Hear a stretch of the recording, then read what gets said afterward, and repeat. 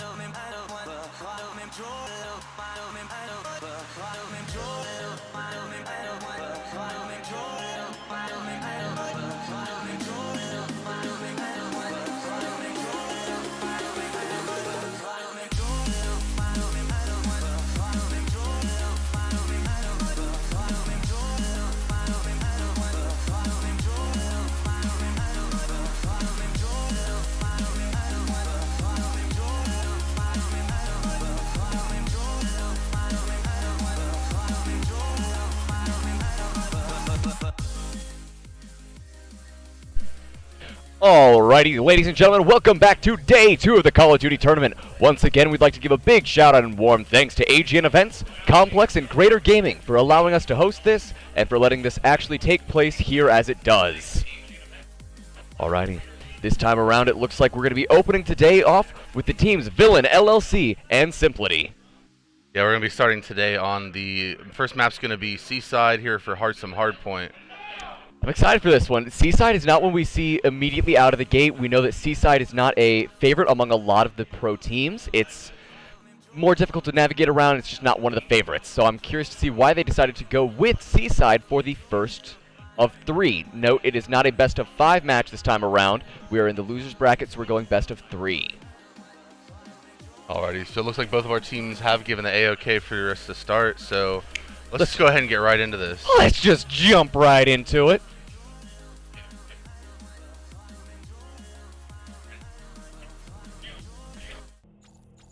Alrighty, and as we begin the loading in, teams, the nerves are visibly going across their faces as they're coming into the hardest waiting section of the game, not knowing what's going to happen or what they can expect next. Yeah, these 35 seconds definitely, for your first game of the day, can be a little, can you have nerves going through. You can also give you some, some extra time to communicate about some last-minute changes, maybe to what classes you want to run for these hardpoint matches. Absolutely. I was talking to some of the members of Levitate last night, and they were saying that this is truly one of the hardest points of the match because you are in such a state of disarray, and you have no idea what to expect. All the planning in the world, I mean, you can't plan for everything. Exactly. Alrighty, well, here we are watching some links on Simplity. It looks like they're going to go ahead and rotate over to this first hard point, and we're going to go ahead and get this first match started. Running into that hard point immediately, both teams deciding to jump right into it. A great take from Q-Pan and Skulf, however, both dropping down to Caution. Caution getting the 2-piece. Oh, shoot, but one of that 2-piece was Cheetah himself. You just see in that kill feed all those SOGs and how strong the SOG is on this map just due to how close encounter it is, because that middle area is medium-ish range, but there's not too much encounters going on there. Ooh, Woogie with the 2-piece. A beautiful take there. Guarding that stairwell with his life, keeping that hard point for his team. Dropping 2 Steve kills, unfortunately. Really close game starting off, 10-8 and climbing for Villains. Can't really gauge too much early on how big of a gap these teams are going to be able to build, but from what we can see, Villains is definitely playing very well. Villains is definitely playing well on the offensive side. We can see that 5-2 kill death ratio over there for Steve kills. Something really slick to see so early on. Speaking of Steve kills, Waves is able to drop him, keeping him at 4 and 2. Starting to work his way towards the streaks. Oh yeah, nothing unimpressive. Going in on Cheetah. Will he make the move around? 2-piece on Austin. A great 180 there to take him out. He's really close. He only needs 4 more kills for this lightning strike. Alright, defending that hard point, we have Simplity on. Shooting out. Waves and Woogie both taking out Cheetah and Caution respectively. With Simplity jumping back into the lead, a 10-point lead on that hard point. Contested point. Q-Pan needs to walk around. He knows someone's there, and he gets taken out by Cheetah. Unfortunate. I will say that's one of the most nerve-wracking moments when you are alone on a point and suddenly the word contested appears, because you are no longer alone. Exactly. And he was so close to those streaks. I mean, he only needed like 2 more kills and he would have had that lightning strike, and that definitely could have changed things for his team on the rotation to the next hard point. Oh, especially here on Seaside, where we know we have a couple of those hard point locations out in the open, something like the lightning strike, the Hellstorm. Definitely. Beautiful, beautiful score streaks to use, because you have free reign over the hard point. Yeah, because you have this fountain hard point, and it's just so open, like you were saying. And if they were to just drop a lightning streak, you know, one to 2 on this hard point, and then 1 from where they think they might be rotating and spawning from, he could easily pick up 3 to 4 kills off Oh, that. absolutely. Deep kills jumping through and finding a great connect with Q-Pan. Getting spooked by a couple of pots. Hard point capture, Villain LLC. Trying to move that point gap back to 0. And it looks like Cheetawonga is just already rotating early towards this next hard point. Understandable. He knows the rest of his team. He trusts the rest of his team that they can handle what they can. So he's going to try and pick up what he can. Will he find it on Woogie? Does. And he saw the gunfire from this side, so he's going to go and check around. But he does end up biting it 2 waves. Beautiful, beautiful work. Simply busting up that point gap to another 40 right about now. Alrighty, we have Villains back onto that hard point, trying to close that gap as best they can. When it's only a best of 3, you've got to give it your all as soon as possible. Exactly. You know, in a best of 5, being 1 game down makes a big difference, but being 1 game down in a best of 3 is even bigger. Oh, absolutely. In best of 5, you at least have some wiggle room should it happen. In this best of 3, though, you are hosed if you lose this first one, because everything then is increased stress and increased anxiety for your next matches. Exactly. If you lose the first map, there's just no room for you to lose another, because you just lost at that point. Because in a best of 5, you at least have, you know, 1 to 2 games of wiggle room. Going around Lynx, managing to find the connect with Slick. Dropping that point gap to about 15. Simply taking the next hard point, though. A nice pick by Lynx on Austin. Lynx and Woogie work together. Woogie on the 2-piece. Waves with the Tempest. Unfortunate that he got picked up from the teammate behind. Unfortunate, unfortunate.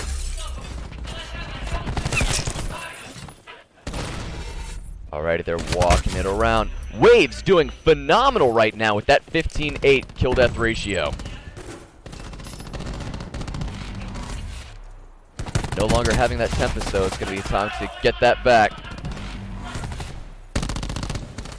It looks like Slick does have his War Machine. Q-Pan on the 2-piece. A beautiful take there. Slick and Woogie both have their War Machines, so it's definitely going to be interesting how they're going to use these specialist weapons to their advantage on these next hard points. 2 War Machines. What is this? The MCU? Sorry. I had to let him fly with 1. It's early in the morning. I'll let you slide with that one. Yes! I gotta get my bad puns out of the way so I don't even think about them later.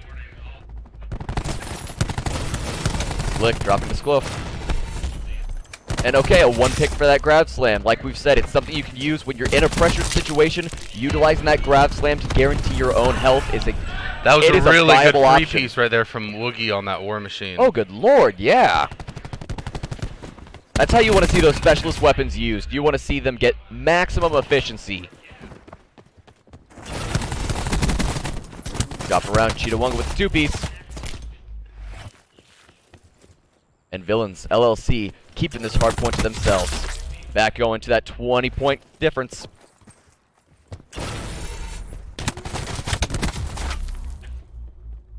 Skloof deciding to drop to Cheetawonga. Cheetawonga really showcasing his own stuff this go around. He's only a 14-16 on that KD, but anytime we see him, he's pulling off 2 pieces, 3 pieces. He makes those few lives matter. Definitely. Alrighty, we see Simplicity back on that hard point, getting those points. They want to end this as soon as possible if they can.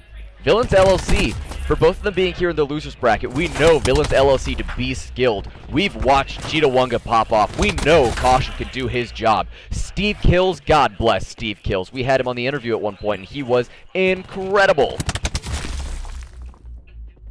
The kind of thing you need to snuff out as fast as possible. You don't want to give these guys time to find their groove. Definitely. Steve Kills is one of those players that you just can't let pop off, because if he starts building the streaks, it's just going to be over for you at that point.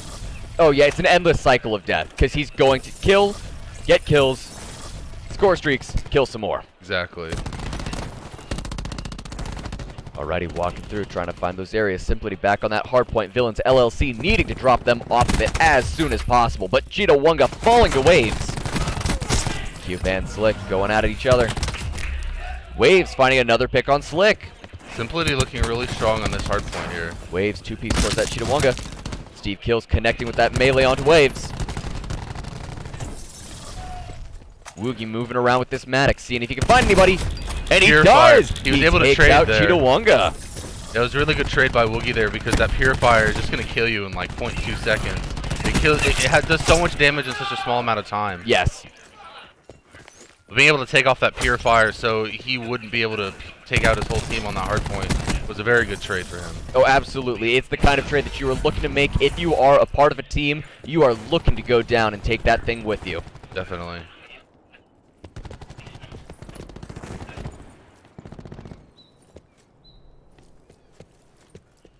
Alrighty. Glove looking around the side, trying to see if he can pick anyone. He knows the common routes.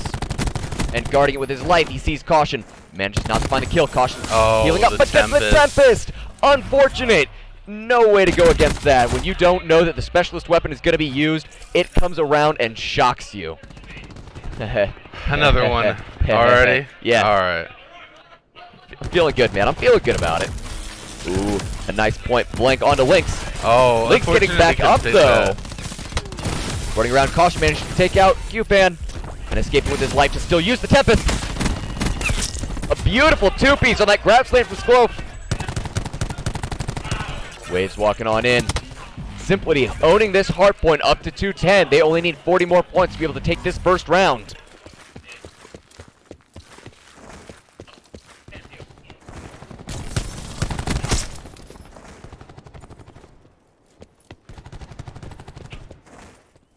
This definitely could go to Villains as well because they're only 30 points down at this point, and as we've seen yesterday with multiple teams, that 30 points can definitely switch sides. It is real unfortunate though, looking over at Caution, he's at a 1-for-2 kill-death ratio. Not a great place to be. You are not really helping your team at that point. You're just kind of picking up kills and trying to assist where you can. He needs to get his head in the game and get back on it. Yeah, I mean, Caution definitely is looking a little slim there on the kills, but it just goes to show how well Simplicity is playing this match. Sklof getting that two-piece. Beautiful, beautiful stuff. Woogie coming in, taking out Slick, turning around for that quick 180, and he had dropping. Q-Pan noticing on the point, but not able to take out the legendary Steve Kills.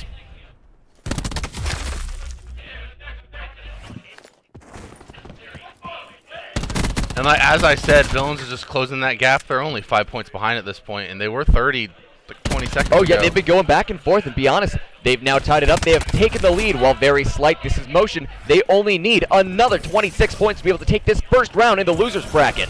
Yeah, I definitely feel like this next hard point could definitely decide. This will be the deciding factor. Cheetah Wunga managing to drop to a two-piece by Sklof. Sklof is just popping off on this point right now. Going around trying to guard these entrances, knows where he needs to be. Waves taking out Caution. Woogie on Steve Kills. 10 points to go. If they can guard this hard point with all they can, then they are set and ready for life. LLC making their final push, trying to get to that point to contest. Caution managing to find, but dropping. Lightning strike ready from Sklof. Dropping it onto the point.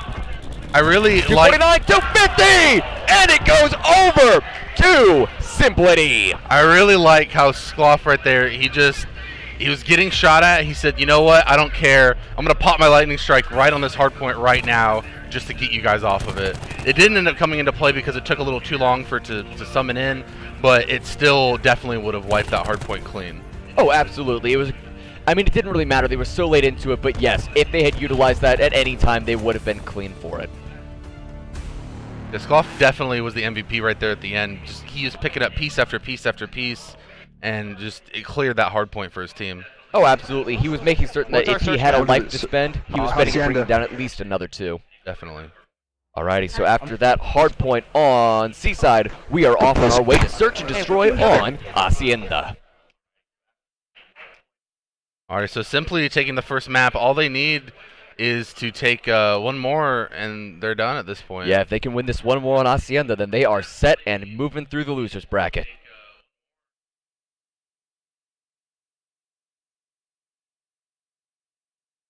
Alrighty, the area's set up. We have things Looking set up. to get the A-OK from the teams that they are good and willing to go. All right, it looks like both the teams are anxious and ready to go. We're going to go ahead and get this started up. Both teams' eyes glued to the screens, knowing that this could be the deciding match for them.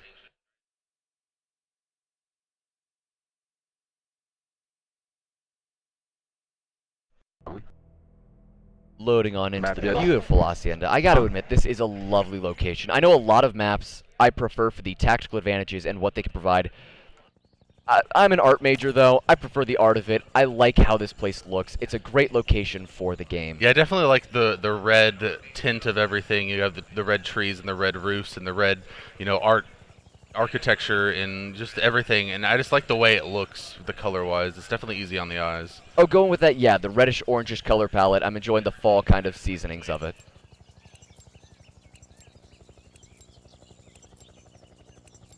Alrighty, just finishing up that waiting period. Both teams ready to go. Simply looking to finish this off as fast as they can. Villains LLC holding on for dear life. Let's see whose will and conviction is stronger this go around.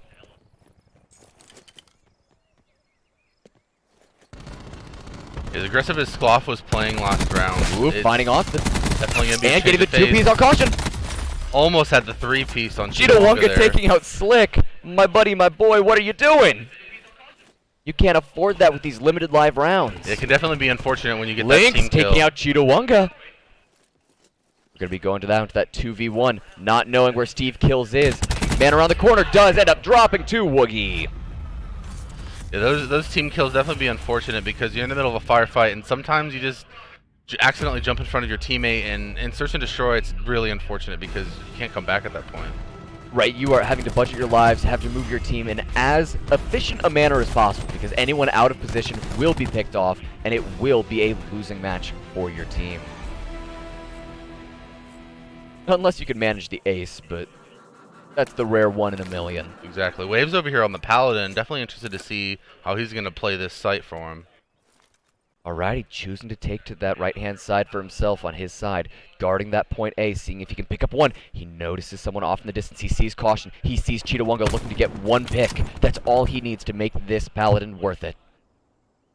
Guarding his sights very carefully, getting ready. Seeing Cheetah Wonga and finding it! A beautiful headshot, hooking him to the ground. This was a really good headshot by him on Cheetah Wonga. This is a great place to be if you are Simplicity. You're up 4-1. And now you ended up taking out all of Villains LLC. You are up 2-0 currently on the Search and Destroy. Yeah, definitely. If there had been anyone left on Villains there, he would have been a really, really big force to mess with because he had that Paladin for those long-range sights, and he also picked up an ICR off a dead body, so he'd be able to defend himself in those close engagements. Yeah, he was able to switch off it and move right through as soon as possible.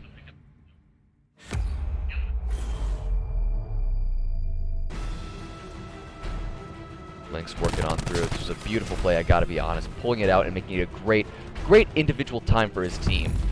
He set it up that he was managed to take out two. And I mean, if you're bringing this down to a 5v3, you are in a good spot. You are being a great teammate, assisting your team all the way through. Definitely. I'm interested on how Villains over here are going to be positioning themselves as being down 2-0 in this Search and Destroy match. Alrighty. Slick deciding to move straight over to point B, ignoring the usual point A that we've been seeing these past two matches. Yeah, point A is definitely... The Vineyard is one that the teams usually fight over all the time. Slick jumping into the main area, having to be so careful. No cover there immediate for him. And if anyone sees him, he'll be taken out. Seeing Sklof off in the distance. Same for Q-Pan. He knows they're trying to hunt him down at this point in time. Looking around, trying to get in to take the picks. Slick escaping with half health. Seeing Woogie.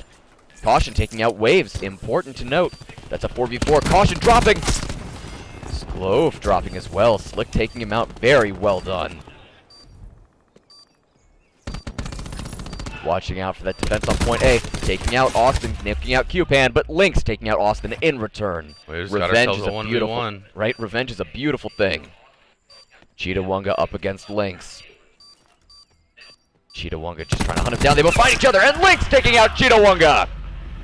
A really good pick by Lynx. Both players didn't really know where each other were, and they're just trying to get a feel for which side the other would come from, and they ended up both just turning right around, right into each other at the same time. It was a very comedic moment. Some of those cartoon things where you're looking through the various doors, both of you turn around mirroring each other's backs. Feeling some Scooby-Doo. Alrighty, getting ready. We're up on that 3-0 for Simplity. This is a beautiful place to be if you are them. You are feeling confident at this point, knowing that you can do your job efficiently. Lynx is looking really strong right now. He's sitting at 6-1 on this search and destroy map right now. Moving on through Q-Pan, taking prone around that point A. Off able to pick up Caution, and Boogie picking up Cheetahwunga. It's already, they were down 2, now it's just a 1-player difference, but that can make such a huge difference. Oh, absolutely, that 4-3, 3-3, very good place to be. If you are Villains LLC, this is what you need to start doing faster. Slick managed to get out with his life. Lynx not managed to connect with all of the bullets. Knowing that he's expecting some enemies this time around, he's going to be taken to the water, trying for a more stealth approach.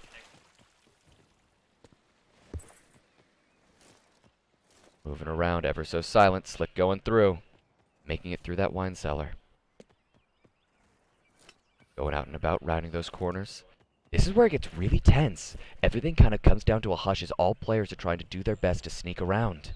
Yeah, these 2v2 situations is definitely very interesting to see how these players try and cover the whole map with only 2 players. Right, it's neat to note that neither of the teams, the 2v2s, are playing together this time around. Each are hunting for the enemy on their own time and turf. Yeah, the map is so big to cover for 2 people, they have to spread out at this point just to see if they can find anyone. And Slick was able to find Lynx there, but Waves was able to find Slick as well, so we have ourselves in another 1v1 situation. Yeah, we are off to that 1v1. We had the Paladin locking on where we last knew Austin was.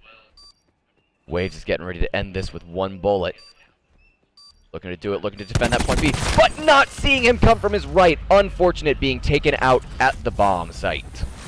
Yeah, I feel like that was the right play from him there, just trying to defuse the bomb. I mean, there wasn't really much he could do because if he were to get pushed from that close engagement just with the Paladin, like there's nothing you can really do at that point. You've got to hope that you've picked the right window that you're looking through and just keep on it. You don't have time to look around, readjust your sights. Alright, getting ready, switching sides, moving on to this next. Very well done for that Villains LLC, deciding to pick up that first victory here. Now let's see if they can keep this streak rolling. Let's see that snowball effect. It looks like both teams just decided to go complete opposite directions of each other. I mean, yeah, it just be like that sometimes. Looking around, trying to find everybody, realizing neither went the other direction. Lynx! Unfortunately dropping as he goes through the window, unaware of his surroundings. Slick escaping with only 66 HP, but getting out. Knowing that he now knows where the enemy is, he's keeping his gun trained upon the locations.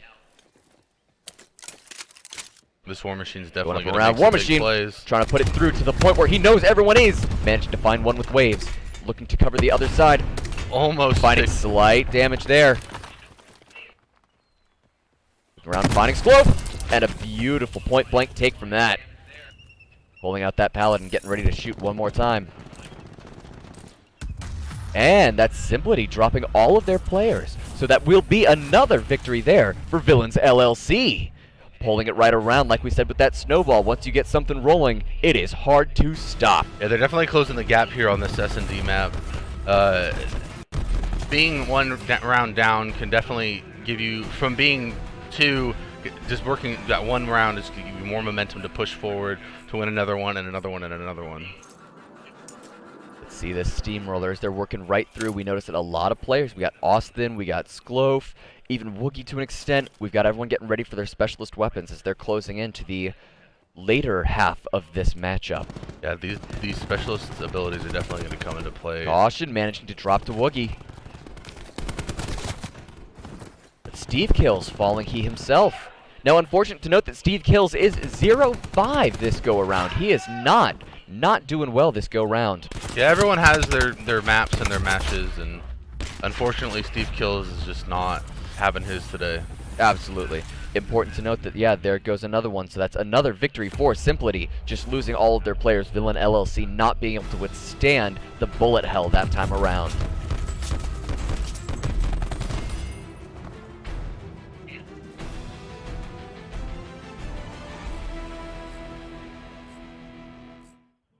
Getting ready, going off for the next round. 4-2. Woogie can definitely make a big play here for his team if he were able to use this war machine correctly. Woogie with that 3-3, we've known he's been able to get around. Yeah, him and Skloff are definitely going to be able to push through for these rounds for their teams if they're able to get, at least 2 kills, even just 1 with their specialist weapons. Woogie decided to very preemptive and early plant that explosive. He's looking this time around to get the explosive victory as opposed to offing the enemy team. Yeah, a lot of teams usually just play for the engagements and try and just wipe out the enemy team, but I'm personally a fan for just planting the bomb as quick as you can because Caution, if dropping Woogie getting the 2-piece on Steve Kills a caution, going in for a 3rd one on Austin. I mean, and it worked out for him. Oh, he's going to be going around, going for 4. Going for 4 on Cheetahwunga. Will he round the corner? Oh, no, he does drop. Cheetahwunga does manage to take out Woogie.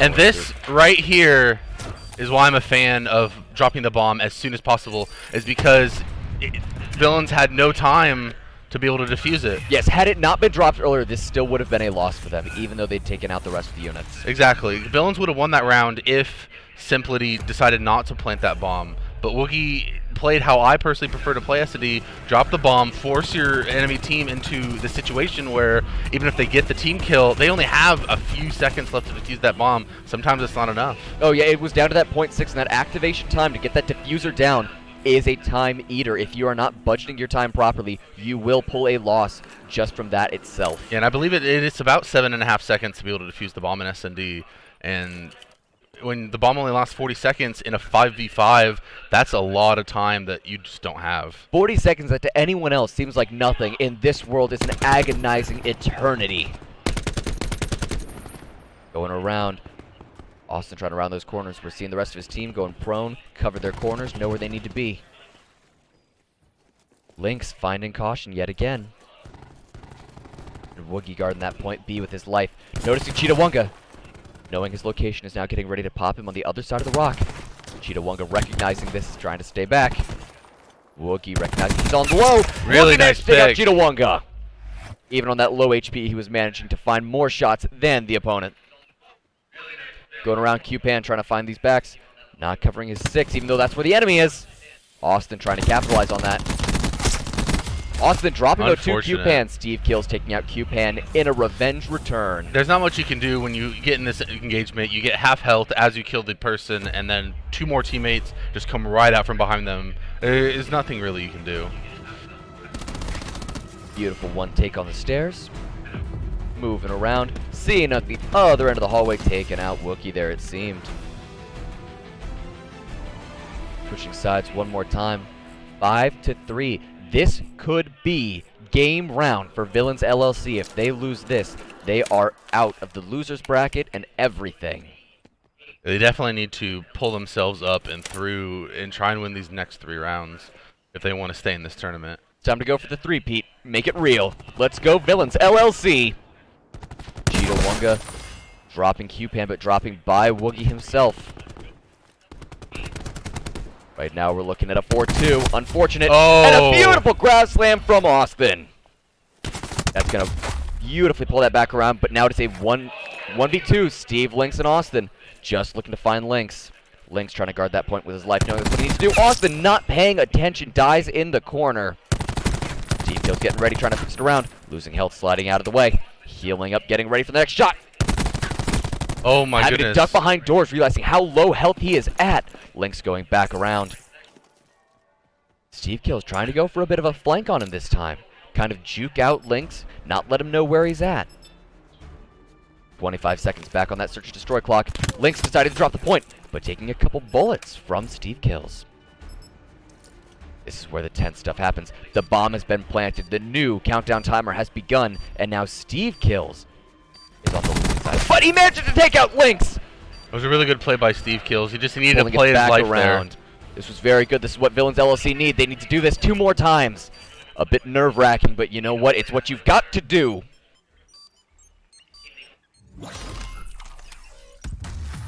Alrighty, very well done by Steve Kills, managing to pull that 1v1 clutch. Moving around now, 5-4. Villains LLC still on the run, trying to make it back as best they can. This was a really nice two-piece with that grab slam by Austin here. Oh, absolutely. The grab slam is brutal when you are reaching these search and destroys. When you only have 1 life per team member, if you can pick 2, you have immediately changed the tides. Definitely, but as you can see, Simplity has 3 weapons that are about to be available, almost 4, and it could definitely change the tide for Villains here. Oh, absolutely. And when Simplity only needs 1 victory to go, having these 4 specialist weapons is going to be incredible. We notice we have that War Machine ready. We're right there on the Tempest itself. This is going to be a bit terrifying. If you are Villains, you know you're expecting some heavy firepower.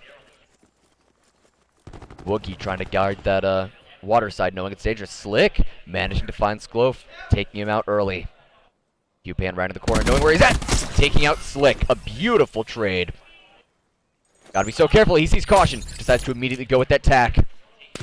Both teams tacked up. Full on that extra HP. Nice pick by Lynx. Yeah, Lynx hunting down caution when he didn't know where he was at. Wookie working himself around, trying to find yet another man to satiate his bloodlust. Walking his way around. Lynx looking for it, noticing Austin. Austin finding that sweet, sweet melee. And Lynx dropping to Cheetah who remained with only 8 HP left. That Tempest is out. Oh my Tempest goodness. is out. Woogie managed to find Steve kills and Waves dropping to Cheetah. Austin taking Woogie. Trying to utilize this Tempest to its best.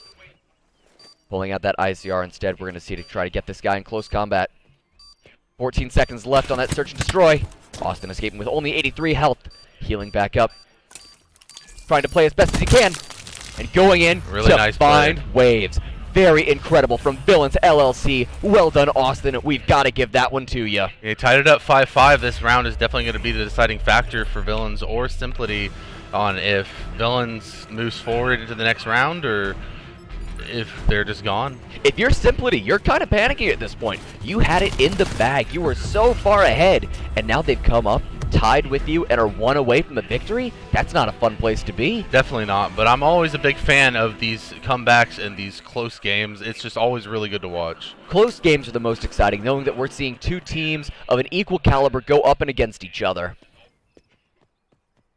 Woogie looking to go on in, back to that point A where we know he is strong.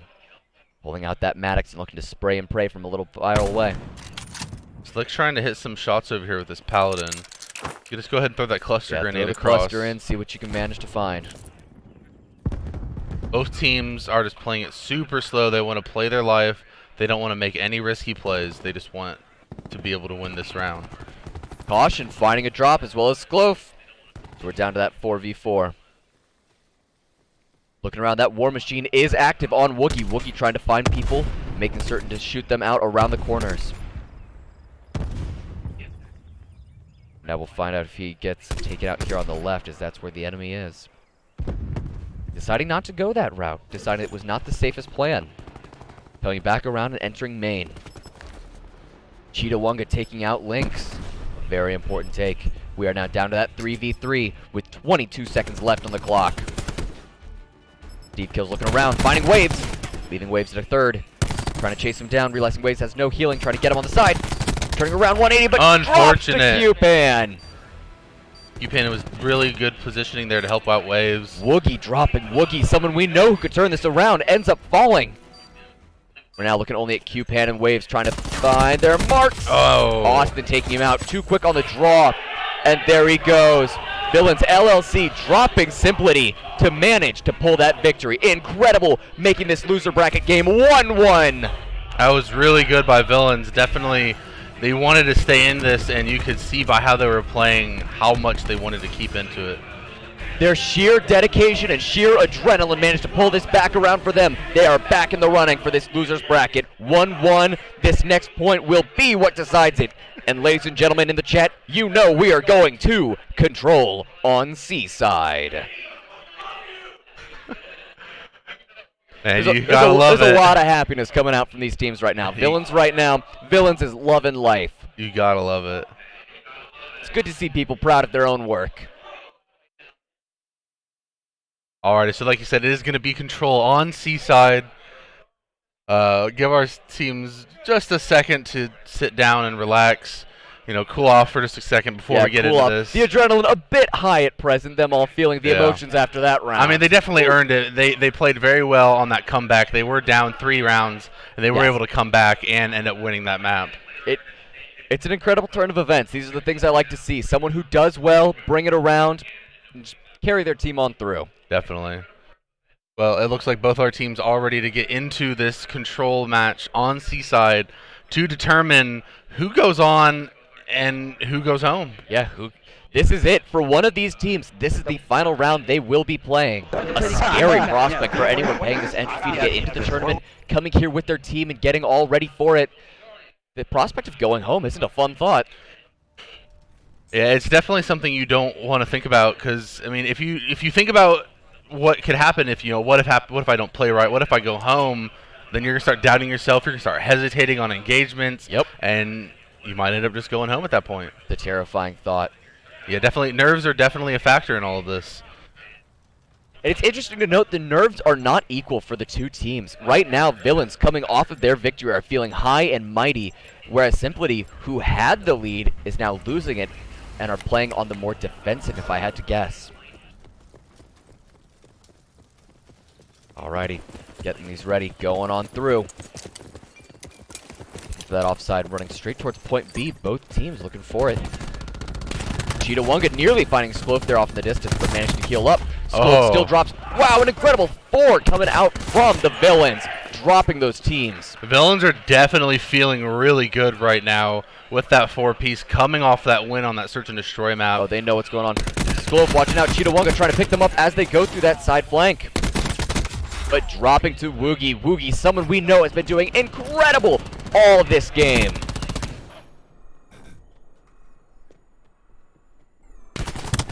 Alrighty, going on through. Austin trying to heal back up. Get on out of there. Oh, see him run up through. Takes out Q-Pan. Great reactions from both players. However, Austin was just quicker on the draw. Woogie finding Cheetahwunga yet again. These live pools looking pretty equal now at this time frame. 21-20. Yeah, Simplicity is definitely going to try and push for these captures instead of lives, it seems. Oh, it's the smart play. They know they can hold a great defense. And they managed to take that 100% on point B, requiring now only point A to pull this round around. Going through, Slick finding waves. Slick running around at only 19 health, just trying to hang on to dear life. Slick finding Skloof, an incredible turn. He managed to find his mark and stay on it. Going around, looking around. Slick trying to find more, finding Lynx. Steve kill on waves. Everyone trying to move towards that next point A. Tensions running high from the players in the live stadium. They are feeling the pressure come upon themselves. Good to note, Villains LLC sticking that point A as best as they can. Q-Pan trying to duck out of cover, noticing that Caution up in that window is taking pot shots on him. Going around. Capture on that point A. Woogie trying to make his way down back to the rest of the team and pull them out of the situation they are in right now. Simplicity down only to 8 lives, whereas Villains is sitting pretty at 16. Yeah, Villains. Double. Oh, Villains definitely have a lot of wiggle room here on this round. With all these lives they have, they can afford to play aggressive and sacrifice a life or 2. Oh yeah, if you run in 2 people, one of you dies but manage to take health from the other, it's going to be a quick kill. 4 lives left on Simplicity's side, 11 left for Villains LLC. Woogie now out of rotation given the amount of lives they have. Woogie and Skloof both not respawning this go around. It's definitely going to be an uphill battle for Simplicity here. 17 seconds left on that control clock. You need to be ever so careful. That kind of thing can be the killer if you aren't going to look at it. I mean, it's going to be really hard for them because they have to be on that point for it to stop counting down. And if Villains just keep, pushing them out of their spawns like that, or if they just have 3 to 4 people on the point, there's nothing they can do with 2 people. Absolutely. And as we notice, we see there Villains LLC taking that first round very well, keeping on that high offensive, knocking out the enemy's lives so they can't even think about contesting that control point. Oh, a beautiful hit there. Switching sides, getting ready for the other team to get their chance to take point A and B. Looking around, Waves deciding to go immediately off that right-hand side, go to that flank. It's the important place to be. He knows what he can do with this Maddox. He's going to run in and gun down. Sitting pretty more than halfway on that Tempest. He's looking for life. Oh, we see the grenades go in. That trophy system came into play really well right there from the Villains. Q-Pan getting a nice two-piece. Well done in keeping that point for his team. Capture point B being worked on by Villains LLC. Skloff dropping Austin with only 5 health left. That was a really close engagement by him, but he was able to heal it before Steve kills and Chitawanga push him. Chitawanga is able to pick him off. Mighty impressive all around. Getting on that revenge. Caution dropping Woogie though. Woogie only sitting at a 6-8 kill death ratio right now. Something we're not used to seeing. We're used to seeing him up on the up and up. Alrighty, Yep. Caution capping that point B. Managed to get the first tick. Very well done. If you're gonna die, at least get that tick, so that's where you start from next go around. Waves with a 3-piece. That's absolutely incredible. For amateur teams, these guys are killing it. Going around, running around. Link's looking about. Got to see through the window. Slick trying to pick him off, but unable to at that angle. And he was able to find Links there at Slick the end. finding Links. Very impressive. Both teams even at their live count, 16-17. No real difference there. With only approximately 35 seconds left on that control clock. Looking around, gunning around. That point B is now captured, moving their way off to point A. The team running en masse, trying to make the whole swarm at once. Throwing a grenade, not finding any marks though. Oh, getting hit by the stun. Unfortunate for Slick, getting taken off by Skloff there in turn. Running his way around, Slick respawning immediately, knowing he needs to get back into the action to assist his team as soon as possible. Keep the constant pressure on. Villains is definitely playing really well, but Woogie, I feel on Simplicity, he was playing so well on the S&D map, but he just wasn't quite able to pull it again through on this control map. Ooh, 2 of them dropping for Villains LLC, losing Slick and Chitawanga down to only 10. Oh. Alrighty, out to that third person view, not catching much. Uh-oh. Waves dropping Austin. Moving around, we're at a 7-9 life hat. Simply leading in lives, but... Oh, Skloff does jump out. Oh no, he pushed into 2 people. Oh, unfortunate. Just a poor place to be. Looking to find with that cluster nade. Not finding much. Deciding to go back around. Now we do see that war machine ready, up and ready. We're now 5 left, 4 left. 3 left for Villains LLC. They are not running many. We only have no, Austin got killed by Slick. Oh, that no. friendly fire is not a fun thing to have with that war machine. With a weapon of such mass destruction, it's not something you want to see in a close range battle. Oh, unfortunate for Steve kills. Steve kills going in and losing out.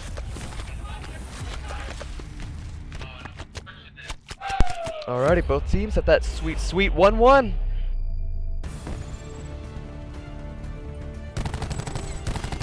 Absolutely incredible. Seeing these plays come out and around, it's just something inspiring to see.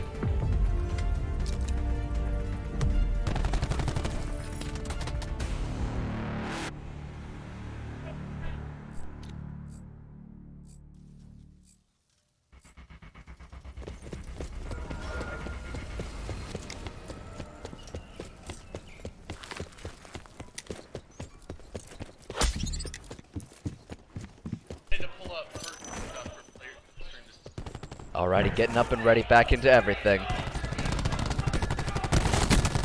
Team going right around, moving straight to that control point B. Both teams deciding that that is the place to fight it out.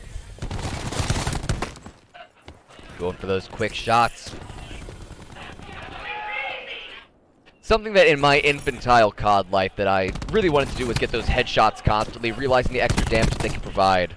And it wasn't only until, well, relatively recently, that it really is. Enough shots to the body is better than a couple missed shots to the head. Yeah, definitely. You have that smaller hitbox on the head, and though it does do more damage, sometimes it's just better to try and hit that upper chest and just go for that instead. When you're in those team fights, dropping another player's health with those body shots is great to have them assist for the kill.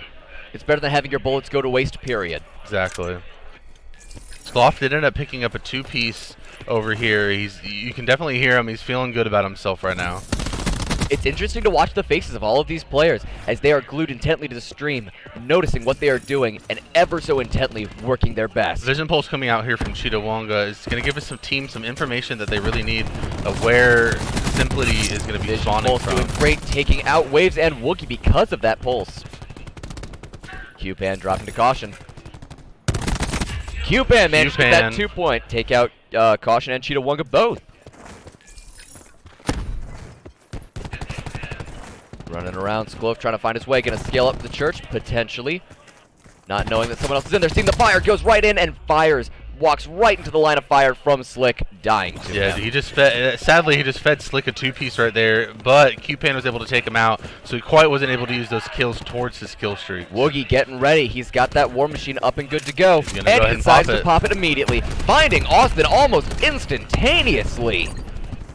Capturing on that control point A, deciding to use that War Machine just to cover ground. Zone out those areas, dropping to Steve Kills. Steve Kills taking no anything from anyone. Q-Pan taking Slick out. Oh my goodness, Q-Pan had like no health there when he was fighting him. Oh, this is just an incredible go about from both sides.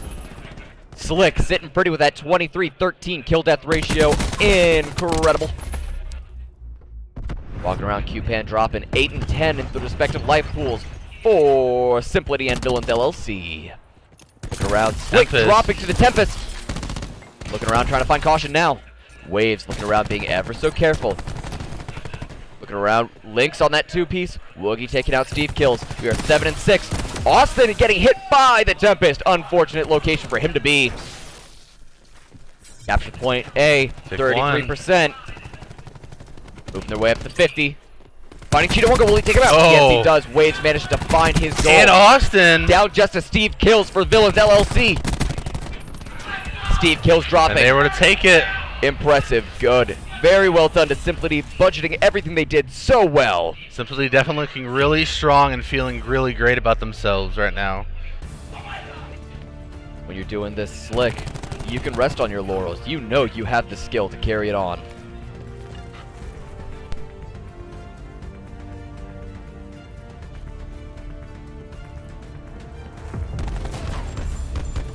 A beautiful take there on Slick. I don't know if you heard that, but one of the players just yelled really loudly that they're very nervous. It's an I mean, the nerves will get to you.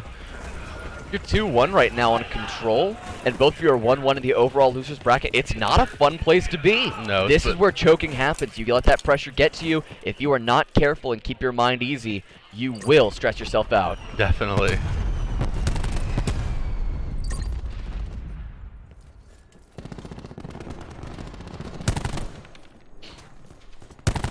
Alrighty, Austin looking around, managed to find Slick going in, trying to find himself in, going down those stairs, finding immediately onto that scope with a melee to take him out. Trying to capture that point B when no one else is around. And it looks like Villains have 3 people on this point. They're just going to go ahead and try and take as much as they can here. Oh, absolutely, it's the smart play. Q-Pan dropping immediately to Slick. Incredible. Oh. Woogie taking on that revenge, though. Working on through that TAC-9 is activated. Cheetahwonga managed to drop the Lynx, however Steve Kills taking out Skloak in that same encounter. That Zone B did manage to get that 66%. Waves calling in the Hellstorm. We'll see if that finds anything. Able to find Caution. And Cheetahwonga dying out to Woogie. Woogie just doing his best. Caution looking on around, finding but dropping to Woogie. Walking on through, going around. Cheetahwonga managed to drop he himself. Life difference right now, simply running that sweet, sweet 22. They've got quite the stockpile. Villains relying only on 13. Trying to shoot from across the gorge. Oh, Q-Pan managed to take out Austin. Managing to run around, taking him out around that sweet, sweet fountain. Managed to find his work. Lynx taking out Steve Kills. A beautiful grab slam on Cheetahwonga, just trying to keep himself alive. 10 seconds left. Caution dropping. Waves taking none of it. Waves is just farming Villains as they spawn right now. What a beautiful 3-piece. Lightning strike being called in by Lynx, however, round ending. And Simply that will taking the send win. That will send it to Simply. Villains LLC is out of the running. That was Waves was just farming Villains as they were spawning right there. Oh, he was going to town. That man knew where he needed to be and fired accordingly. That Maddox on that fountain area is just so strong, and the fact that he was able to just sit there and get 6 or 7 kills as they spawn is just ridiculous. Absolutely. Alrighty. We'll now be seeing Villains LLC have to make that sad trip back home. They are out of the running at this point in time. I mean, you're always going to have a winner and you're always going to have a loser. It sucks when you lose, but as we've said multiple times yesterday, the teams are here to win, but we're here to have fun. Absolutely. And that's what matters the most, is just coming in, playing some competition. And the only way you're going to get better is if you're playing against a team that pushes you to your limits and pushes you to play as a better player and as a better team. Yes, I would like to give that shout out to Villains LLC, though. Every match they've had has been extraordinarily entertaining. It's never been a dull moment seeing them up on stage over on the other streams. It's been a fun time, and I appreciated their being here. Yeah, Villains Thank you very definitely much put in a lot of Villains work. LLC for being here with us today. Yes, thank you. Villains did put in a lot of work, and they played hard to get here in day 2, but Simply just as much wanted to be here, wanted to stay here, and in the end, Simply was able to just stay on top. Moving it around now, we've got both the teams trying to get off of their locations and get ready to have the next teams come on in and through. Yeah, it looks like our other teams are going to go ahead and get ready and do their vetoes and whatnot to get this next match started. We will be right back with you in just a minute, but we do just want to say thank you for hanging out with us and watching AGN Ohio. This event has been really fun and really great, and I can definitely tell that a lot of the teams here are enjoying themselves. Absolutely. It's been a fun time all around. It's really fun to have some of the players come in, do a little bit of casting on their own, seeing what it's like to be not as a player but more on the production side. It's exactly no easy treat for anyone. It's really interesting to watch them have their opinions kind of change with that. Yeah, it really is. And as we said, we'll be right back after these teams get set up and get ready. They're going to set up their, everything they need and warm up for a minute, and we'll go ahead and get right into this next match. Stay tuned.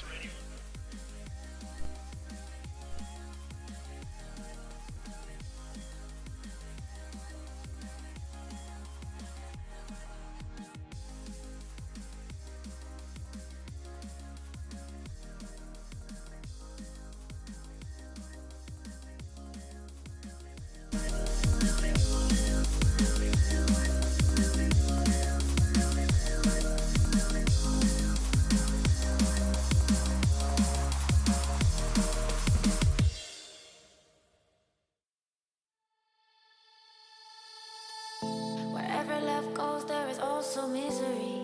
It's no mystery. And you and I, we got history. Yeah. Wherever love flows, there is also tragedy. When we're in too deep. And you and I, we got history. Yeah. Go look in the mirror, say, hey, I'm sorry for all the pain. I'm sorry for all the pain. Go look in the mirror, say, hey, I'm sorry for all the pain. I'm sorry for all the pain. Go look in the mirror, say, hey, I'm sorry for all the pain. I'm sorry for all the pain.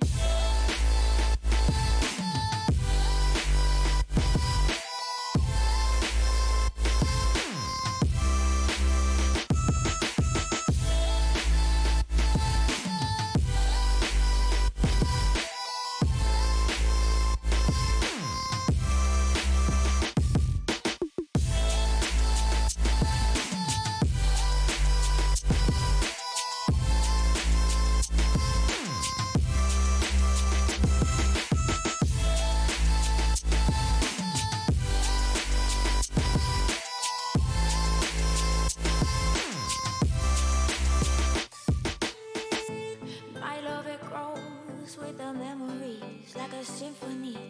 And you and I, we got history, yeah. And when you're alone, do you say my name? Or you say her name? Yeah. My love, it grows with the memories like a symphony. And you and I, we got history, yeah. Wherever love goes, there is also tragedy.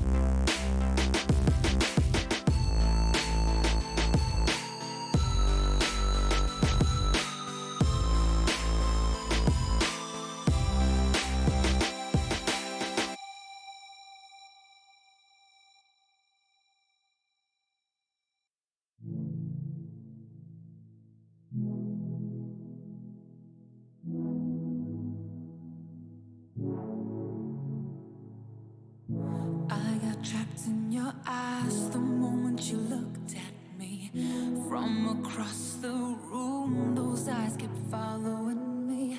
Something popped in my brain. No, baby, only you I see. Feels like I'm going insane, and only you can save me. Feels like I'm drowning in ocean's blue. Baby, come on, baby, baby, come on, let's go. I'm losing control over lights in this space. Keep jumping around, all I see is your face. But you're moving closer, no time to escape. Your hand on my shoulder shoots me into space, and I can't deny how badly I need you now. I need you now. I need you now. I need you now. I need you now. I need you now. I need you now. I need you now. I need you now. You take away my breath now, boy. Don't you dare steal my heart now, boy. I know you're something that I'll enjoy. Move a little bit closer now, to some place where there ain't no crowds. I wanna get to know you right here and now. I got trapped in your touch the moment you took my hand. Led me all the way to the ocean sand. You told me don't worry as the moonlight gled. I pulled you in close, whispered I'm not scared. I'm losing control, the lights in this space. Keep jumping around, all I see is your face. But you're moving closer, no time to escape. Your hand on my shoulder shoots me into space, and I can't deny how badly I need you now. I need you now. I need you now. I need you now. I need you now. I need you now. I need you now. I need you now. I need you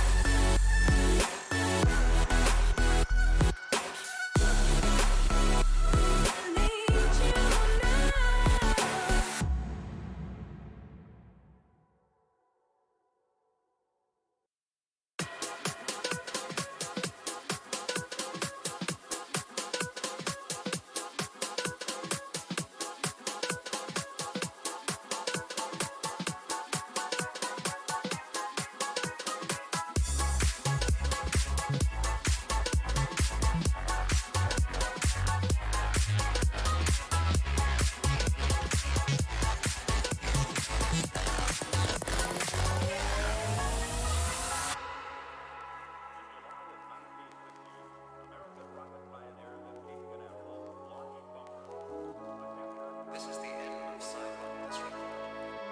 Please note the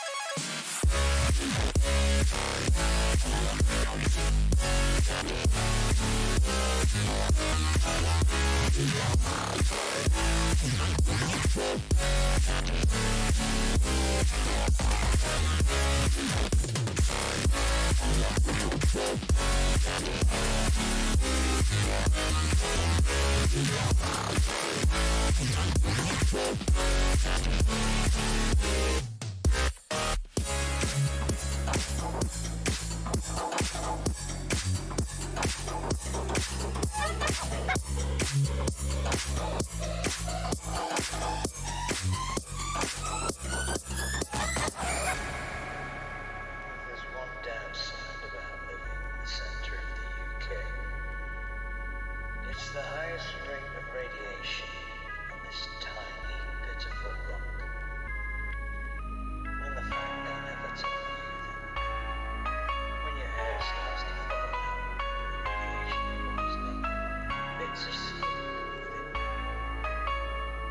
They'll never tell you that in the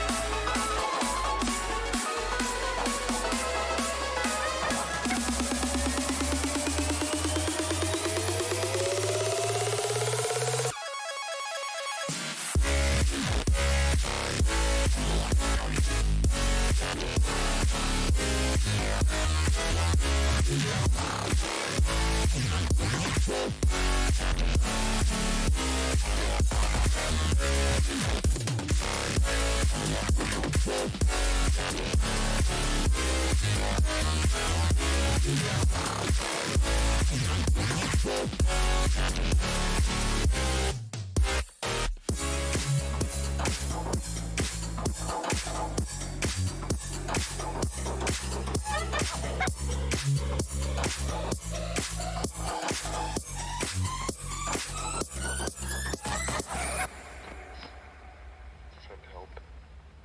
They're all dead.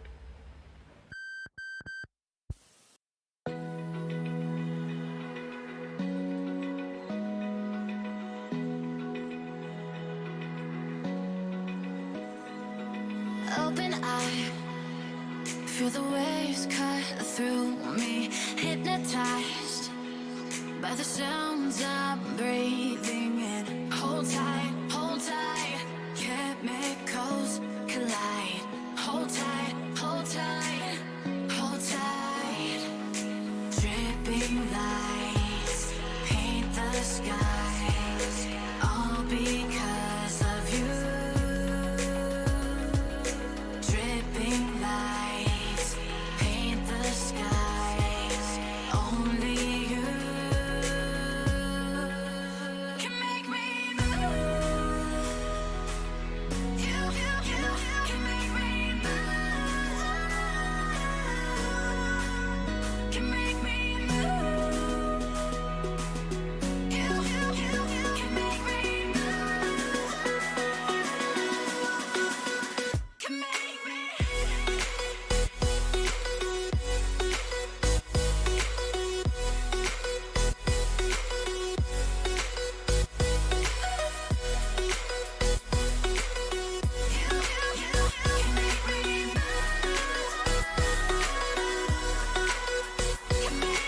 So alive, make it last forever. Stop in time, yeah, I'm surrendering.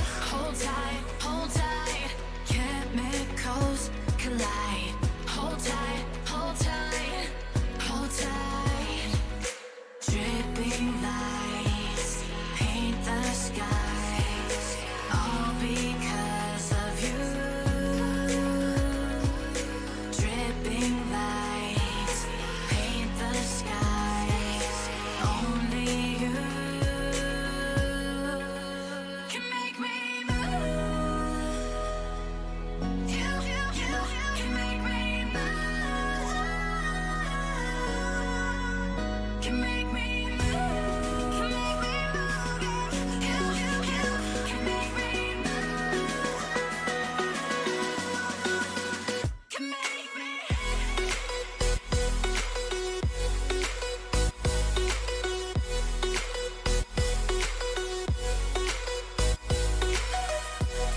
Can make me move.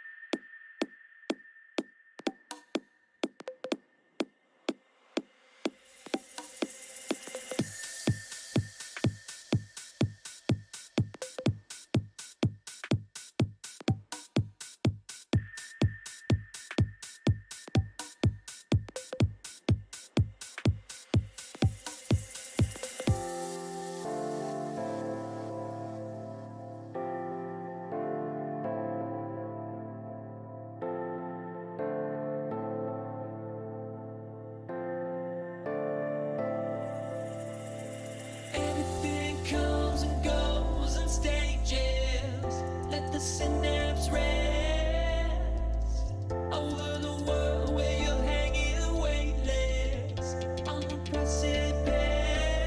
I'm going out on a limb where the clouds start to fail, where in my heart and the stupid grin. Out on a limb, out on a limb, I'm out on a limb.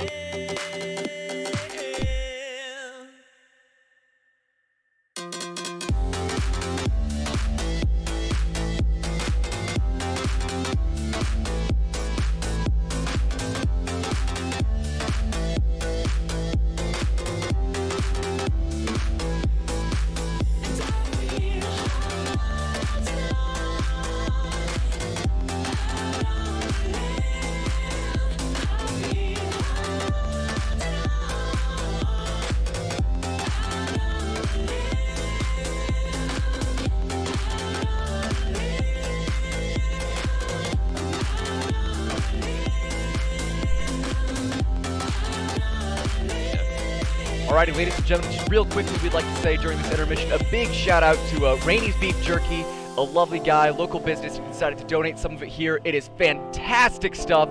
It is absolutely incredible. I cannot recommend it enough. And if you were looking for it yourself, you can find him on Twitter at Rainey's Beef Jerky. It's pretty slick, I gotta be honest. It's real jerky. It's real jerky. It's weirdly good. Yeah. Open the doors to invade my castle. Don't you feel it strange? I'm going out on a limb where the clouds start to fail, where in my heart like a stupid grin. Out on a limb, out on a limb.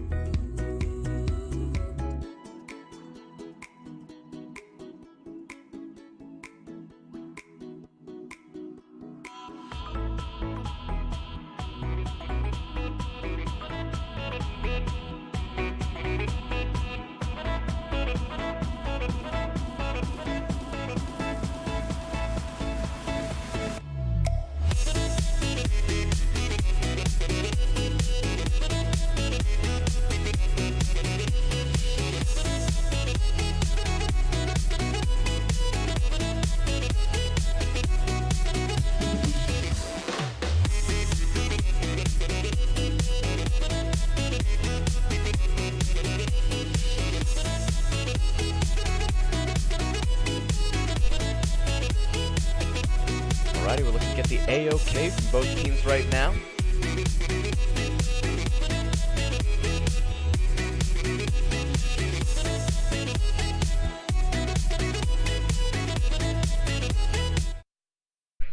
Alrighty, we've got the A-OK from both teams. Right now, this time around, it's going to be Unreal Nightmare up against Aspire Nation. We've got the A-OK, the thumbs up coming from both of them. So we're going to jump right into Hardpoint on Frequency.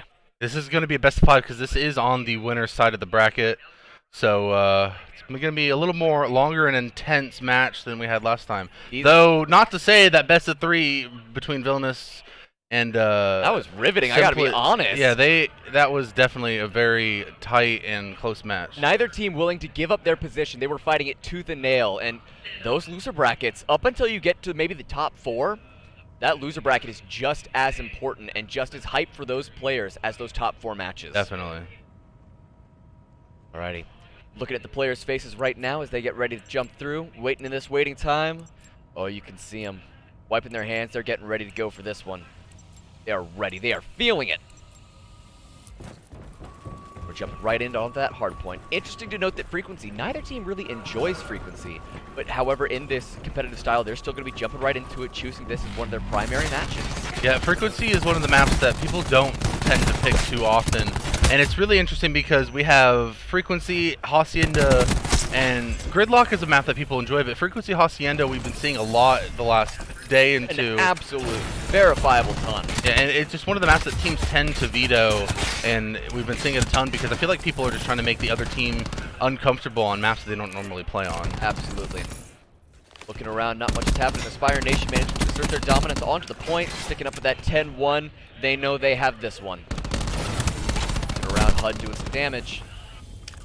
HUD getting that 2-piece and ducking out. Jake in on water.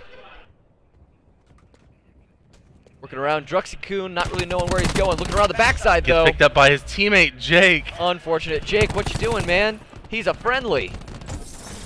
Sometimes your bullets just go where the bullets want to go, Oh. and you can't really control it. I don't want to think about that. Whoop! Jake dropping to Bainers. That was a very good pickup for the hard point. Off For, the Jawa, throwing off that sweet nade. Not finding anything, though. Birdie dropping to Dilly Shoelace. Yeah, Nightmare, that was a really good pick on that hard point. They're able to start getting some points on their side, trying to close this gap between Aspire Nation. Keeping it that tight around, that 10-point difference. Those teams are getting wild even just this early on. They're really feeling it as soon as it starts. They don't want to take any time with this. They're definitely feeling themselves this match. They need to win, get in, get out. Looking around water, unable to find either of the 2 people he had lined up. An unfortunate existence. Walking around, being careful. HUD going careful. Going in, finding Jawa. Very impressive, very impressive. Going back into that center stage area. Walking out down to the below, going towards the ramparts. Oh, unfortunate. HUD taking a bite from Jawa. Working off on this hard point, moving back on that side. 38-47, a very tight match thus far. Hitting that sweet, sweet 5th match point. Going through. Birdie guarding his corner. Nightmare's just closing, or making this gap bigger and bigger between them and Aspire Nation at this point. As best they can. It's interesting to see the 2 teams' fans go at it in the chat. Both of them know their team is going to win. So it's going to be a real upset for somebody. Water going in for the 2-piece, getting an assist from his own teammate. A lot of fun comments flying around at these tables. We're all having a good jolly time, enjoying the sheer hype of these higher level matches. I love my job. This is far too much fun. Jake getting that sweet, sweet 2-piece. Doing best he can.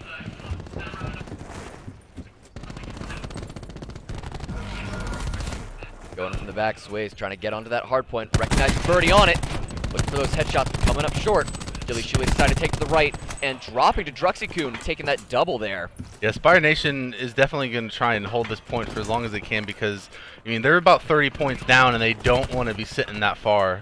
This night, 40 seconds left on hard point, though. They should be able to make that around right on this hard point. It's just up to them to be there on that hard point rotation, but he drops. Jake dropping to Sways as he slides on into those bullets. Working around, Sways running around that outside, trying to get on those flanks, get them from the backside where they aren't expecting it. Taking out Jake from the back. Someone not expecting Picking up it. a Hellstorm. He's got this Hellstorm now that he can use on this rotation to the next hard point. That's really going to come into play here for, like I said, this next rotation. That'll be a real assistance. Anytime you can stagger the enemy team, let them throw in, throwing in the grenade. Cluster grenade launched. Not finding any targets though. HUD peeking out, trying to get a couple quick kills, throwing in a nade of his own. Dropping down the trophy set. You can see we have Water flanking up from behind here. I'm interested to see what kind of play he can make. Unreliable Picking Nightmare up right George, now at just about but 2 times the points. Druxy was able to pick him up. Birdie going in on Sways.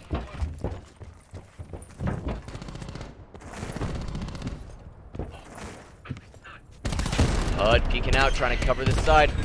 There goes the nades. Going through, sliding through, 56 HP. Dilly Chili's trying to HUD get what he picking can. up Birdie. But dropping to Oh, Druxy no. Kun. Unfortunate. Sways taking out Jorday over there. Man, I'm always down for picking up a kill, but not your teammate. Don't do it. No, don't do it. It's not worth it, guys. It's I definitely not. promise. No. Running in, through and around, making some wonderful, wonderful plays. We got Druxy Kun going on that 2-1 KD. Sadly, Jorday sliding in on that far behind with 5 to 14. Oops, trying to walk it in on Water. HUD taking him out, helping his teammate. Oh, and he runs right into Yeah. 4 people. Druxy Kun realizing the magnitude of his mistake. Oh, we're gonna see the Purifier out. And couldn't Picking quite up. pick anyone up. No one. Unfortunate. Such an powerful weapon, such an important asset to the team, not being utilized to its full extent.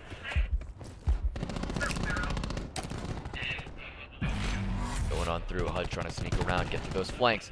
Going back around on Sways, taking him out. Going sliding on through, Jawa coming through as well, getting picked off. HUD going for that 3-piece then with such quick speeds. It was a really nice play by HUD. He's able to get 3 picks up on that SOG, and he's going to go ahead and build towards his streaks, and unfortunately, Jawa's just going to shut him down there. Yeah, looking to tap from the back, but unfortunately unable to get out with his own life. You can see here, Sway still has that Hellstorm available to use on Druxy these Kun calling in rotations. that lightning strike. Important to note, it did pick off Jawa. They are moving around those points. And Aspire Nation and Unreal Nightmare, they have closed in that gap that the 2 of them had. Druxy picking up Jawa again with the Hellstorm this Oh time. man, that feels like targeting. What an unfortunate turn of events for Jawa. At this point in time, you're feeling bullied. Definitely. And, I mean, who knows what's going to happen with this next Hellstorm that we have on the enemy, Beautiful. on the Unreal Nightmare team. Throwing out that trophy system. Going on through, taking around that. Oh, is he going to go around the flank? No, Water's going to try to stay more towards that mid side. He's going to rush mid with the rest of his team and go on through. Purifier looking to pick up 2 of them. Beautiful move from Jawa. Birdie in on his own 2-piece though. He doesn't need any fancy weapons. He's like, nah, I'll just go to town on my own. Give me a basic weapon and watch me soar. Oh, Jawa! No! Again, teammates. No. They are friends, not food. Exactly. It really sucks when you're trying to get into an engagement with someone and you just get shot in the back, let alone from an enemy. Oh, from your HUD dying teammate. off that. Yeah, no, the teammate kills. It's just unfortunate. And heaven forbid then in the live LAN events you get to look over and you see their kind of stupid look on the face like, I'm sorry. Yeah, it's just it's unfortunate. It happens, but it's not a good feeling. Hellstorm picking up 2. Sadly, They were his teammates. they're both friendly. I have a feeling that Druxy picking up 2 kills with the lightning Yes. strike, though he was picking up a teammate, he at least picked up 2 kills on the enemy team. Yeah, at least he got the enemy team in that one. Dear Lord Almighty. Ooh! Druxy picking up 3 Why piece. the Hellstorm there? Taking out Birdie, but you know what? That's a valiant sacrifice when you're doing something of such magnitude. Definitely. And like we were saying, at least they're picking up kills on the enemy team while they're killing 1 person on their team. Instead of Absolutely. picking up 2 on only their team. 'Cause at that point, it feels like they have some personal grudges going on. Right? Jorday with a beautiful grab slam into a nice finish off for a 3-piece. Very well done, capturing the hard point himself, making a wonderful power play for his team.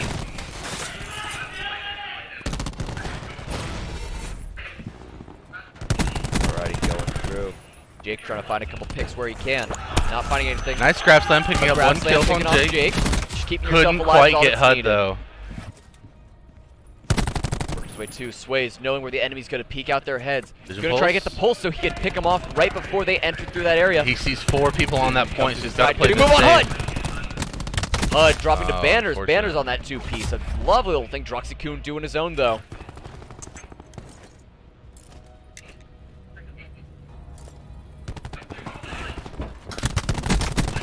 Ready, Jake going on through. Jake Making in a the sweet, two-piece sweet to play. secure this hard point. Snake sliding on through, picking up that double. Jake looking around, getting ready to stop these flanks before they even assist. Ooh, ever so careful. Already picking up that 2-piece. Water dropping to low HP, decided to pull on out. Water going back in, being found by Jake, who is subsequently dropped by Banners. He was able to pick up 1 kill, but he ended up getting taken out instead. But at least he was able to take someone with him. Purifier So Purifier up and wasn't out. quite enough. Nope. These Purifiers, it's a real shame. None of them are really finding their marks today. Yeah, their range is not the best, but if you can get in there or get a good flank, they're definitely going to wipe a team out because Yeah. it'll melt you in half a second. It's smart when used in tandem with Pulse to know where everyone's at, get around a corner, and just get a quick drop behind. Definitely using your specialist abilities to your advantage and using them with other special abilities to make those sorts of plays are definitely plays you want to make. Yeah. But sometimes it's just hard because you don't have both of them up at the same time, or you feel like you're in an uncomfortable position where you need to use one without the other. Unfortunate. Whoop, watching out, Jake landing at 5 Jake? health does take out Oh, Shoelace. Just a testament to his own reaction time. Alrighty, walking on through, Banners going on up. Ooh, working his way along. Can we real quick point out though, I know I point this out constantly, but Droxy with that 39 to 19 KD. Drexy is 40! definitely He putting... has 40 kills under his belt. That is absolutely incredible from any one player Yeah. in this type of event. He's definitely putting in a lot of work to try and win this match. And there it goes! We'll see what happens. Score limit reached. I don't know if anyone over chat can hear it, but the crowd is loving it. The teams are loving it. They are feeling the hype from their own victories. They're definitely feeling good about themselves. It was very well played by both teams, but Aspire was able to come out on top at that point. Absolutely. Whew. Truly a lovely play from Banners there. Just good plays all around for that run. Well, it looks like our next map is going to be Hacienda, which, like we were saying, is one of those more unpopular maps, but for some reason has been pretty popular this It's weekend. been incredibly popular this weekend. I mean, Yeah. no complaints here. It's a beautiful place, and I'm kind of loving it. Yeah, personally, it's one of my favorite maps in BO4. I mean, I understand it's not the biggest map in the competitive community, but as a pub player in Publix, it's definitely a lot of fun to play on that map. It's nice to have a break from the monotony of the others. It's a lot of grace. It's a lot of verticality. Hacienda throws in a bit of a... The stairwells always throw me off because it's such a gradual slope Yeah. as opposed to the hard corners of most other maps. Definitely. Alrighty, getting this ready on that search and destroy in Hacienda.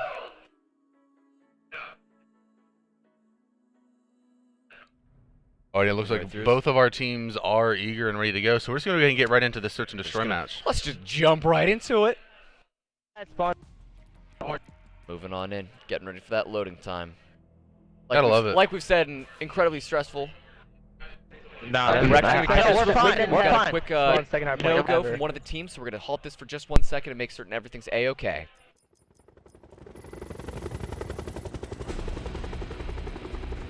Alrighty. So we're going to be moving that back around, give them just a brief second to collect themselves, get ready to go.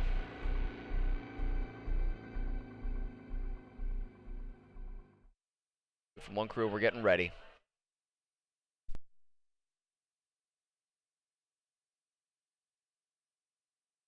Boom, boom, boom, boom, boom.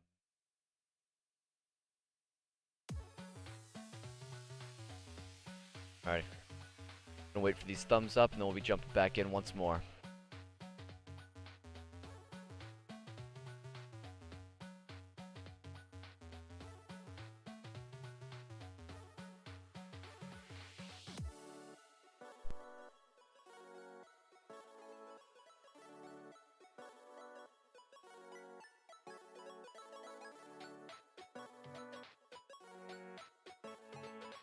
Just waiting for the teams to make sure that they're ready to go and go ahead and get into the search and destroy match.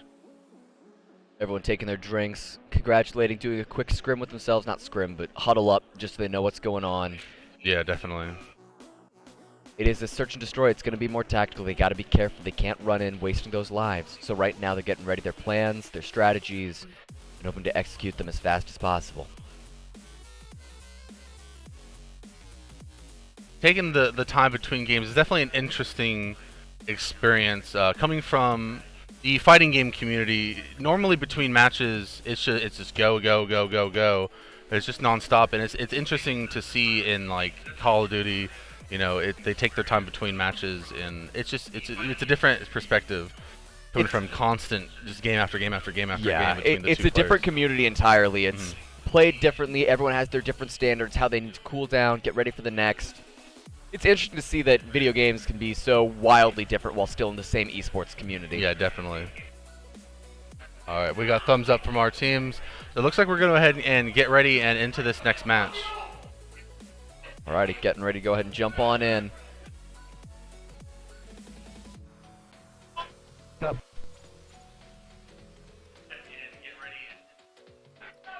Nailed it. Alrighty. No players. Discs are ejecting. We got a good life there. That was for anyone who was there last night. We had a severe issue with one of the PlayStations ejecting the COD disc. Yeah. Upwards of 3 times. It was not something I expected to see, I'll be honest. Yeah, every time the match would start, it would just eject. And we'd put it back in, get things started up, ready to go, and start the match, and just spit it right back out. Yeah. It's definitely something I personally haven't seen before. But, you know, technology, it's so fantastic. Yeah. It's something you take for granted. You take for granted the fact that maybe you'll put in a disc and that it'll actually stay there. Yeah, Who knew? but sometimes it just doesn't want to. Sometimes technology says, you know what, I've had a long day at work too. I don't want to do this. That was a really nice pick by Jordan. Yeah, Jordan just out of the gate making certain that he picks that first one. Banners and Water both dropping. It's a 4v3 right now. Getting ready and walking around, making their most. Jordan trying to cover that back flank, making certain no one's coming through from the behind. HUD planting the explosive, changing around that tack timer. Ooh, looking to take him out. Jordan just barely escaping, and Sway's walking to a line of fire, clear from Druxy-kun. Alrighty, Druxy-kun watching around, being ever so careful, guarding this point with their lives. And Jake enemies picking up eliminated, so we're going to be giving that one over to Aspire. Round 1, very well done from them.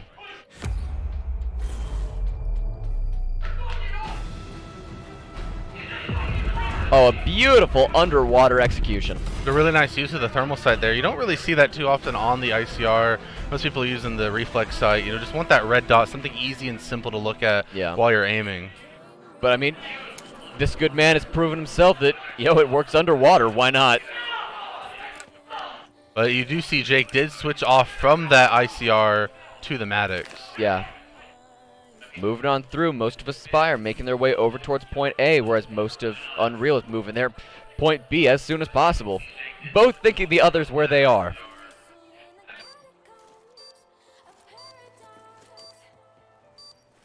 Going quick, guarding those corners, making sure no one's going to come in and catch them off guard.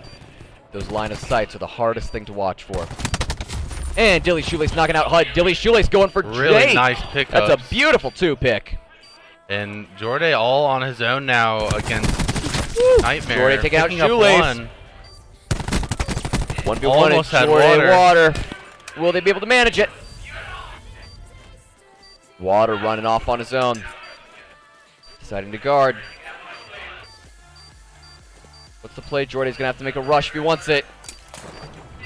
Alrighty, going into the water to end up burning out the rest of this time limit. Yeah. And Water was able to keep that bomb from being defused and getting detonated to win that round for him.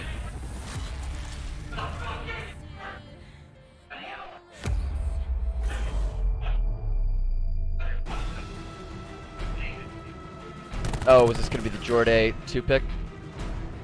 Was there definitely a really good play by Jordan though? Yeah. Right from the one, moving straight to the bomb point. Oh yeah, into an immediate Dilly Shoelace around the corner. Yeah. And slipping out with just enough health so he can stay alive. And sadly, he just wasn't able to find Water to pick him off before that bomb detonated. I mean, Right. which even if he had at that point, he wouldn't have had enough time to defuse it. But Exactly. he would have at least been able to get a kill towards his score streaks. Alrighty. They're working their way on and in. Jordy sliding along, making certain no one's down that main first area with the fountain. Guarding it for the rest of his team. like Birdie a picking up 2 loyal kills. mate. HUD with the quick plant. And like I said last match, I'm a fan of the quick plant. You make your enemy team have to push you and put themselves into situations they don't want to be. Yes, make them bring the fight to you. Ooh, nice cluster grenade. Beautiful cluster. Picking off Jordy as he goes. Birdie picking off Water. We're looking at just Jawa Dilly, and they lose. They Can be lose the it. rest of their lives. Unreal Nightmare dropping there to Aspire Nation.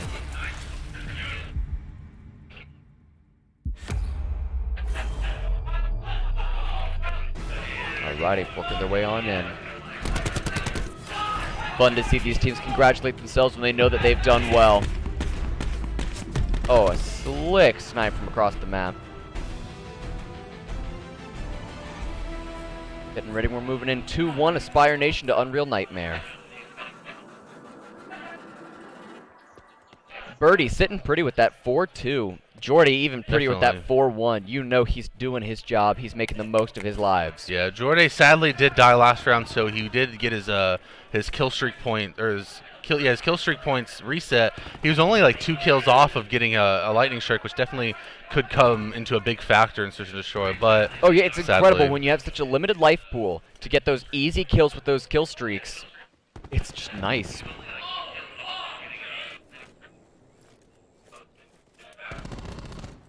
Moving on through, slow but surely making its way through the match, walking its way out through the vineyard. Finding himself up on Jake. Your Jawa taking out Druxicoon. Unfortunate Jordy dropping And himself over to Sways. Sways. Birdie knocking out Sways in a revenge tactic. we have ourselves a 1v2 situation, so we'll see if Birdie can Yeah, pull on through. Birdie trying to be ever so careful. He knows at least one is over here. Dilly gonna throw over that cluster nade, but And- gets picked off by Jawa at the distance on his right. Yeah, he didn't know the Jaw was over there. He saw the bomb be planted, so he knew one person was there, and he caught sight of someone running right by him, so he threw that cluster grenade, but sadly Jaw was right over there on the other side. Yeah, to pick the him up. issue was it was up against that tried and true 2v1. When you have 2 people on left and right, you can't be in 2 places at once. Exactly. It is going to be a hard time if you do not methodically think out your next plan. But we do have ourselves a 2-2 game right now. Things are looking very even between these two teams. Absolutely. It's just an incredible match to watch. You know both these guys deserve to be in the winner's bracket. Birdie moving his way along. Trying to find Jawa at the distance. Really nice Unfortunate two-piece for Jawa a taking Nightmare. out Jake. A beautiful initial lead coming out for the good stuff. Water going ever so careful, keeping up on that Maddox, knowing he'll be able to fire at a high rate. Going on through Jordy, scoping out the vineyard, making certain that he's covering his corners, making certain that he has no one to worry about. Seeing Banners in the distance, deciding to pull on out so that he can get his heal up. Looking out to see if Banners will pop his head once again. Water looking around, he may be seeing for that snipes. Water trying to get that spray and pray, realizing now he is outnumbered.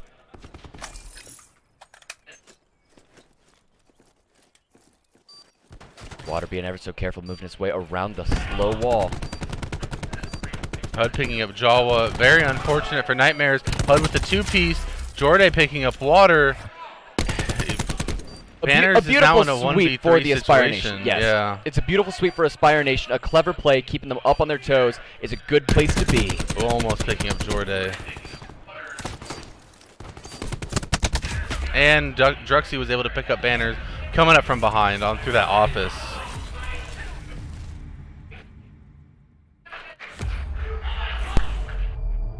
Moving around, getting ready for this next fight. Unreal Nightmare, unsure about what's going to be happening next. They're getting pushed into a bit of an uncertain situation. They do not like being here.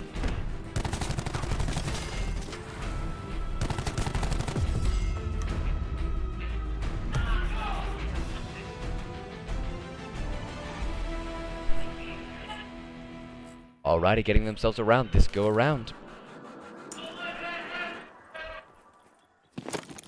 None of these specialist weapons over on the Unreal Nightmare side are really coming in, but we know we're getting in close for that HUD and Jordan. They're going to be ready to open those up as soon as they need to. Yeah, HUD and Jordan are definitely getting really close to getting these power moves and power plays going for their team to try and pick up an extra kill or two just to give their team that little bit of an advantage. Billy Shoelace walking around, noticing Birdie slide through the wall. Going around trying to pick him up before anything happens. Guarding this point B with his life. Going over, regrouping over at the cars. Garage is a good place to be. It provides plenty of cover. However, you've got to be careful due to those environmental hazards. Yeah, definitely. That car blowing up can be a big accident for you. Moving himself around, Druxakun going towards that point A. Notice Sways off in the distance, firing, but getting taken from behind by Jawa, preemptively knowing the attack plan. It does look like they're going to go ahead and get this plant down, give themselves some more time. You got to do it sooner than later. That is the smart play. Sways and Shoelace going in simultaneously, trying to take out Jake, but Jake managing Sways. But Dilly Shoelace delivering the revenge. Moving in on that point A, knowing someone's going to be moving that way in time. HUD looking around, seeing Dilly Shoelace going back around. HUD is now off guard. Moving around both teams. Both guys are flying around so fast. Oh my goodness. What a game of cat and mouse all around the mulberry bush. What a wonderful play from both teams. That was really well played by HUD. I mean, he was just trying to find him as he was mantling over that fence over and over and over. And he was able to find him and pick him off to get that defuse.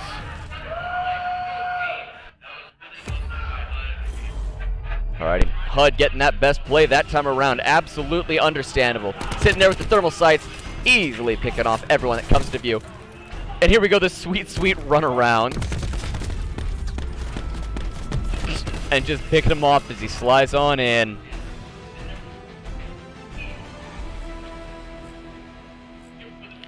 Making their way next around, Aspire Nation up on that 4-2 lead. Aspire Nation is definitely looking really strong right now. They're looking to keep this snowball effect rolling. If they can keep their hype and adrenaline up, they will be able to pull this all the way through. But if we look here on HUD, he's got his Tempest up. He's only 50 off a Lightning Strike. I mean, if he can get another kill after that, that's going to give him a Hellstorm. It's definitely going to put a lot of pressure on Nightmare. Getting ready, guarding that bomb with their lives. Watching out, knowing the location. Deciding to move the power play, change that clock timer, and make it in favor for Aspire Nation. I really like the play by HUD there. He had his Tempest up, and he said, you know what, this is going to use up some of my charge time on this, but he planted the bomb to give himself that Lightning Strike because he knows he's going to need that at some point. Absolutely. Getting ready, watching for that Jordan specialist weapon. He is sitting pretty on it. Dilly Shoelace picking up his own, though. Dilly Shoelace Sadly, HUD knocking dropped off the water there. If he had picked up that kill on water, he would have gotten a Hellstorm as well, and that definitely would have been a big play for him. Absolutely. Right now we're in the 2v2, and immediately, just that fast, Jordan and Jake picking him off with no difficulty.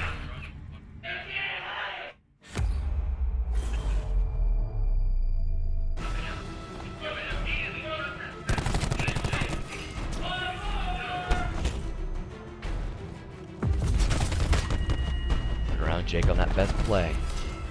Good stuff from all around. Definitely. I'm still looking out on who I'd call for MVP for this round, because no one's really standing out. I always got to give my love to HUD. HUD and Jordan are putting in a lot of work at 9-3 and 7-3 for Aspire Nation right now. Absolutely. Shoelace, though, he's been pulling his own. He's been keeping his team up and going. Definitely. Shoelace has been putting in a lot of work for Nightmare.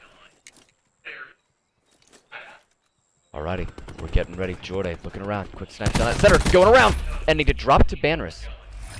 Going around that side. It was great flank, and he knew he was able to catch off guard. Whoop. Beautiful. HUD taking out Bannerus himself. HUD deciding to reload, get ready for the next fight ensuing. Noticing water off the distance. Does manage to take him off just before he disappears around the corner.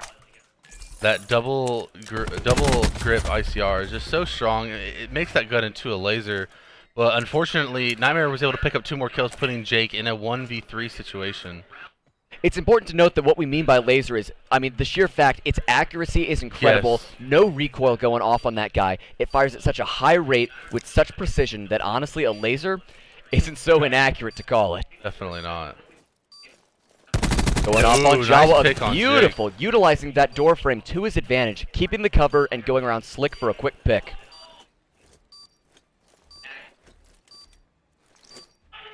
Getting around. Looking for Sway. Will he be able to go on it? Getting it from the back. but Unfortunately, picked from the Dilly. man in the corner he couldn't see.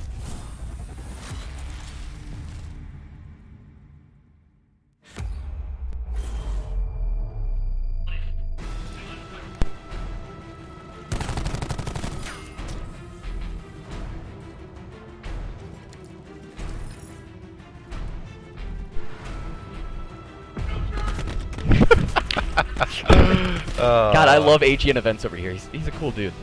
You gotta love it. Alright. Switching over, getting ready for that 5-3 for Aspire Nation. If they can take this, it'll put them to that 2-0 lead for the entirety of this matchup. Yeah, Aspire Nation is looking really strong in the Search and Destroy map, sitting at 5-3. It's nothing to scoff at. I mean, like I said earlier, Joyday and HUD have been putting in a lot of work for their team in this map. Alrighty, getting ready and going through. This is a scary place to be. We've seen a lot on this main stage. It's the 0-3 curse. Whether it's casters or whatnot, it always comes out to being one team truly shines. Yeah, it's usually a 3-0 for one team, or it's a really close 3-2. I personally, from what I've noticed, it's just one of the two. You don't really get too many 3-1s, you know. It's either both teams are really well matched, or one team is just wiping the floor. Yeah, absolutely. Now we're noticing Water on his own in the 1v2 up against HUD and Jake. Not people I'd want to be against. And HUD But and an Jake, incredible move. Jake and HUD knocking out Water and Sways, making it quick.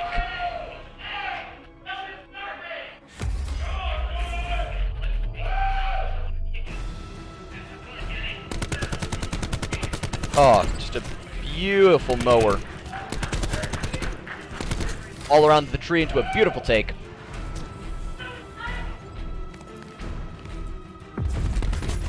Oh, going for the full 3. Absolutely incredible.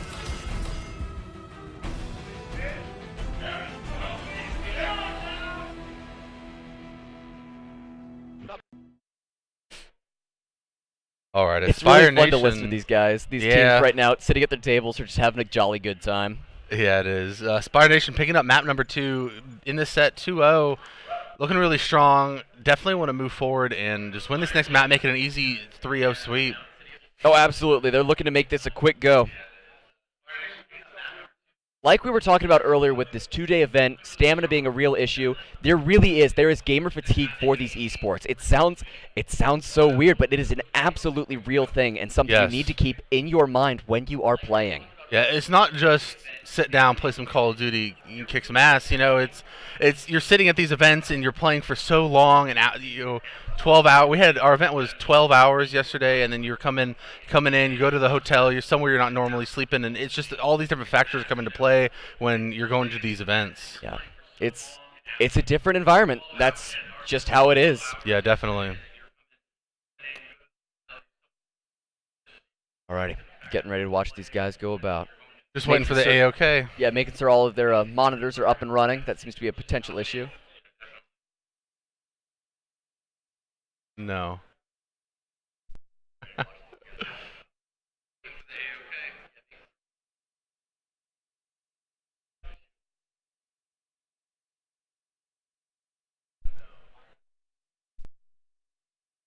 Alrighty, we got the AOK from both teams. We're going to go into this third match.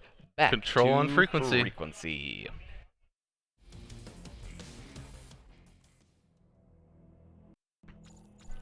Getting ready, Unreal Nightmare realizing that they need to change something. If they keep on their current path, they are going to end up losing in this winner's bracket. Not something you want to see happen. I mean, I have to give it to both teams. Making it this far in the winner's side of the bracket is no easy feat. I mean, you're playing against a lot of really good teams here this weekend, and being able to be up on top of everyone at this event means that you're playing well and you're doing the right things. Playing well and playing consistently, because just Definitely. popping off once or twice will not do the job for you. You need to make absolutely certain that you're going to be okay.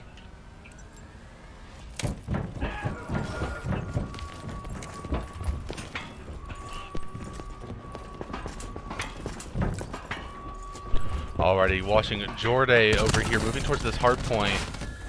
Gonna see what kind of plays he can make, but unfortunately he's get picked up by banners.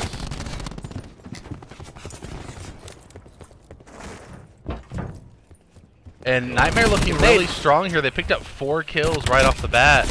They're only losing 2, and it's 25-27. Granted, it's close, but Aspire Nation deciding that they don't want to leave that gap there anytime at all. no, these 1 or 2 lives can make a big difference in these kind of Noticing games. Dilly's shoelace in the wrong place at the wrong time. Definitely, almost falling off the edge there. I was a little worried, I'm going to be honest. Jordan, after such a nice, clean play, that would be such a sad fail for him. It would, but gratefully, we have Mantle in the game, so he's able to make his way up over that ledge. Absolutely. So we notice that that capture point A is being taken already. Done with that.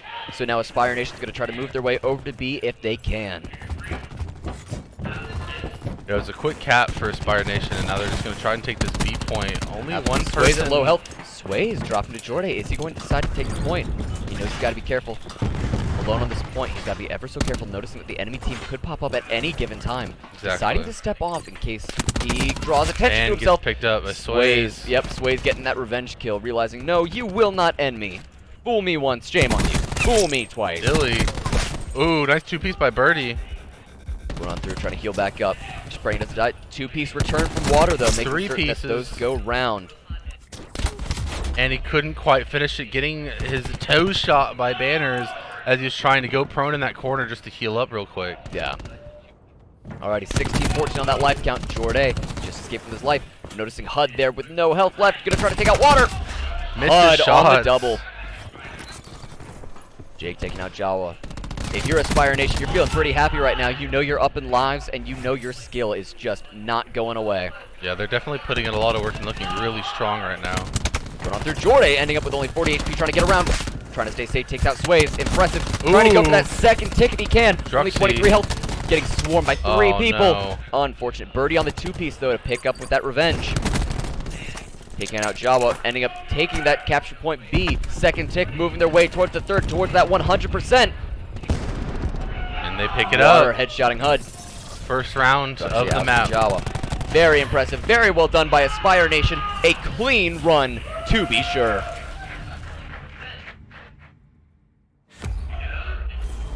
Yeah, that's sweet, sweet play by Birdie. The Aspire Nation is looking pretty strong. I mean, they're just using that momentum from the first 2 maps to just push forward and try and make this a swift 3-0 because, I mean, they want to have some time. If they get that win, they'll give themselves some time to recuperate, talk to each other, work on some stuff between this and the next game, and they just want to make this over as quick as they can. Alrighty, getting ready, moving back off. Spectating Water right now, looking to go capture that B point, it seems. Team splitting up, 4 and 1. Trying to get one person on that flank to go behind, make certain that they are safe from all sides. Alrighty, going on. Druxy calling in the Hellstorm almost immediately. However, unable to find any targets with it. Jake and Druxy taking their kills, though, as they can. Druxy going off for that double on Banners. Birdie moving around, trying to pick off Water. Water gets escapes because with he's half going to health. push this right now. And couldn't quite get Very it. impressive move from Jawa, keeping it cool. Jake ending up axing Druxy-kun, Oh, his no. own friend. Truly a sad, sad turn of events. Jawa knocking down HUD. Water dropping by Birdie. Incredible work by Sways. They're getting that 2-piece. Those double kills are so useful for your team, forcing that trickle from the enemy team when you want to capture that control point. Knocking out HUD, making certain that they'll be able to get that second tick there. Swayze got shot from behind. I think it was just from his own teammate, but that could have been very unfortunate if a few more bullets had went his way. It's a terrifying thing when your teammate shoots you from behind because you have to wonder, am I going to be fine? Is this just a teammate? Or do I have to spend time and check to see if it's a potential threat? Yes, definitely. Alrighty, beautiful take from the Unreal Nightmare there, managing to get all that they need, bringing this round to 1-1.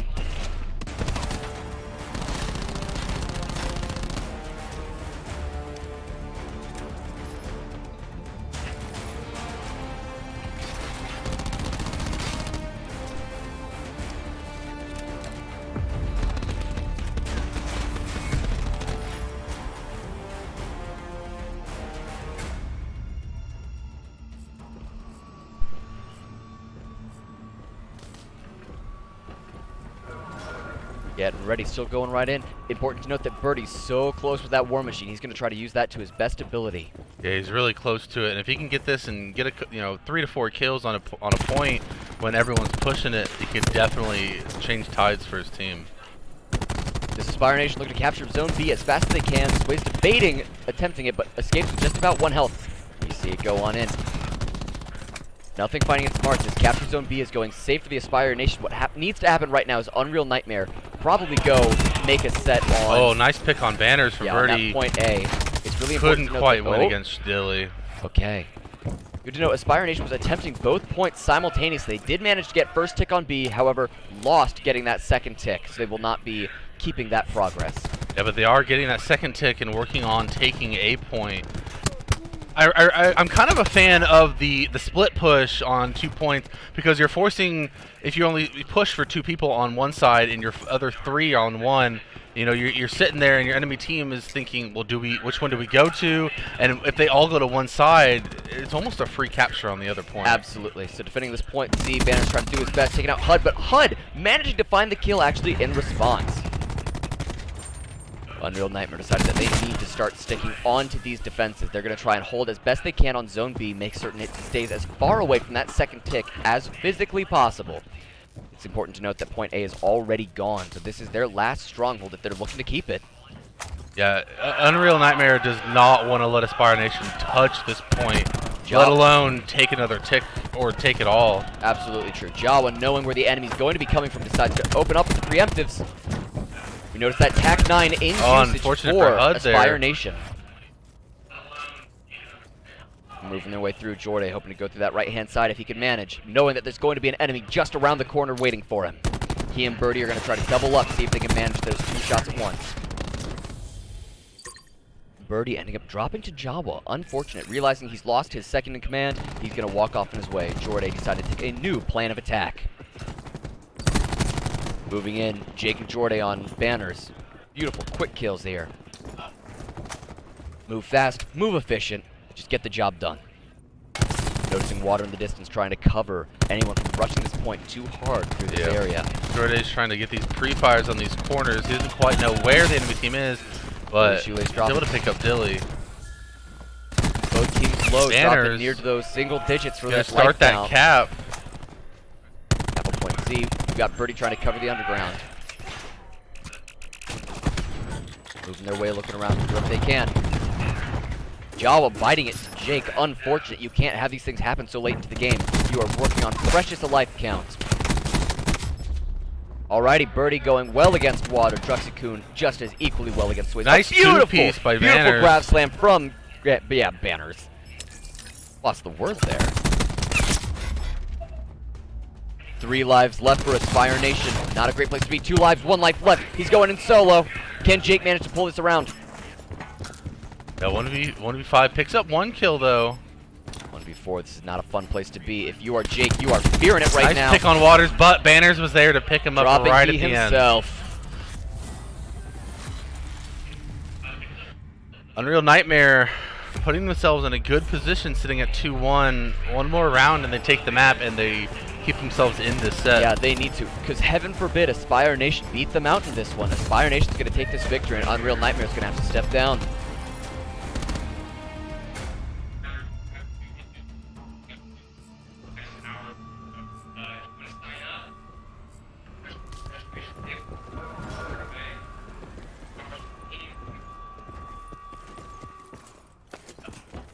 Alrighty, moving ourselves on in. This time around, we're trying to keep all of blue set really nicely together. Aspire Nation keeping as close together as they possibly can.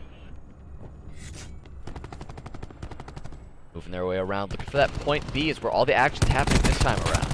Druxy-kun calling a lightning strike. Will he find his mark? No, it seems we are popping up a negative on that score streak. An unfortunate thing to have wasted. It's something you absolutely need and is pivotal in these matches. Druxy-kun fighting it to a brutal melee. Working their way around. Water going through.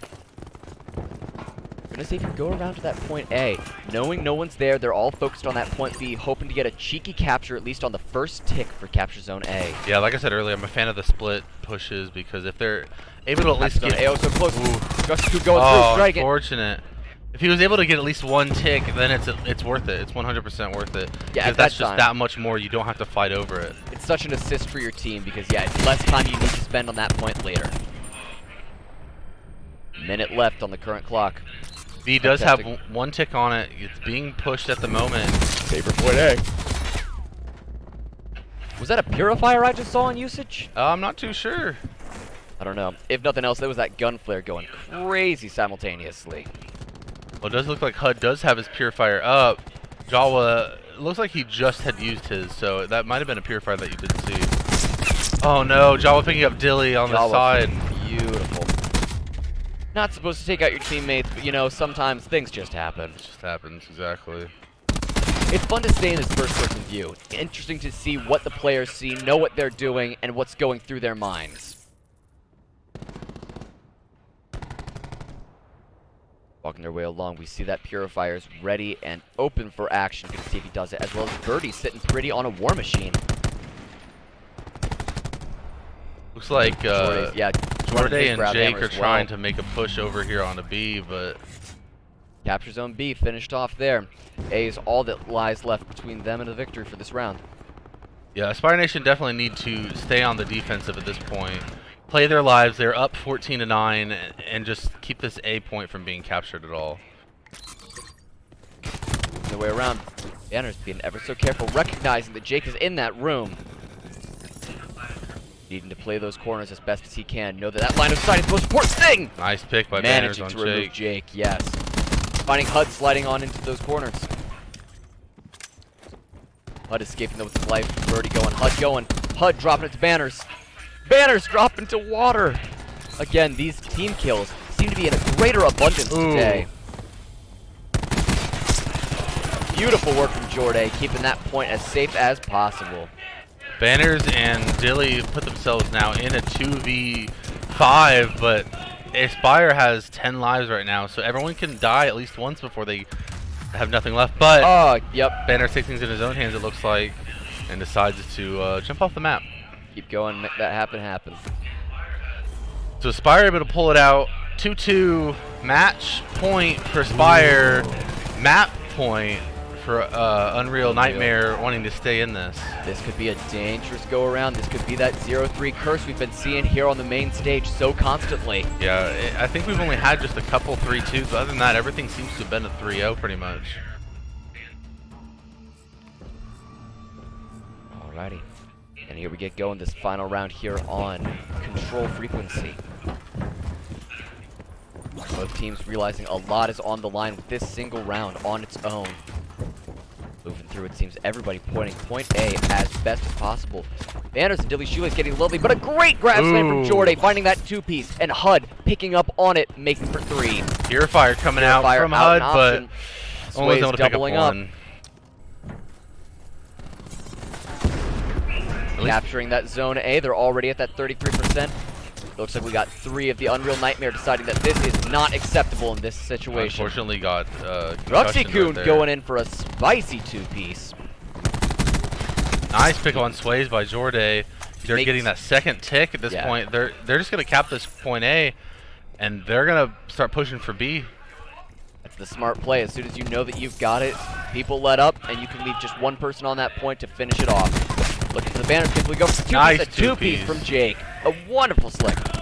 Going for Jawa, trying to help out Druxy-kun. Druxy-kun finishing him off, making for a lovely, lovely lead. A really nice tack boost by Druxy right there.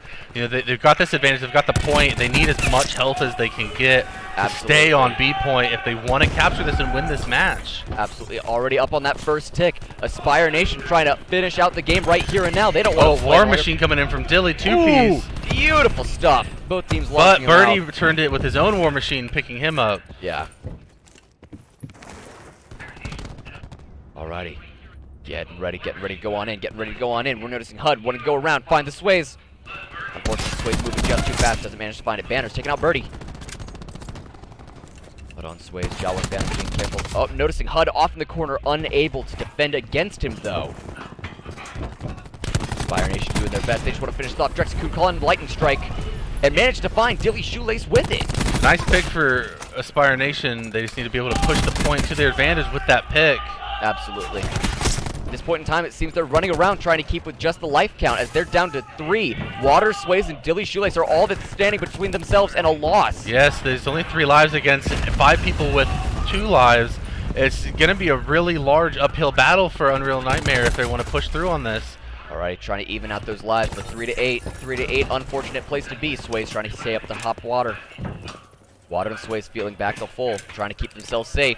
Dilly over here trying to keep this point from going up anymore, trying to drain it while he stands on it.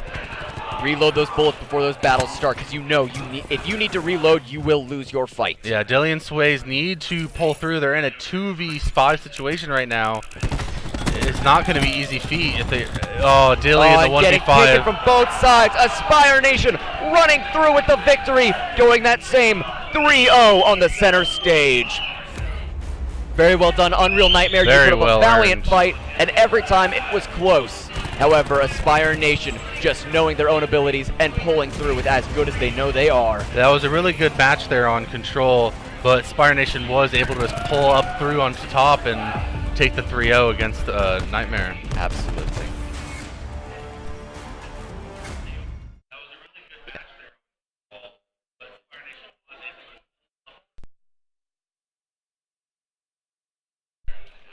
Alrighty, so right now we're gonna see if we can. Okay. Right now we're gonna see if we can go ahead and get Aspire's Birdie up on the interview. See if we can get him and see what his thoughts are on that most previous match that he's had.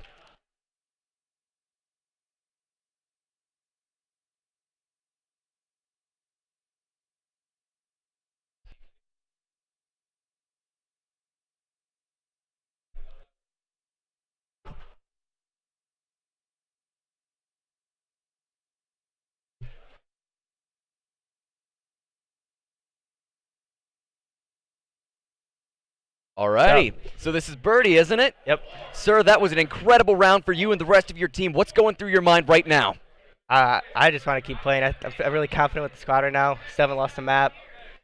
That was really the only close series we had, but we still closed out our maps, and I'm confident still. Yeah, close on the maps, but good heavens, throughout the entirety of the game, you kept that at a steady 2-0, ran it all the way to the 3-0 on the main stage. Yep.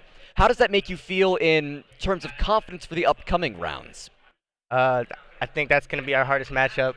So You think that was going to be the hardest thing? You think Yeah. from here it gets easier? Yeah, I'm pretty sure they're going to make it through losers. We're going to play. Okay. I think we're going to play in grand finals. Alrighty. I'm excited to see how that goes. So, as you're playing through, I want to know some more about the call-outs that you're making with your team. We see you guys, as soon as you get a good victory, y'all are getting really happy. We see the fist bumps going around. What are the kinds of things you're saying to each other to make certain that morale is high and you know what you're doing? We're just trying to play together, slide together, just do everything like a team. Alrighty. Just buddy system, you know. Yes, the buddy system. So I was wondering about that. I know a lot of players sometimes go on their own and try to find their own popping off moments. That's how you lose. Right there, just doing everything solo. It's not gonna help. Important. Now, do you recommend for yourself? I know you split up with that 2-2. So are you more the 2-man or the 3-man team? It's just whoever spawns up, then it just goes that way. Alrighty. As the casters and I were talking about it, actually, it was really impressive there on that control point. We love seeing the splits that you guys would do, capturing both point A and B, making certain the two happen simultaneously. Make them split, so they have to defend both. And then an incredible it'll be easier. move. It'll be easier to defend both when they only have 2 people pushing it. So. Now, in those types of situations, because I'm looking to get inside your guys' heads, do you prefer to go for draining the life pool, or are you looking for capturing those control points primarily? I mean, if we're up lives and we have control of the hill, then we kind of just push up and then drain the lives. But I mean, capturing usually the move. At the beginning of the match, though, when you decide, here's what the strategy is going into this next round, what do you usually say, here's where we're going to start, and here's what we need to take? We just try to 5-hit, whatever we do, and just stack the hill so it captures as quick as possible. Alrighty, that's absolutely incredible. Now, you were doing some wonderful stuff that round, but if you had to say whoever the next best person on your team was, who do you think you'd give the MVP to on this go-around? Definitely Druxy. He was frying first map. He went 55 and 19. Druxy was going insane. Absolutely insane. He was popping off here on his own. But on the opposite side, who would you say was the most dangerous player that you had to end up going against? Who provided the most difficulty between you guys and victory? I don't really pay attention to names. We all just shoot back and forth. No name sticking out that anytime you're killed, you're like, fill in blank again. No, not really. I don't really pay attention to names. I just call out characters, stuff like that. Oh, that makes sense. Keep it up on those specialists. Yep. Alrighty. Is there anything you'd like to say, though, to us, to anyone watching in chat, anyone else here in the stadium? No maps lost. We're getting this. No maps lost. You heard it here first. They are confident in knowing that it's going to get easier from here on. Let's see if that confidence managed to carry them all the way to the grand finals. Yep. Stay tuned. Romance, an angel in disguise. But he can see your Aberdeen heart, London eyes, Glasgow bones. She's a whistle in the catacombs, a paradox. Oh, he's in love with the statue in a marble block. He's in love with the girl that time forgot. She just sheds her ears. She's falling too far with salt in her scars. Won't let it taste her tears. She's falling too far. The girl that time forgot.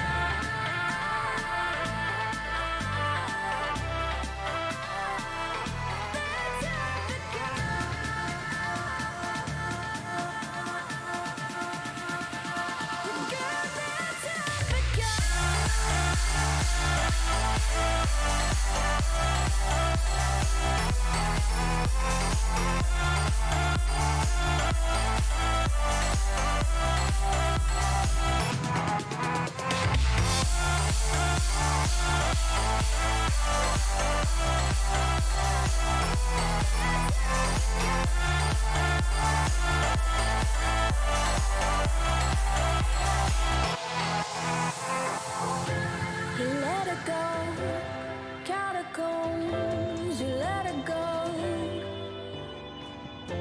let her go, catacombs. You let her go. She just sheds her ears. She's falling too far with salt in her scars. Won't let it taste her tears. She's falling too far.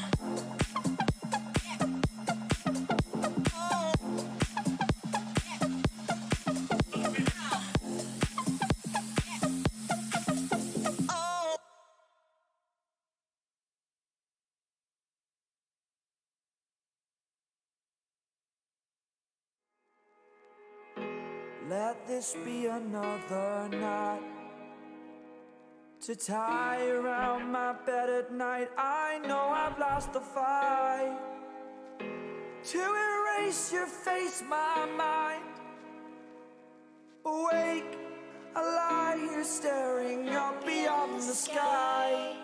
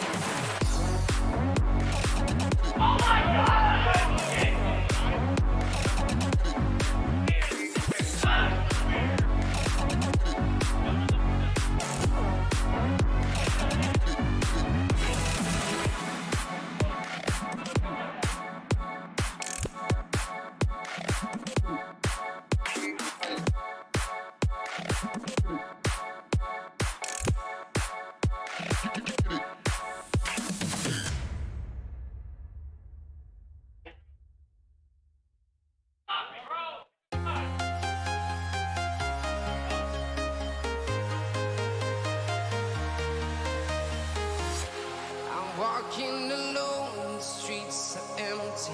The only thing I can see is my own silhouette.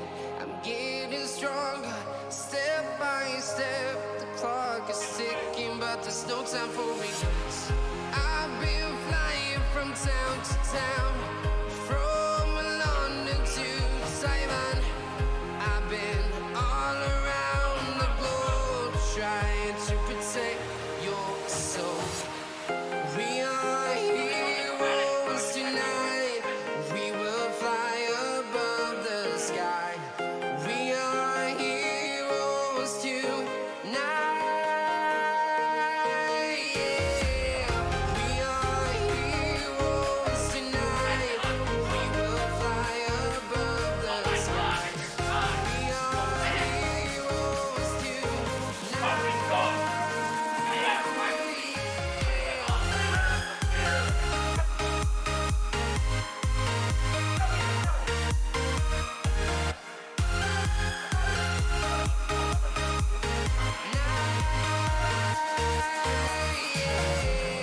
Feel like a dynamite, ready to explode right up in the sky.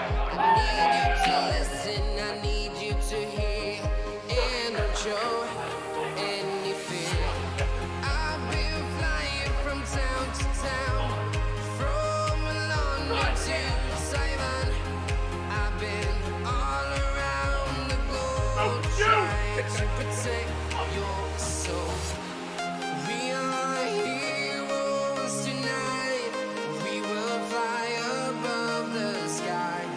We are heroes tonight. Yeah. We are heroes tonight. We will fly above the sky. We are heroes tonight.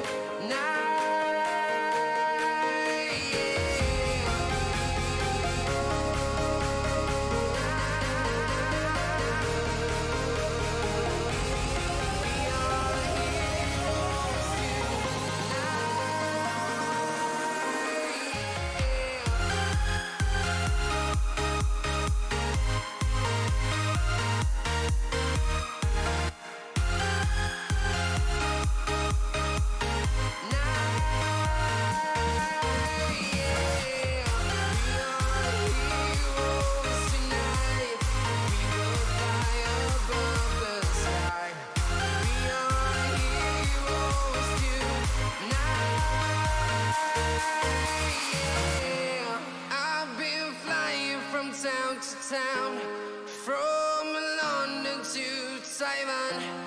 I've been all around the globe, trying to protect your soul.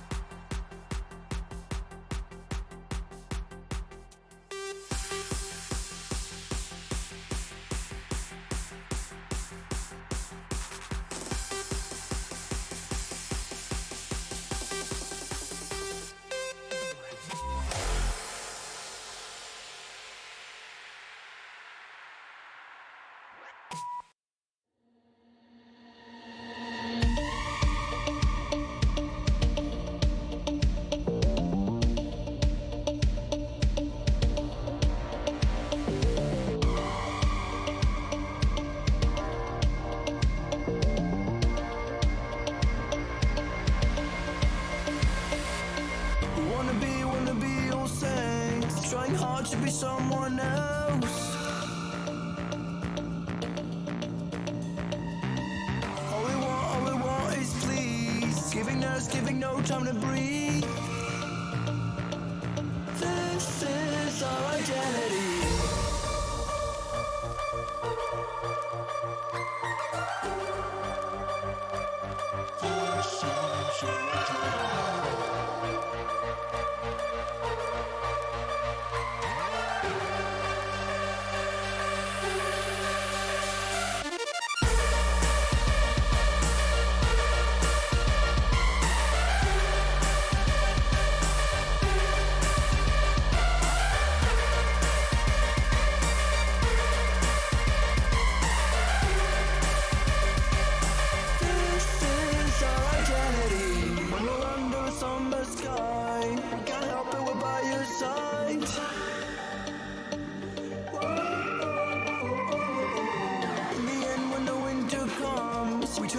We can't help, we're gone.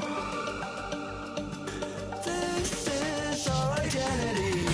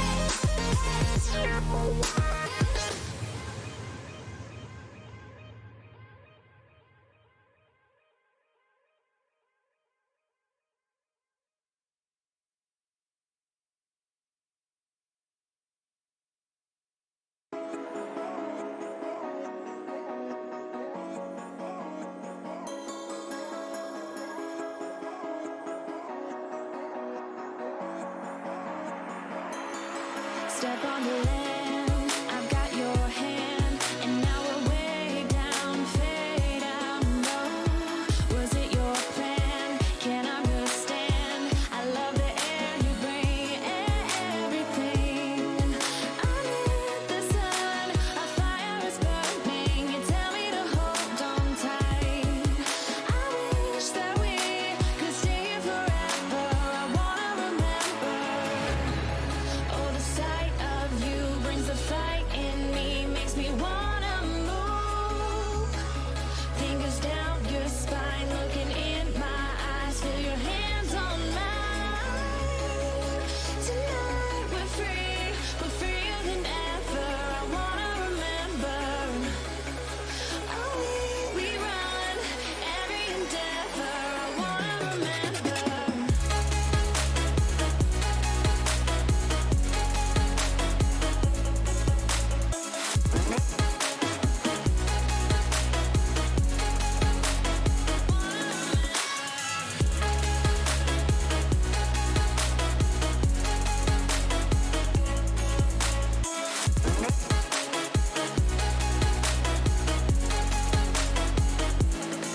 Step on the land, I've got your hand, and now we're way down, fade out. No, was it your plan? Can't understand. I love the air you bring, everything.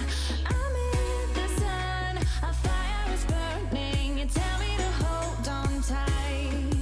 I wish that we could stay here forever. I wanna remember. Oh, the sight of you brings a fight in me, makes me wanna move.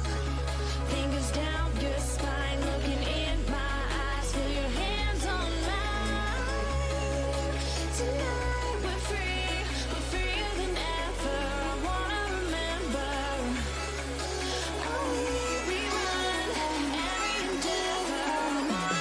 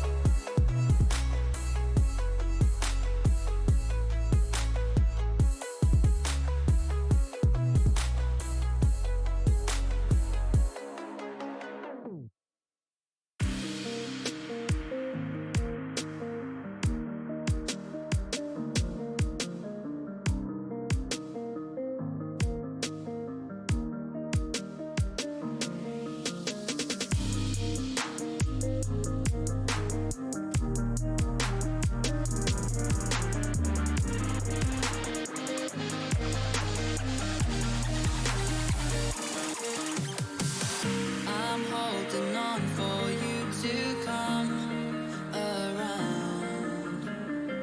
I've waited for so long, I've run aground. I feel I'm burning up inside. Oh, hear me crying. I feel like everyone's alive, and I am dying. 'Cause you are all I need.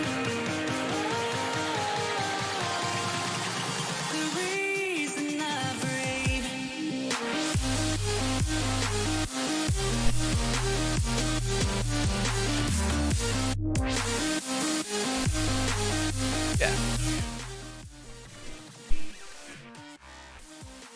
Alrighty, welcome back. This time around, we've got the fan favorites Levitate looking to go around against Rage Inc. this go. What are your thoughts this time around as we're working on getting into it? Well, we personally haven't seen Rage on stream, so Levitate from what we've seen has been really good. And as you know, I'm a fan of the underdog, so I'm hoping Rage can pull on through and keep themselves in the winner side of the bracket.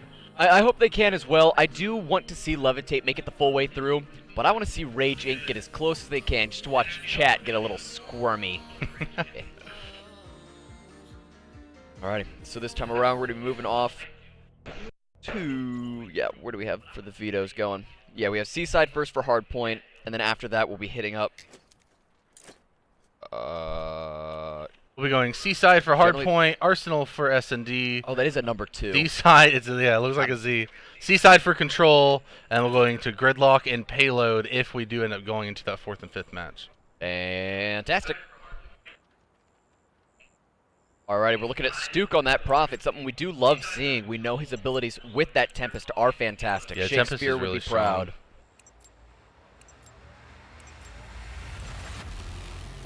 Alrighty, getting ready, and both teams are off, moving as hard as they can, 5v5 straight into that immediate hard point, realizing it up on that north side of the map.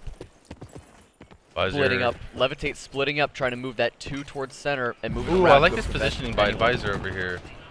Trying to watch the bridge in case someone pops out. Trying to assist, make certain no one's going around for that flank before they can be moved. And but Prodigy. ends up dropping to Prodigy. Prodigy's just a better aim there. He managed to go down sights and pick him off from the distance. Dropping though to Skaze. Skaze dropping to Stuke.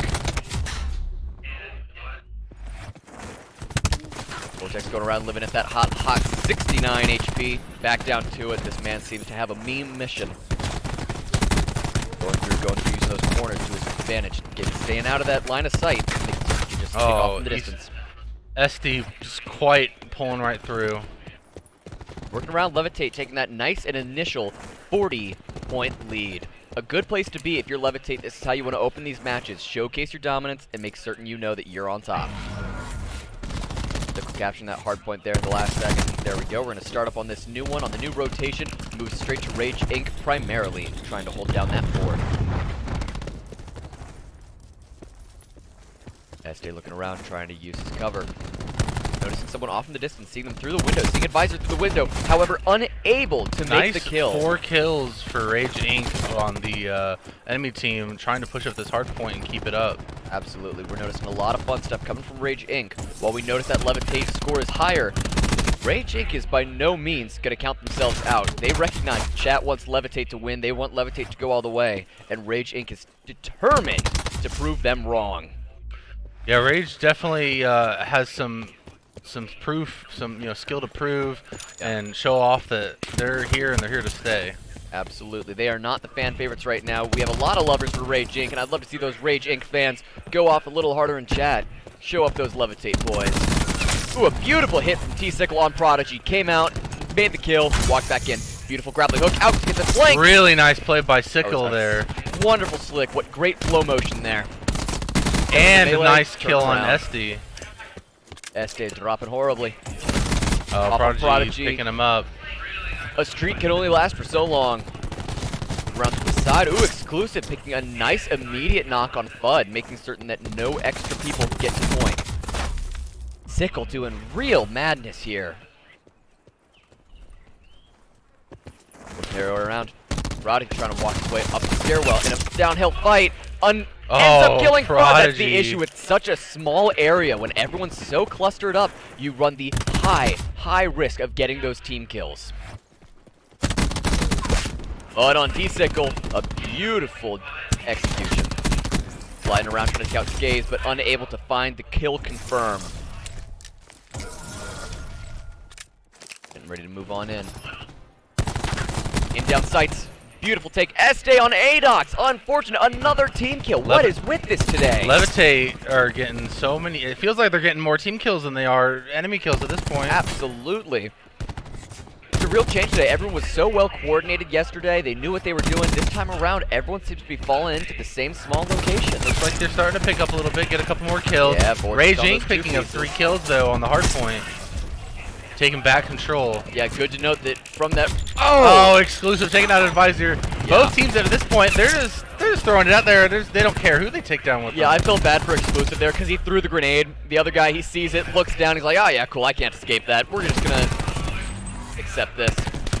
Advisor 2 out in the open, managed to get picked off by Prodigy. That's the issue with not using your cover, not using your corners. You stay out in the open, you run the high risk, more body to hit. Ooh, nice shots by exclusive, but he doesn't get picked up by ADOX. They gotta be so careful on that stairwell. It's just too wide open from an enemy that has cover. Well, SKZ trying to slide on in, but unable to find any ground to manage. Este working around, trying to find his magic. Going off on T-skill, getting the revenge there, avenging his buddy Stoop. Nice crash boost by Este to give himself some more points to get that lightning strike. Picking up another kill to give himself that Hellstorm. That's incredible. What a well done three-piece attack, giving that extra health and then getting both of those score streaks simultaneously. It's a well done thing. Oh, and he does get picked off. He's not quite able to keep that streak going for the third kill streak.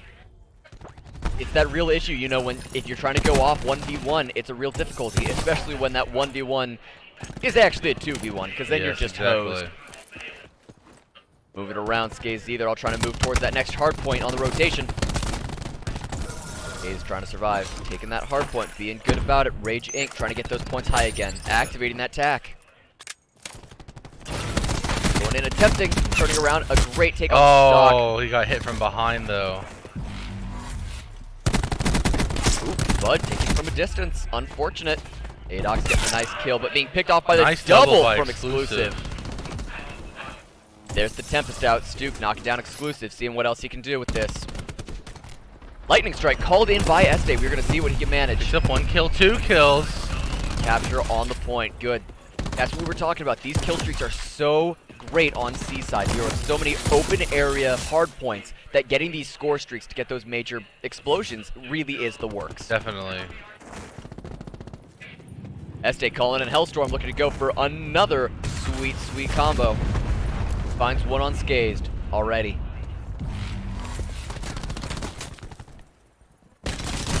Round. Moving back and forth between that hard point capture. Levitate going up on it again at the 170, approximately 60 above Rage Inc. Going on Bud. Unable to find it though. Oh, unfortunate. Rage was looking really strong and they were keeping it close and they ended up getting the lead at one point, but Levitate is now sitting pretty at 70+ point lead. Levitate is doing their job. They really are proving their fans right. Their fans are a fan of the right team. They know the power they command and they are looking to root for the winners here. T-Sickle though, he does die off. That was a very impressive move from Stuke. Stuke showing off all of his great ability to aim, reaction time, all the good stuff. Sticking in this winery, the good place. Looking at a rat very intently, enjoying his life. Rage definitely needs to start pulling themselves through because they're at about a 100-point deficit at this point, and they just can't afford to let Levitate 100-point deficit, yeah, with Levitate only 40 from victory. They can't let them take a hard point. Who's Stuke and Este both dropping. The Rage Inc. does manage to take this hard point back. Adox dropped to Advisor. Looking around, this time we're trying to have Exclusive go around on the flank. Looking for Stuke and does pick him before he leaves. Now we notice that the other enemy here knows that there is fire to be had. Bud drawing it out. Adox picking up T-Sickle. He just got lucky knowing where the enemy was at. Looking around, trying to go on in. Advisor trying to protect the gaze. Unfortunate. Este getting out Exclusive. And Advisor moving with just barely any life left. Stuke dropping to a kill from behind. Moving our way around these wine barrels up against Prodigy. Unfortunate for him. Alrighty, Stuke this time around. We're going to be looking sitting pretty. And we notice Bud, he's got his specialist weapon all up and ready to go as the name for nice Exclusive. two-piece and by Adox. Right there. Adox going in for the full Exclusive. 3. Loving what he can give. Levitate only 20 points away from the victory on this round. Levitate's calling it everything. They just called in a lightning strike and a hellstorm and to pick up those kills. Too. Yeah, they knew that they could just use these to their advantage to cake that hard point. Beautiful lightning strike there from Stuke. Managed to find its mark that's and it right did there. The works. That's going to be the game for Levitate right there. Absolutely well done by Levitate. Stuke, very well done. A great management of your score streaks. Ended up leading to the victory there.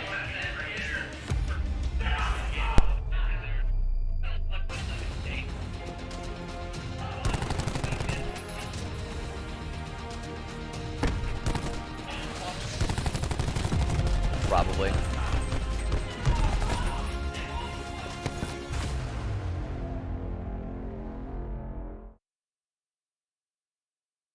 Alrighty, that was a really good play by Levitate over Rage Inc. on that hard point.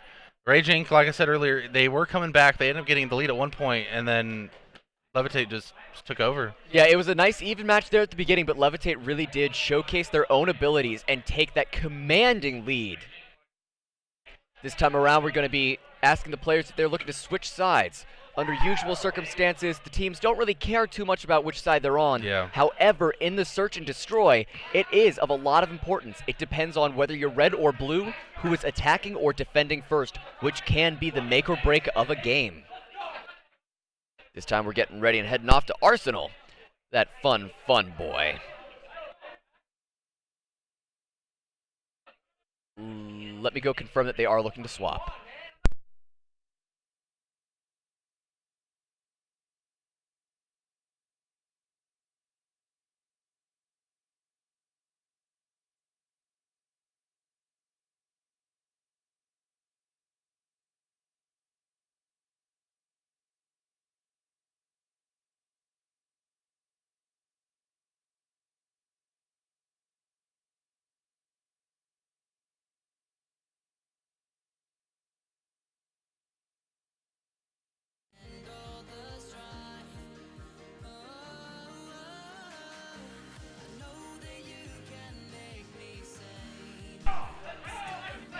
Yes, Rage Inc. is looking to have that side switch, so if you'll give us just a moment, we're going to go ahead and set that up.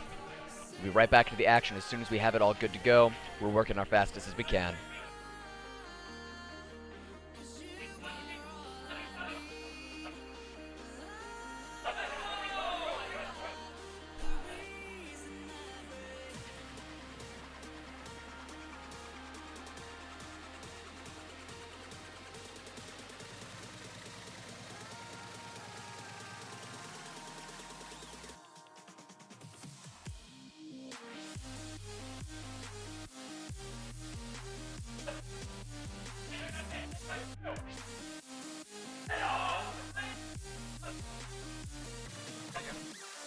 See.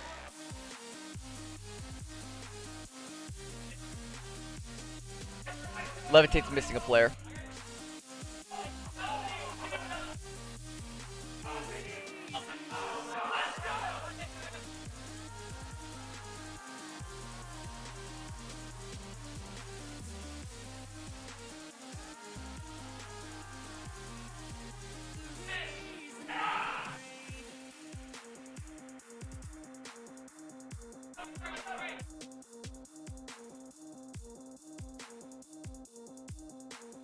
Alrighty, we're just waiting on one of the players to get back, and both teams are ready to go once they do come back. So at this moment, we are just waiting for them to return so we can get into search and destroy on Arsenal.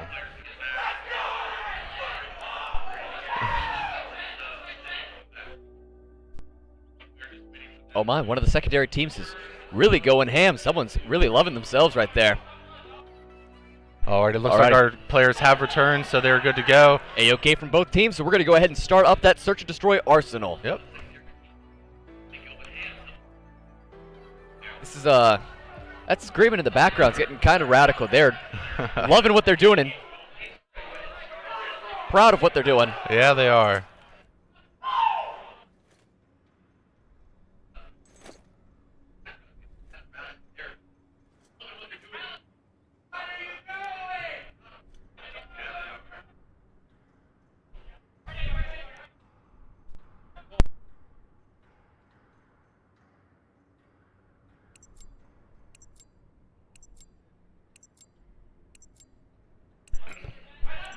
Alrighty, we're getting to our last couple seconds before we do start this search and destroy on Hardpoint.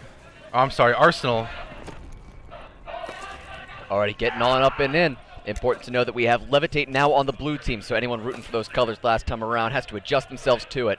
Levitate on that immediate attack. Prodigy looking around on that outside flank, making certain to see if he can pick off anyone immediately. SD on the Paladin, trying to pick up some snipes.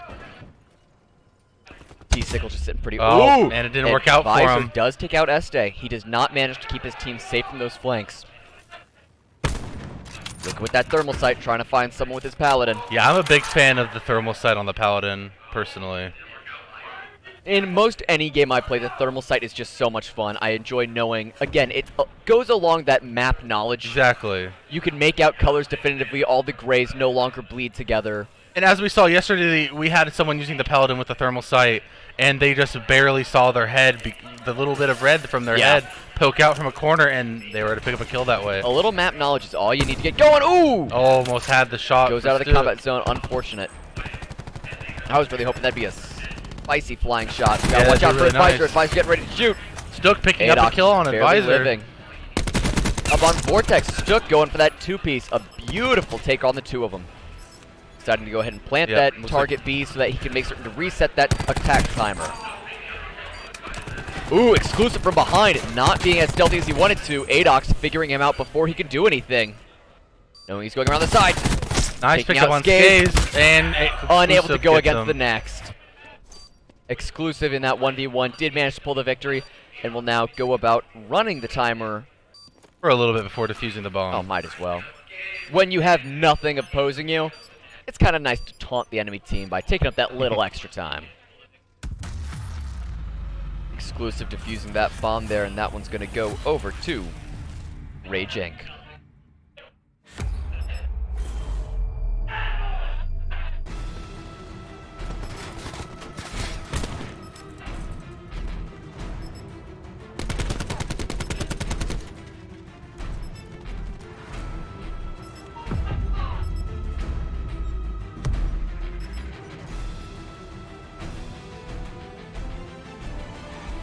Getting ready, we're going to see that alternation again. It's important to note that Rage Inc. was the one who decided to switch sides. They actively desired to have that defense round one, and it seems they knew what they wanted, managing to pull that first victory there. We'll see if they can do the same type of thing as they are on the attack. Yeah, I honestly think defense is the better side to play off first, just because most people aren't going to plant immediately on the first round, and so you have more time to work with fighting the enemy team and getting that defuse. Getting up and around, everybody walking up towards that north side of the map. Everyone clustering up together, hoping to get this team fight out of the way as soon as possible, ignoring that bomb defusal point. Vortex dropping it to Este, and Prodigy giving it to Exclusive. Prodigy with the two-piece off on Scazed. Stook taking up on T-Sickle. This is an unfortunate place to be if you are Rage Inc., because you are now down all of your players. Oh, and everyone. The brutal spray on the downed enemy. Yeah. Prodigy defusing the explosive decides to bring that victory over to Levitate. Yeah, Rage Inc. definitely looked a lot stronger on the defense, and I'm hoping here, going back to defense, they're going to be able to pull back through and win this round, because they definitely felt like they played a lot better on the defensive side. Absolutely. Which the side swap is understandable, because I mean, if they know that they are going to play better on the defensive side, you're going to want to use that to your advantage. Absolutely. You want to keep it as high as possible. The more times you manage to be on defense, if you know you can pull that win, I mean, it's just smart to try and maximize your own odds.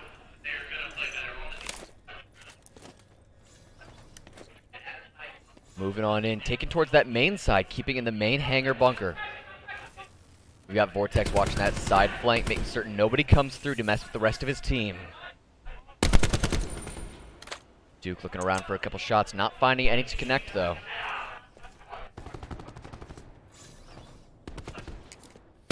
Duke going around that backside, hoping to assist the rest of his team without entering the team fight immediately and get picked off upon entry. There's everyone just on top of each other, and they don't even know it. Oh, Skaze barely escaping with his life. Adox taking out T-Sickle. Gonna drop that grenade. Will it find its mark? A lot of screaming and joy from one of the other streams right now. I'm assuming some great upset has occurred. Yeah, they definitely have something to prove here at AGN Ohio. Prodigy looking to play it around with that 2v4. It's an unfortunate place to be. 2v3 managed to even out those odds just a bit. Knowing someone's gonna come through, he's gonna manage to find him in the window. No, he escapes. Goes out the back end, and Bud does get exclusive. He's in a 1v2 though now, because his teammate did get picked off by a Paladin. Unfortunate. If you are Levitate at this point in time, you're getting a little worried. There isn't really much they could do at that point. He only had like 10 seconds to defuse, and it would have taken him a good 5 or 6 to even get there. Absolutely. It was an unfortunate position for him to be in. As soon as he lost the rest of his team, it was kind of downhill from there.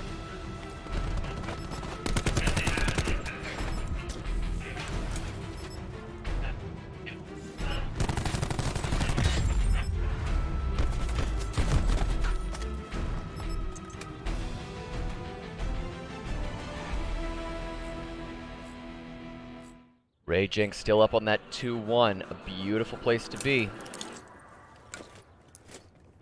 However, now they're back on the attack. Again, that attack is the more pressured side to be on. That countdown timer is going up against you specifically. If that thing drops to 0, that is your loss condition.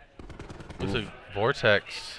Yeah, you saw that too. Looking for that thermal sight, trying to get that immediate pick on that target A. Anyone who's silly enough to peek their little heads is going to be punished. Oh, he almost got lasered there. Watching around for Prodigy. Stuke just keeping low on that ground. Possible to find. T-Cyclone exclusive, both going to drop to Stuke and Este. Stuke truly kicking major hiney this time around, doing mad stuff. Unfortunate. Looks like Scared's gonna be, or Skaze is gonna be, well, a little scared. He's in a 1v3 situation. It's not gonna be too easy for him. Especially not when he's up against Stuke and Adox both. Ooh, nice pick. Does take out Adox though. Prodigy and Stuke, all that stand between him and this round. He's got to hunt him down if he wants this. At this point in time, does he decide to go ahead and take the defusal on the target itself? Not knowing what to do. Decides to begin planting. Stuke going at it, Prodigy trying to cover his rear. They were sitting on that B bomb, and they knew that if he's not planting there, they have to be on A side at this point, because absolutely, he's just wasn't. They couldn't see him, so he had to rotate somewhere. Right? There's only 2 options. If you're not on A, you are on B, and vice versa.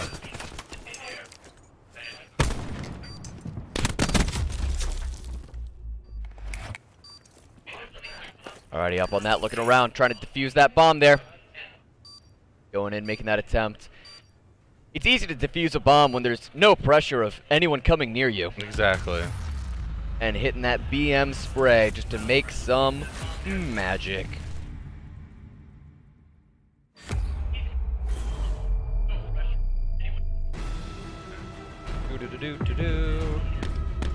Oh, another beautiful best play from Stuke, someone we know doing his finest.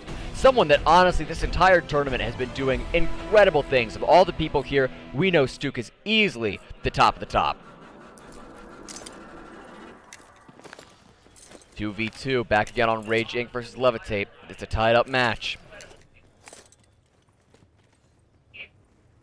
A lot of love coming from chat on Levitate, looking to cheer their team on further through the victory.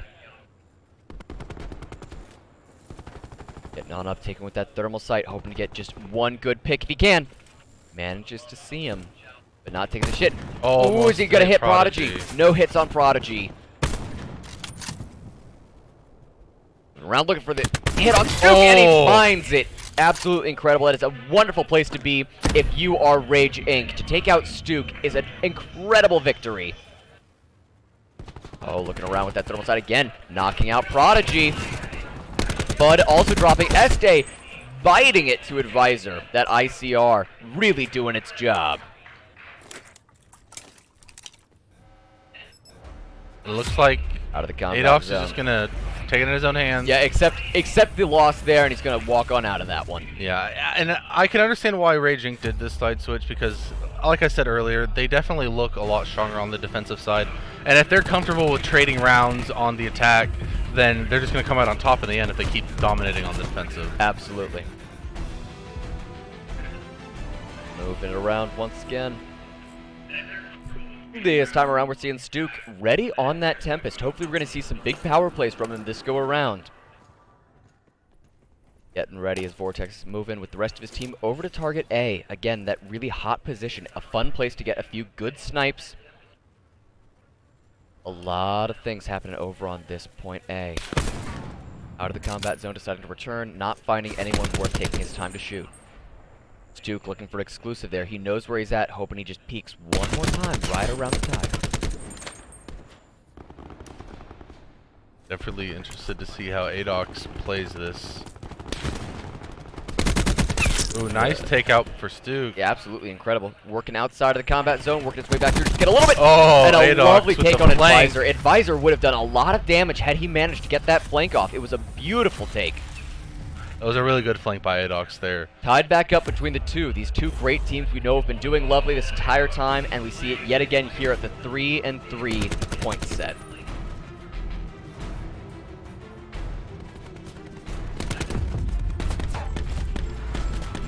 right around the corner, noticing that muzzle flash and punishing it.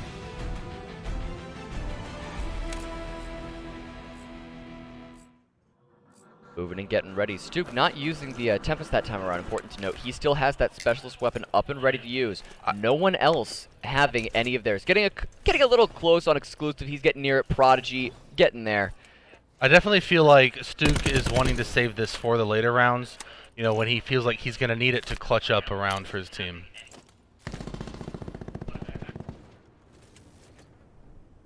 Vortex working towards that point. Hoping to keep off on Fud. Fud dodged the shot though. Coming on through, taking out Vortex. Scazed as well. Both of them are going to be dropping on the Rage Inc. side of things. Advisor going down. 2 left for Rage Inc. Exclusive and T-Sickle up against the 4 on Levitate.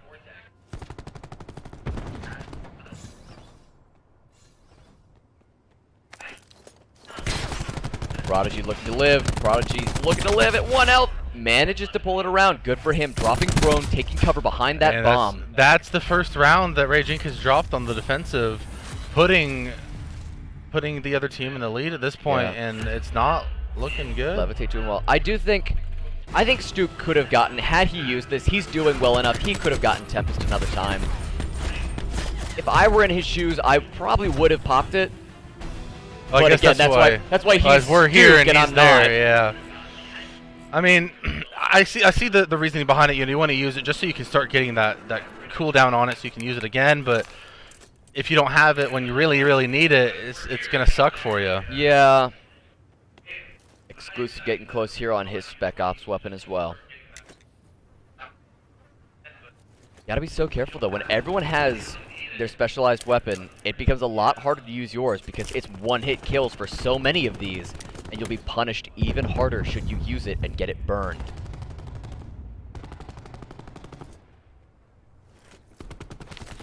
Moving on through. Stuke looking to pull out that Tempest. He's going to use it as soon as he can. Finds exclusive. Manages to knock him down. Going right around that side, getting that lightning strike. Unfortunately dropping before he can manage to find a second take on it. And it looks like we have ourselves a 1v4 at this point for Rage Inc. Oh, good lord. Rage Inc., I'm so sorry. Going up against Levitate, they will not pull any punches. They know their fans are watching. They know their fans are loving them, and they will not let them down.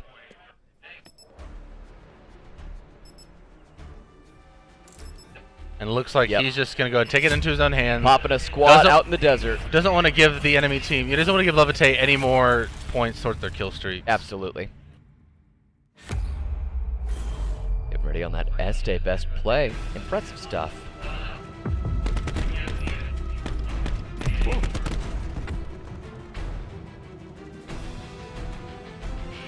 And here we go. This may be the final go there. If Levitate can pull this out, they'll be taking that second victory. Yeah, Levitate definitely pulling through and stealing a defensive round from Rage, the rounds that they were looking the strongest on. Yeah. Which put them ahead, and you know they just dominated that attacking round, and they just need one more and they're done. They've managed to turn around the map favor. Truly having that defense that you can fall back on, it's a pretty safe victory. If you can just play yourself well, you don't need to try too difficult to try and get this victory. Stealing that defense, though, puts now Rage Inc. on the losing side of that battle. Definitely. If Rage Inc. wants to win this, they're going to have to play like they've been on the defensive rounds, take this one, and play twice as hard on the attacking round and just try and steal it from Levitate. If Rage Inc. wants to win this, they're going to need to play like Levitate, and that's just a fact. A beautiful War Machine finding its mark on Adox. Decent, we're going around that outside. All of Levitate setting up on point A, knowing that that's where they need to be. This is where the final confrontation may happen. Sickle and able to pick Up up a Sickle. kill. Prodigy dropping to that same War Machine there. Exclusive, using it well. It's going to end up being a 1v1. Yeah, Este versus Advisor. A strange place to be if you're both teammates. Este going around, finding him. But he is going to drop to Advisor. Unfortunate. And he should have enough time to defuse this bomb. He'll be biting that down just to the very nick of time. 0.7 seconds left on that. That's a little terrifying. If That's you are pretty Rage close. Inc., you are fearing that timer right then and there. Absolute clutch defusal. Yeah, Rage did really well in that round. Now they just need to play a little bit better and try and steal this attacking round from Levitate, because Levitate has definitely been looking a lot stronger on these attacking rounds. Yes. Oh, good lord. That terrifying defense. Defusing that dang bomb takes so much time, and you need to be on your game because you will run out of time, and nothing hurts more than losing as you are doing the win condition. Exactly. No one to contest you, you're all on your own, and you still manage to bite it. Well, thankfully, he was able to clutch the round out for his team and keep them in on this map. Yes. Alright, so now we're looking at that 5-4. Rage Inc. trying to bring it back here on the defense. Offense. I can't read. Reading's hard sometimes. Reading's hard. Everybody trying to pick off Prodigy. Prodigy just ducking out before those headshots make their mark. Advisor dropping to FUD. Beautiful stuff there. Nice pick by FUD hitting with a two nice double grab slam. Definitely going to make Rage Inc. Have to fight for this one because they're putting exclusive in a 1v4 now. Yes. If you're Levitate, you're feeling mighty fine with this one. They can't just run out of the map to give it to the enemy team to try and not give them points towards the kill streaks, because if they do that, you just lose. Right at this point in time, he's fighting for everything that he has left in this tournament.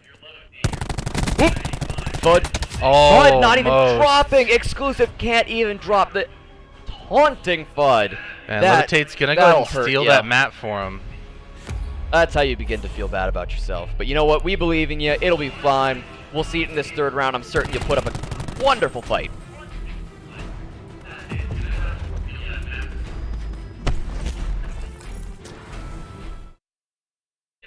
Alrighty. Now we're going to be swapping over those teams. I believe, again, we can make certain of that. Again, this time around on that control point, it doesn't matter as much. We'll go and give them a quick look around there, make certain all the teams are ready, and do all that fun technical jazz.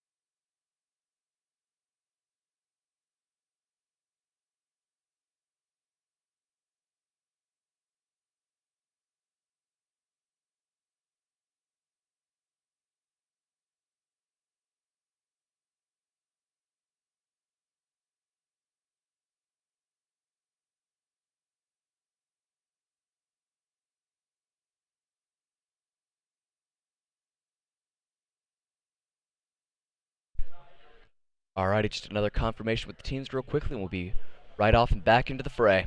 Alrighty, no teams wanting to switch sides on this point, which is understandable. I mean, for Search and Destroy, your sides do definitely matter, but on these respawn game modes, you're just going to start spawning randomly wherever the team is.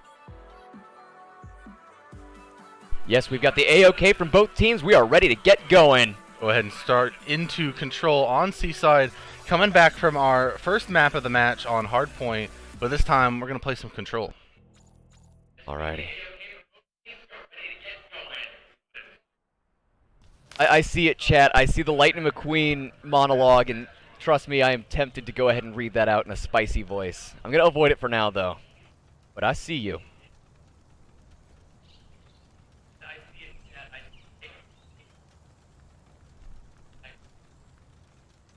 Alrighty, getting ready. We're going through that brief waiting period. Both teams looking nervous. Aspire knowing that they could manage to take this all the way. Rage Inc., though, knowing that this could be the loss for them in the winner's bracket. They need to be so careful. If they fall out of this, they will be absolutely crushed. Yes, the Rage looking strong as a team, but Levitate is just looking that much stronger, dominating the hardpoint map and taking it. If it was a close game on the Search and Destroy, but Levitate was able to just come out on top, and they're going to take a couple kills here on this control to give themselves a life lead. Absolutely. I do appreciate this time around. Well, yes, we're at that 0-2 right now on the main stage overarching score. They have been close rounds every time, both teams showcasing their best abilities. If someone were to go up against Levitate, I'm glad it was Rage Inc. this time around. Going out, Duke managing to find a death by T-Sickle. Unfortunate, getting punished on that outside flank. Going through, trying to mantle up. Ooh, nice turn for into ADOX. Alrighty. Getting ready up there on the 6th away to the War Machine. 3-0 on Este. Este really showing his stuff right now. No deaths, going up on that 3-kill streak. Beautiful, beautiful stuff. 4. Good man, good man. This is the man we like to see. Duke, though, nothing far behind. 5 kills, 1 death. Beautiful stuff. Levitate taking up 3 to 4 kills there to take this point, and they're taking this one in one sweep. I want to see ADOX start someone popping off. contesting it, and there's the 8-point cap. Beautiful stuff, beautiful stuff. And there it goes. T-Sickle unable to move in to the point to prevent that happening. Yeah, Levitate taking round 1 on Seaside here for some control. Definitely looking really strong with a swift take of that round. Absolutely. It's beautiful stuff. Levitate just doing their best. Oop. Good job using those corners. Natural cover is the best thing that you can have in this type of a map. And a cheeky pick on exclusive from the back. State looking really good there.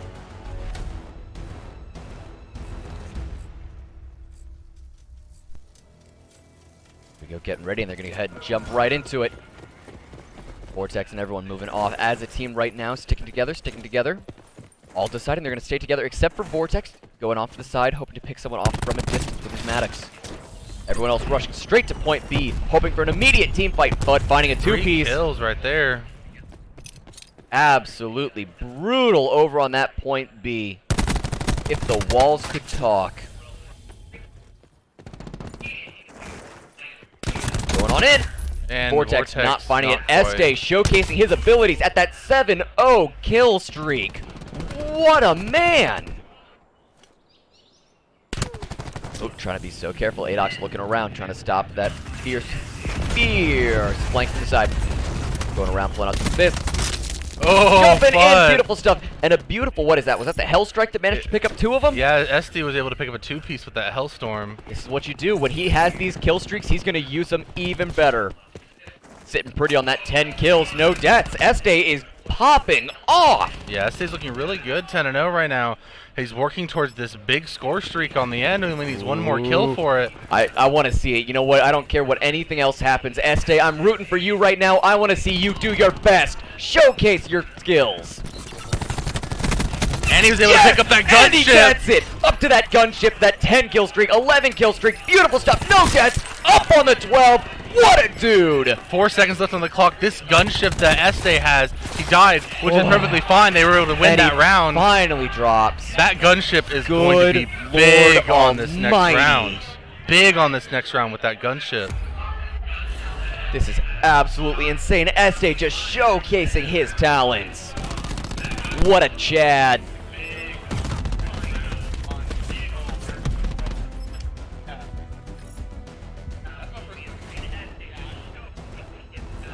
Yeah, Este sitting with that gunship. This is the first gunship we've seen on stream. Yeah, I mean, that to I've my seen. knowledge, in the whole tournament. He's just going to go ahead and pop his heal and give everyone 200 health. The smart And play. This gunship is going to be big. Open up, get the easy win. Why beat around the bush? Just get the victory. Sadly, Este dropping from 12-1 to 12-2, but it doesn't really matter. He put in the work and he earned that gunship, and I'm really interested to see how he's going to use it and when he's going to use it to take this. Right? Oh no, woe is Este. He's only 12-2 now. I think what they're trying to do here is they're going to try and capture this B flag, and if they can start moving towards Ooh, A, good stuff from Providence. they can just start farming them as they spawn with that gunship and Yeah. just take A so fast.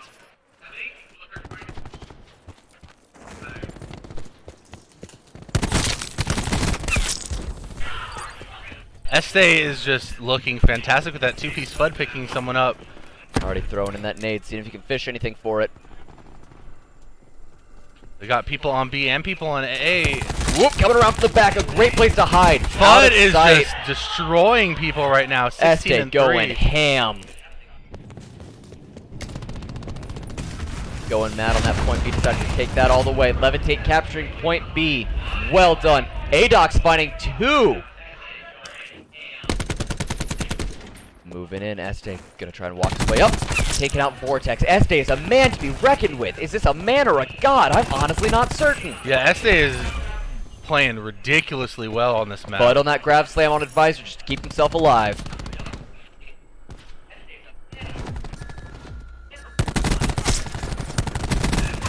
Move his way around and a beautiful double again from Este. Whether you like Este or not, enjoy his team or anything, you've got to admit, this is skill at its finest. Yeah, and Rage Prodigy only picking have up a one 3-piece. life. Prodigy certain not to be upstaged by Este, showcasing that he is an equal member of this team. And that's going to be it right there.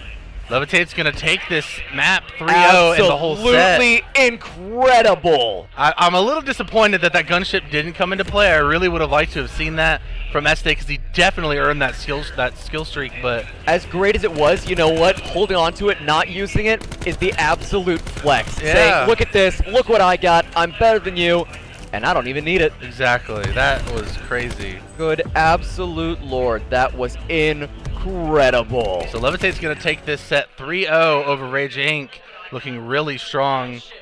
Hell yeah.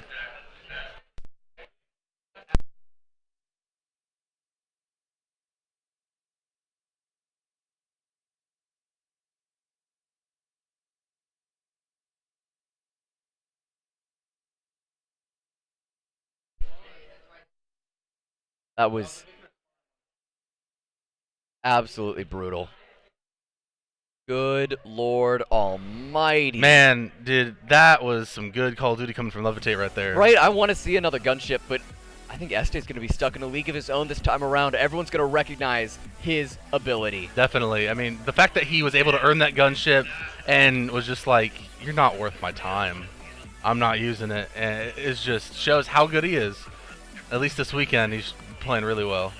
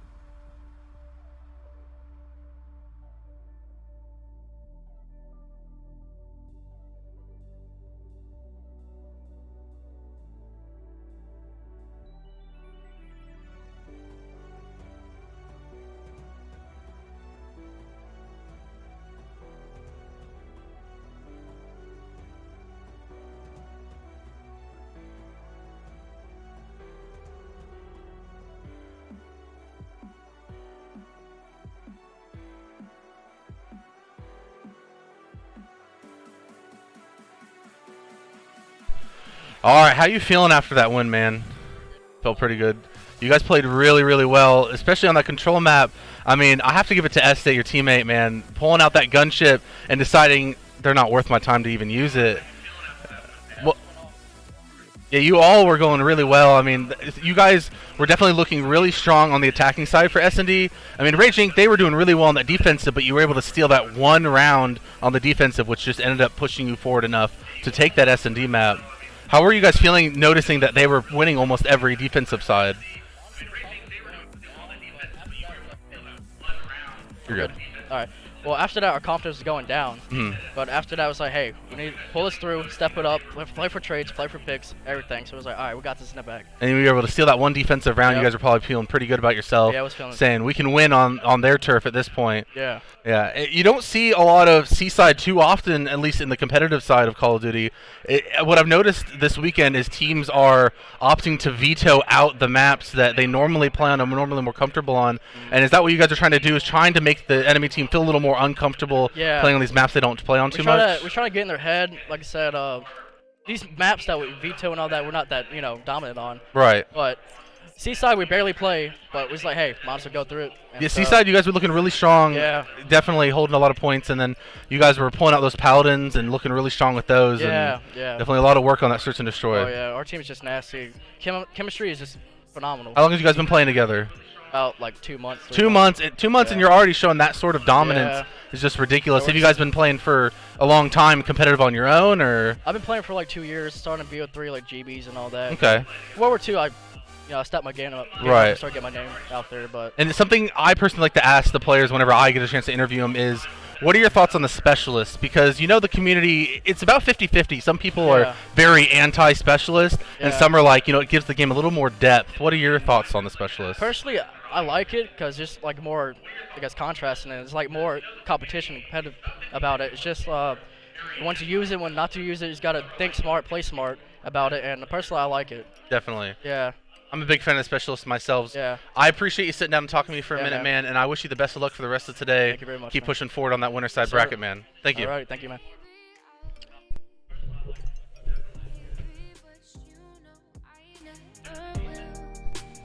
No, so I choke you down just like a pill.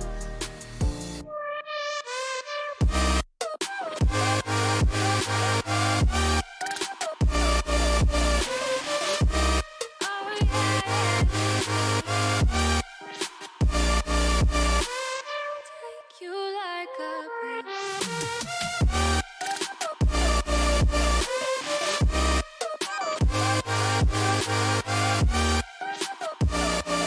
Get my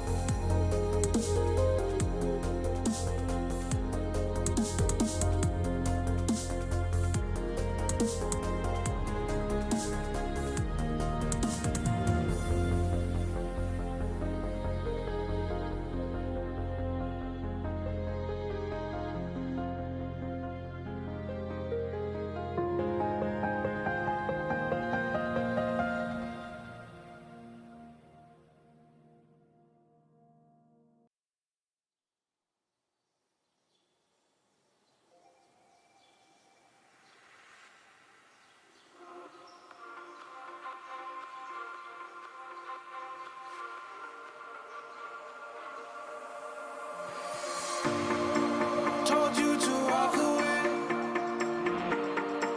That was my first and last mistake. I'm blue without your face. But what can I do? 'Cause I'm just a sinking ship, and you're just a pair of lips that I've lost in the moment. All I want is for you to come back.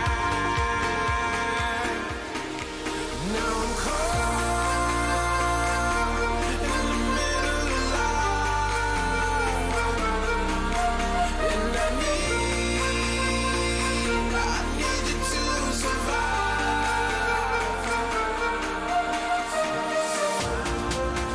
Whoa, survive. I need you to survive. 'Cause without you by my side, I can't survive.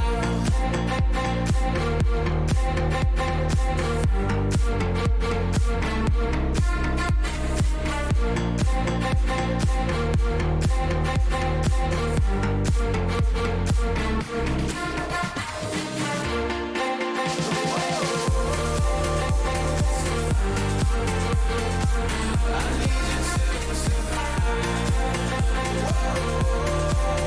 'Cause without you by my side, I can't survive.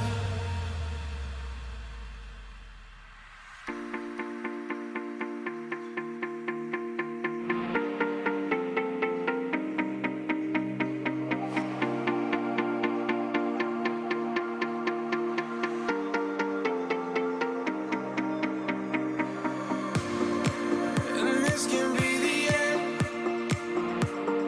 I won't just settle for being your friend. Our broken bond is not too late to mend. But what can I do?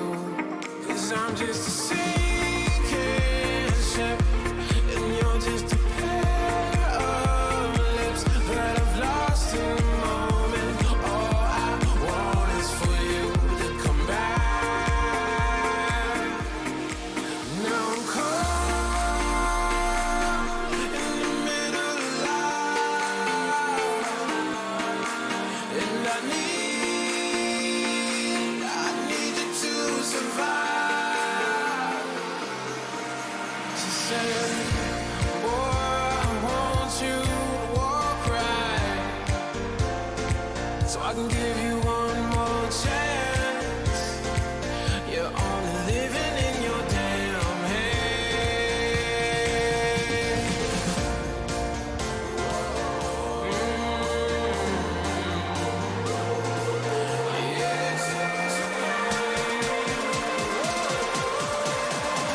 Without you by my side, I can't survive.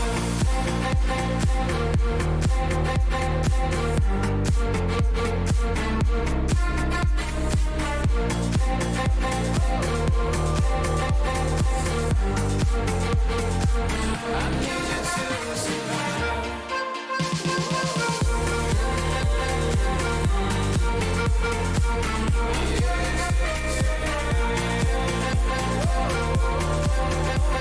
Without you by my side, I can't survive.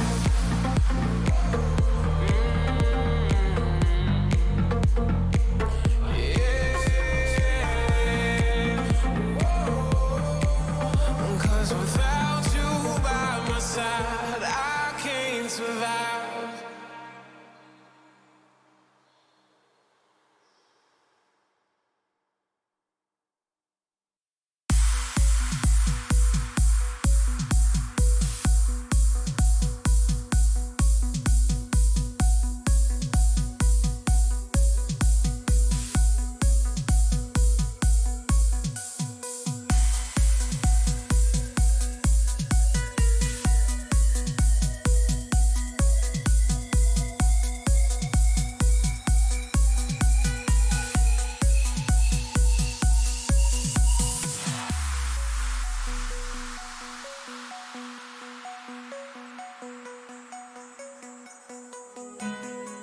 could be holding up our light. We could be fighting for what's right. Or we could be falling to pieces. Under the bridge of fire burns, somewhere the pages start to turn, and somebody whispers, I need this. I will do anything just to make you see. Don't apologize for what's in your dreams. Maybe this time will be different. It's only us. It's only us.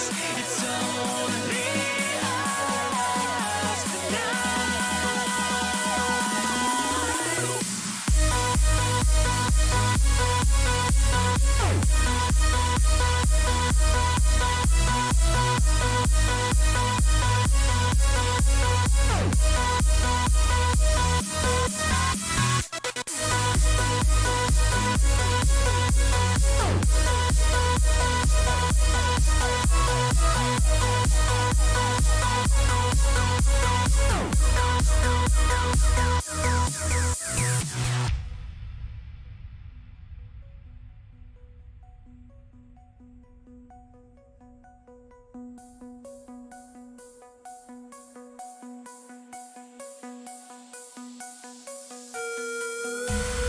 There is a beacon in the night, found in the temple of our life, showing us visions of the future.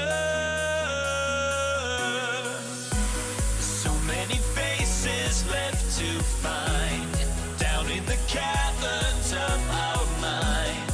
Need you to follow me deeper.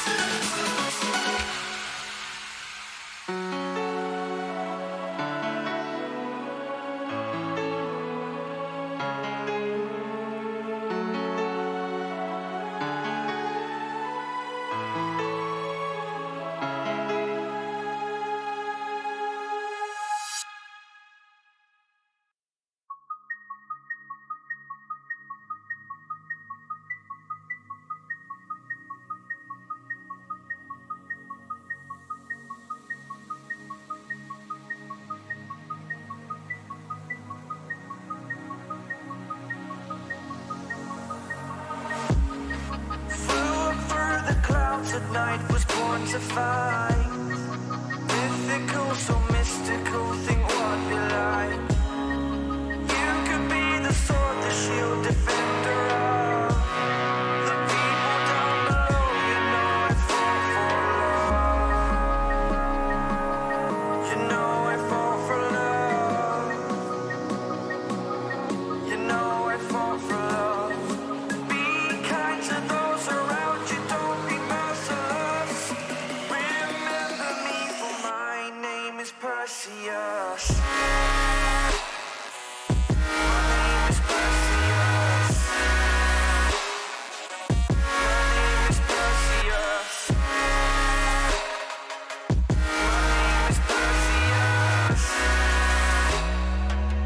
My name is Perseus.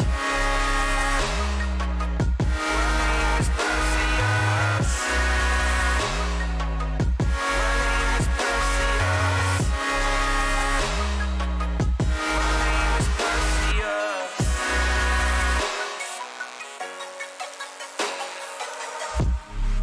I don't want the throne that my father has, fighting wicked beasts while they move so fast. You could be the sword, the shield, defender of the people down below. You know I fall for love. You know I fall for love. You know I fall for love. Have your friends beside you like my Pegasus. Remember me, for my name is Perseus. My name is Perseus. My name is Perseus. My name is Perseus. Perseus.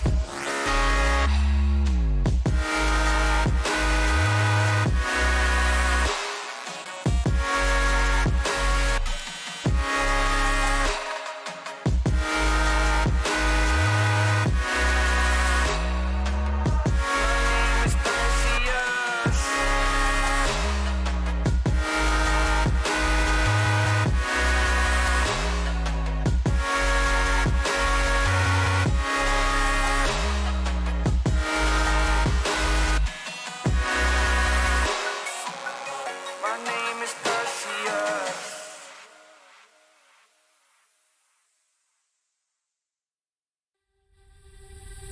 I can see you from behind.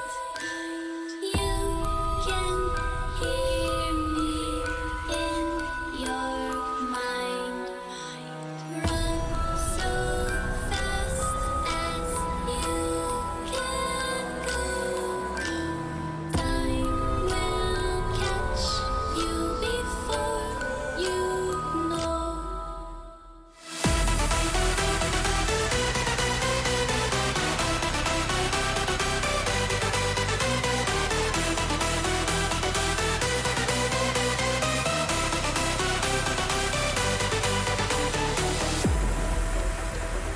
Are you afraid of the dark?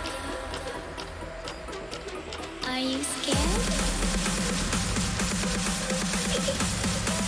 You know, I am you.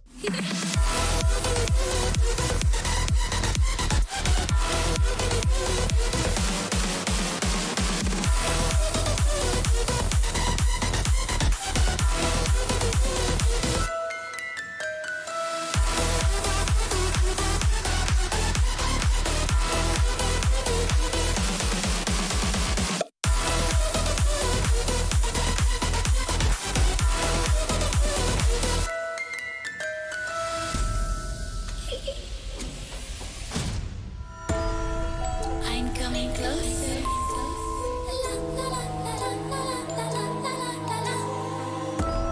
I will catch you. The time it goes. Tick tock, tick tock, tick tock.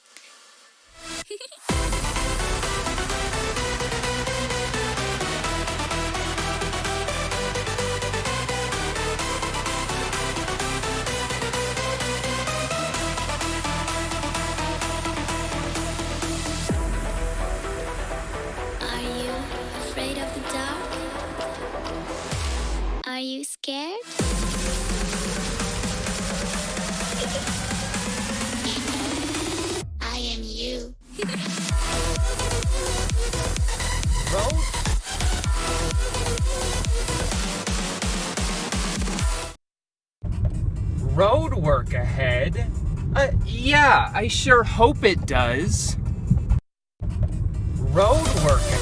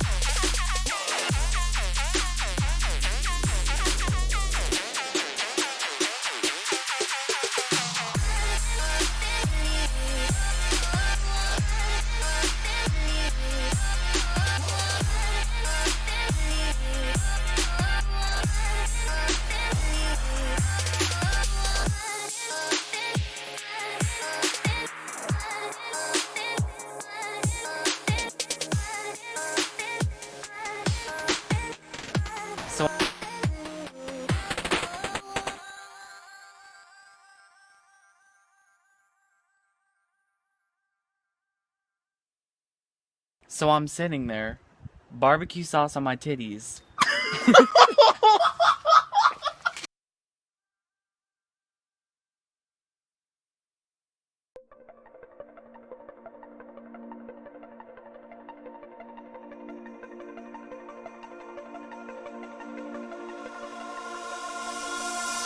In the stories that we see,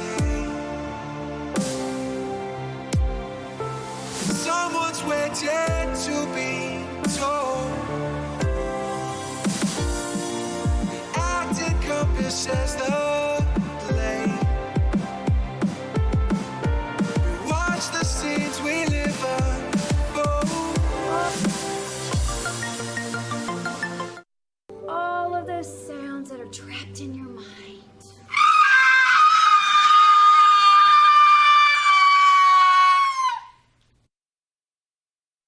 Sir, are you okay? I'm a little messed up.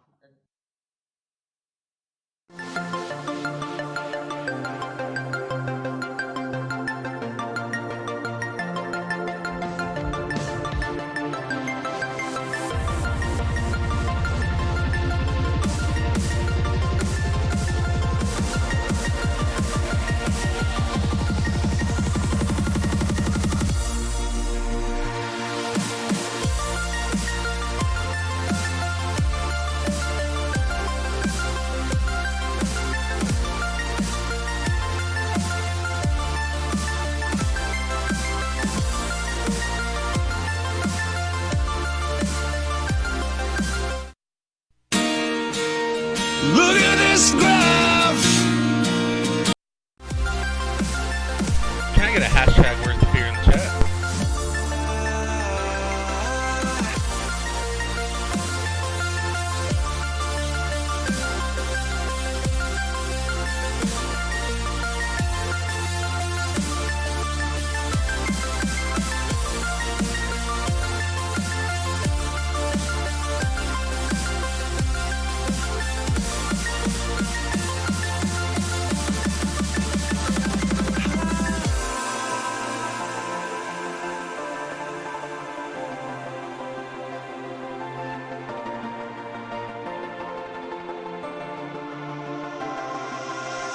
It's in the stories that we see. Like someone's waiting to be told. The act encompasses the lake. We watch the scenes we live unfold.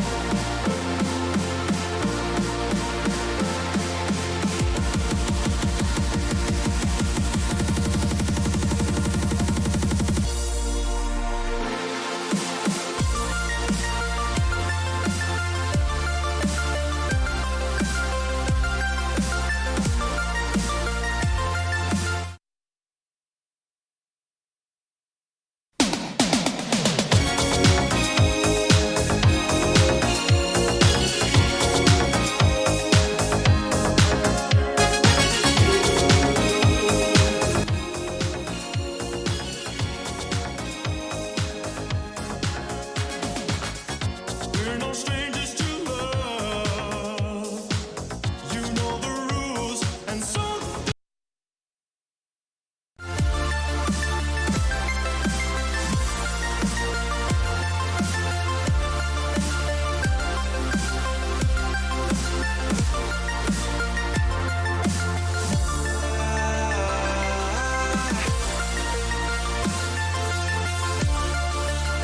Yes, Nilix, you've been had.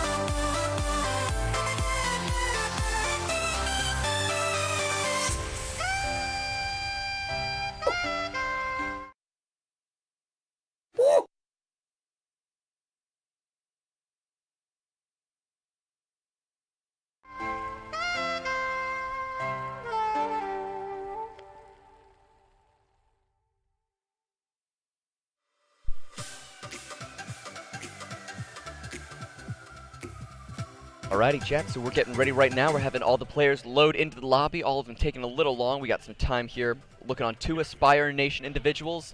They've just taken their seats, so it looks like we should be getting ready to go off to Hacienda Hardpoint. Your match will be with you shortly. And meme on, little mans.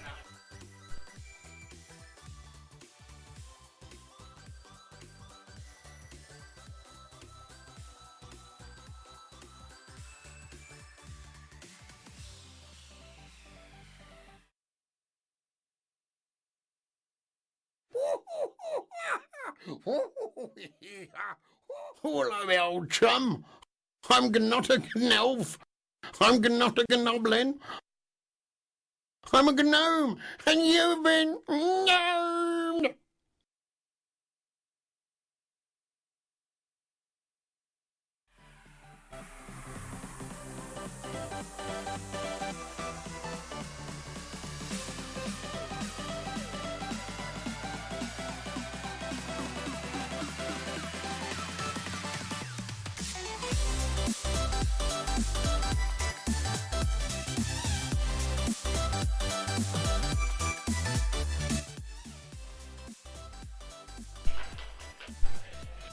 Alrighty, ladies and gentlemen, we have got the A-OK from all the teams right now. Everyone is loaded into the lobby, and we are going to begin our next set. This is the finals here for the winner's bracket. Whoever wins here will be going on to the grand finals of this one.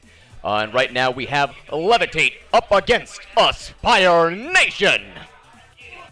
First map's going to be Hacienda on the hardpoint game mode. English is hard, chat. Hacienda isn't even English. Exactly. Levitate and Aspire Nation both, I mean, they both earned their spot in the winners finals. They're both playing really, really well this weekend, and I wish the best for both of them. If I had to pick one, just from the games we've seen, I think I'd have to go with Aspire Nation. See, I think chat has the right idea this time around. I've loved everyone that I've met on Levitate. They're beautiful people. They're wonderful individuals. I'm looking out for Stooky. I'm looking out for Este. I want to see another gunship. I want to see 2 gunships. Yeah. Show up yourself. Prove yourself to be the finest in the room. I do have to give it to Este from last game. He did earn that gunship, and he was playing so well, he decided, you know what, I don't even need to use this for us to win. But here we are in our winners finals on Hardpoint on Hacienda, getting right into this. Absolutely. Moving in right on, trying to get over to that hard point. Everyone looking at it in the center area, right around the fountain. An interesting point of cover, I gotta be honest. It's only small, only good enough for crouch and prone. You gotta be careful going around because it's open on all sides. Yeah, this fountain hardpoint is definitely one of the harder ones on this map because it's just, there's so many angles and windows up top, and there's so many doorways down below that you can get shot at from. It's really hard to react to where you're getting shot from, because you don't know if it's up, down, out and around, left or right. It's really hard. Absolutely, and in addition to that, anytime anyone gets a specialist weapon or you start seeing these score streaks come up, that center fountain is open on the upper side. So you can shoot through a war machine, you can get the Tempest shoots through the windows, you can get those Hellstorms, you can get the Thunder Strikes going right through on that top side. Yeah, definitely, and I'm expecting nothing but the best from these two teams. They're in the winners final for a reason. They're both undefeated, but at the end of the day, someone's going to have to lose here, and it's going to show who's the better of the two. Prodigy dropping, he only had 4 health, so that was expected. Bud going right around on Jord, making quick work of that poor little lad. Going on through. Prodigy, beautiful shots on Birdie. Adox, beautiful shots on HUD. Out into the water, Jake also suffers a crushing defeat. Prodigy dropping. Druxy, however, seeing Prodigy drop, sees how that goes. Druxy's trying to play this water side really well. I mean, he's picked up 2 kills, almost had the 3rd there. Stuke off in Este, though. We have real issues with this team kill. We've seen it before, we've seen it now. Even at the top teams, they're not the finest in these enclosed spaces, getting their distances correct, and they keep trying to pump each other full of this lead. It's really hard on these enclosed places because you have to try, you're trying your hardest to position yourself in such a small area on top of killing, you know, your enemy team, and sometimes your team is just jumping the way, and there's nothing you can really do because if you hesitate too hard, then you're just going to end up dying yourself for nothing. Yeah, at a point, it's almost worth making the sacrifice because you need to get those bullets out there. This is going to be an exciting winners finals. I'm guaranteed of that. This is definitely my personal favorite hardpoint, the winery, the vineyard area. I like it. There's all these little walls with the vines on them that you can mantle over and play an interesting factor into positioning of things. All right, let's get this going. This is going. Prodigy running away with very little health, just narrowly escaping with his life.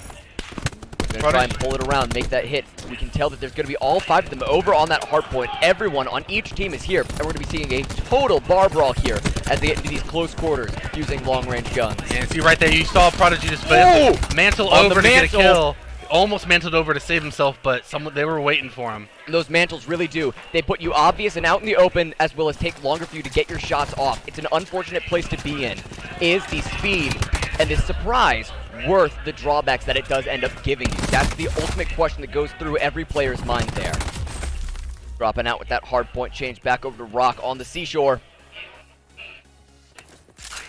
Looking around, HUD trying to guard this with his life. He needs those points. Both teams sitting pretty even at the 60 mark. He ran into 3 players there. He was able to take one with him when he fell, but sadly, you know, Levitate's going to start taking points from him at this point.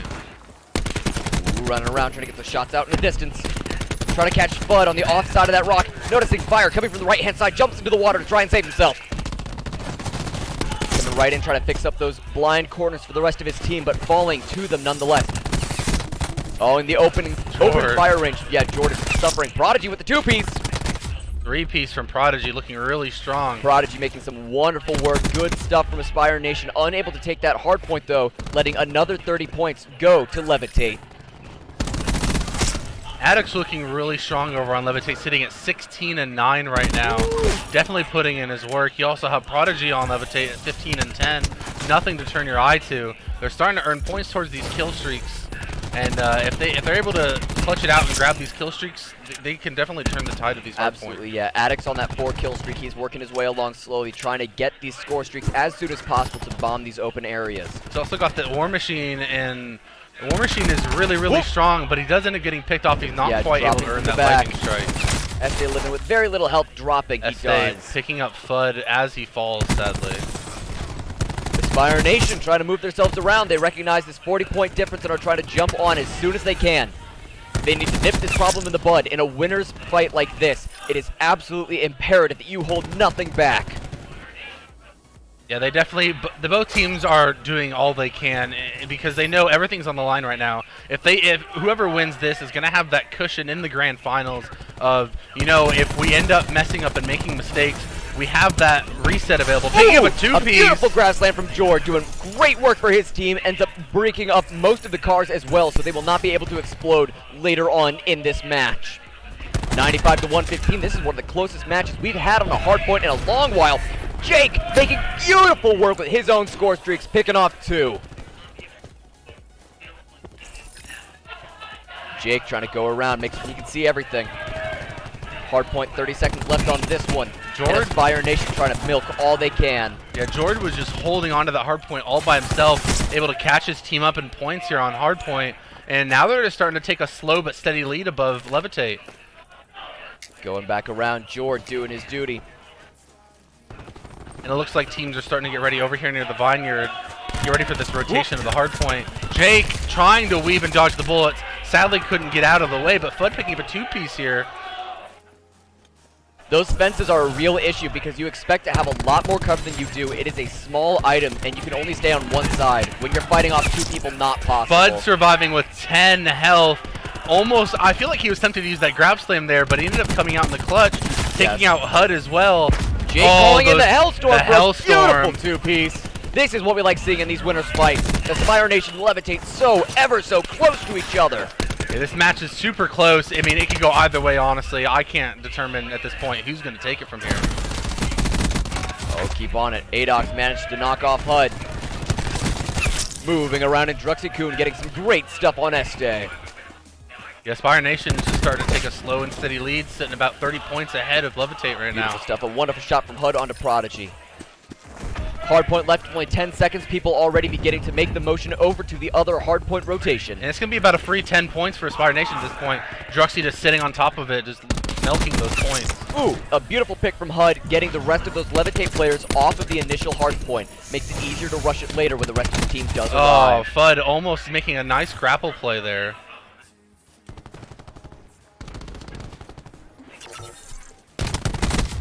Jord on a nice two-piece. Moves along, firing down that open range. Good stuff, good stuff.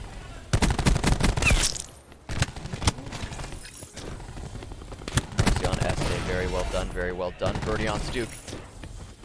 Keeping that sweet, sweet hard point in for that Aspire Nation, getting every point that they can, knocking out Este, very nicely done. You know you need to nip that in the bud. It's an important thing that you get rid of Este as soon as FUD possible. almost 2 health. Ooh. Oh no, he got taken out by HUD. Doing it. HUD doing his job, mixing with FUD and Este. Birdie taking another three-piece up on Adox, Stuke, and Prodigy. Going around for the sneaky kill off on Este. You cannot let Este survive. The longer he's out, the more of a threat he becomes. He's shown his ability to get those crazy score streaks. HUD living with only 8 health remaining. Absolutely incredible.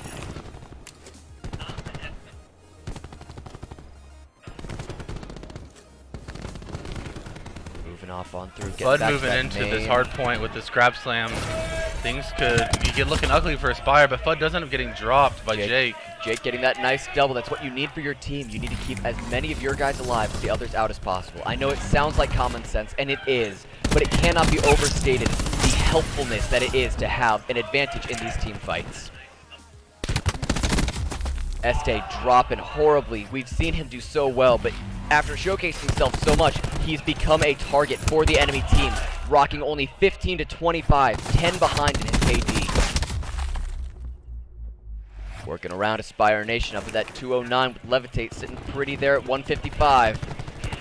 This 60-point difference is going to start to be a real issue as we work into these final 50 points for Aspire Nation. It definitely is. Este looking like he's struggling a little bit here on a hard point from the last match that he had. You know, he was going super strong, getting hit by this Tempest here chain. The Tempest going out. A nice skill streak from Druxcoon, getting that out there. FUD going in with the grab slam, only picking up Jake, ends up getting taken out by HUD.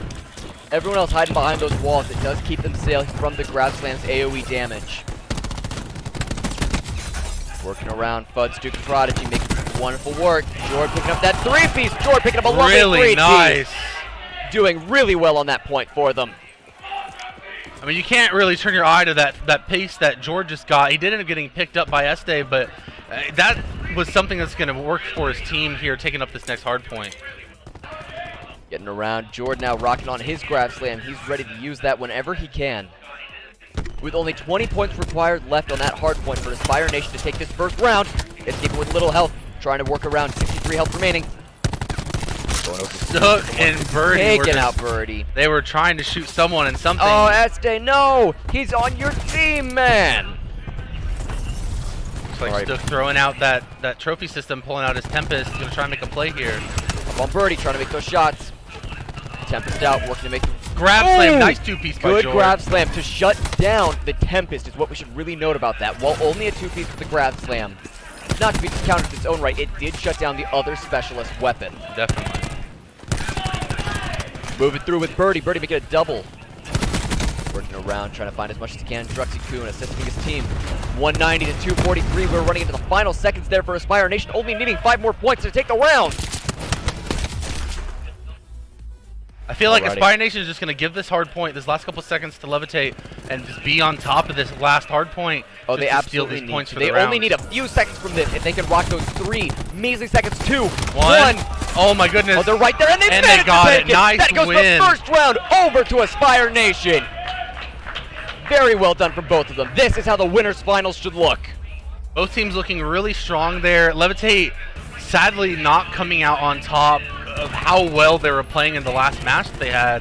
But I mean, they still looked really strong. I feel like they need to just sit down for a second, communicate to each other about what's going on, how they're playing. Because Estate, as well as he was playing in that last match, earning that gunship, this hardpoint map, he was going negative. He just wasn't feeling himself. He was not. I don't know what the issue is. If he's getting the pressure, letting it get to him, I don't know what it's at. But he needs to find his way, talk with his team, and find a way to keep alive. Alrighty, both teams looking intense, ready for this next map. It is all they desire to do is get going and keep it hot. Yeah, with Aspire Nation taking Hacienda on hardpoint for the first map, we are going to start moving over to Arsenal for Search and Destroy.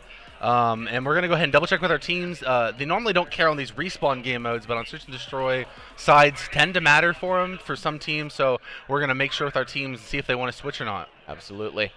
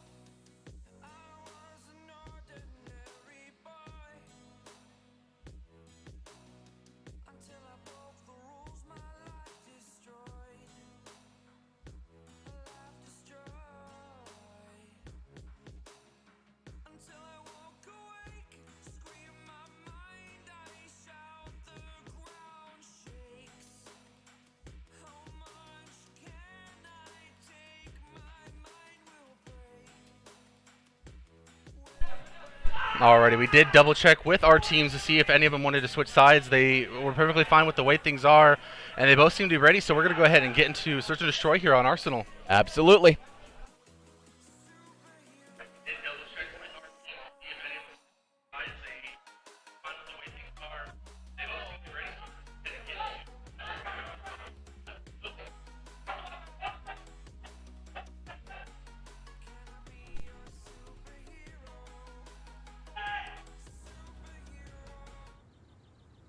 Alrighty, getting through this week waiting period, appreciating everything that we can. I mean, there's not a lot you can do in this waiting period. For the teams, it's a good time to get a brief talk with each other, get those initial strategies. Here for the casters, though, it's time to, I guess, marvel at how pretty the guns are. Yay. Alright, now we're getting ready, final countdown. And we are off immediately up and into it. HUD and the rest of his team, all of the Aspire Nation, looking this time around to capture their various points. Yeah, Aspire Nation, from how well they were playing last map, I'm still rooting for them. I was from the beginning, and as strong as Levitate was last match, I just feel Aspire Nation has that little bit of an edge above them.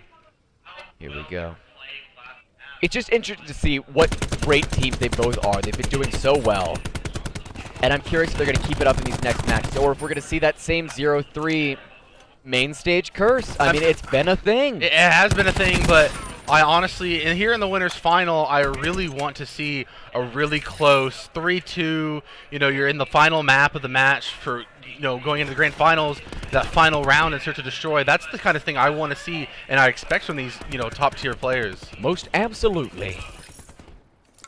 Working around, we're messing around with both those A and B points, neither of them being taken in any regard. Defending that Search and Destroy. Planted explosives. Waiting very quietly as best they can. We're up in that 3-2. Aspire Nation sitting pretty where they're at right now. Prodigy trying to find some picks from where he can. Yeah, he's trying to reposition himself here. He knows there's at least two people there. Finding HUD, but sadly not letting himself get up to full HP before he went back in for the next fight.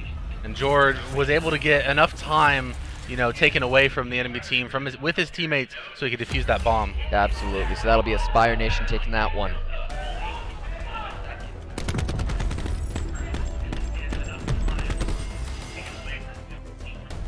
Just solid plays from both teams all around, working their finest.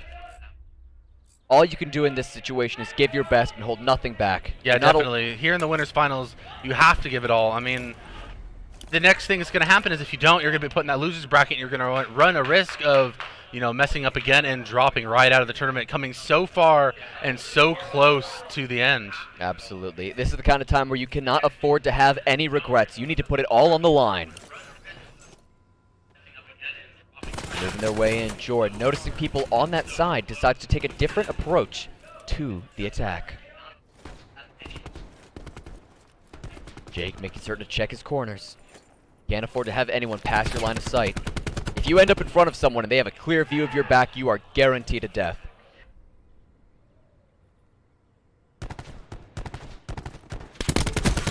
Ooh, and a beautiful take from Jake.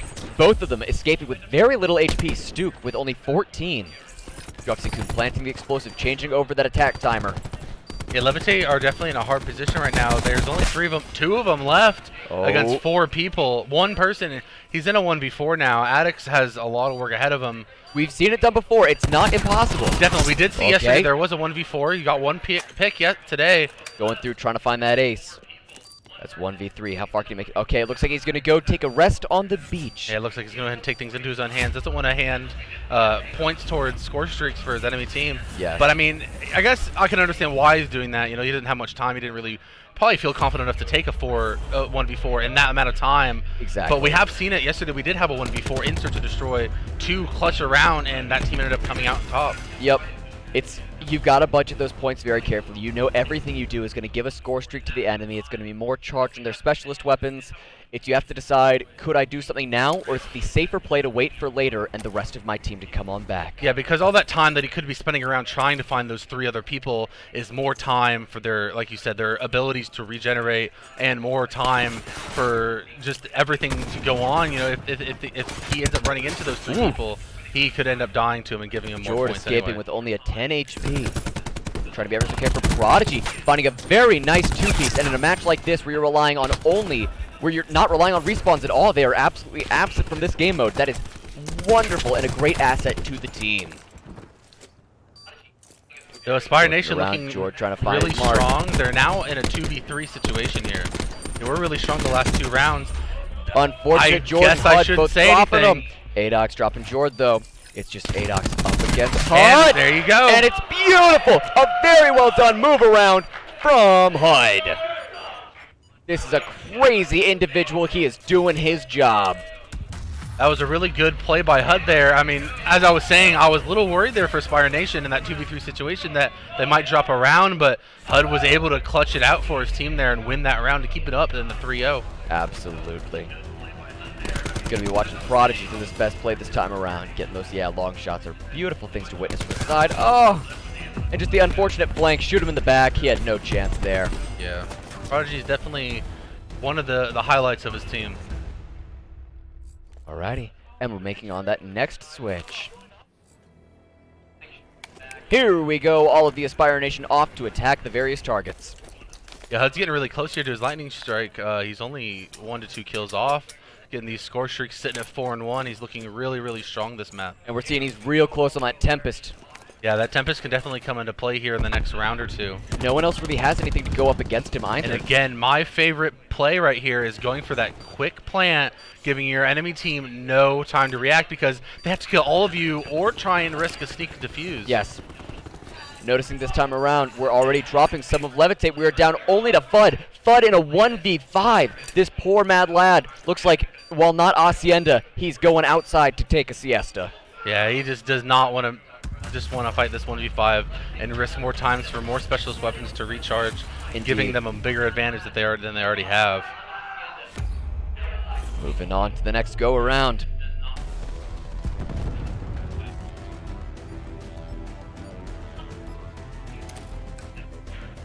HUD here with the best play. HUD is just looking really, really good on this map here. I mean, he's been destroying Levitation right now. HUD's been going well just all around. He knows how to do what he does. I mean, he's sitting at 5-1. I mean, he's got this lightning strike available to him. He's about to get a Hellstorm. He has this Tempest as well. He has so many tools to push Aspire Nation up to this 6-0 here on Search and Destroy. Absolutely. He's getting ready to get these score streaks out, get his specialist weapon there. If he could manage to do these pop off with assistance from his team, he really could knock out 3 and give such a great bonus. And we're already watching 2 of the oh, good lord, watching 2 of the... It's so hard to keep up. Things people are just dropping like flies right now. No, I'm losing my words as soon as it's going. We're already happening at lightning in a 2v2, speeds. now a 2v1 situation for Prodigy here. I mean, I don't know if he can risk just resetting the round at this point because Aspire is already up 4-0. Right, exactly. Prodigy looking around, trying to take on this 1v2. Will he be able to find it? Looking around, being ever so careful in those vents. Hoping to find someone off guard.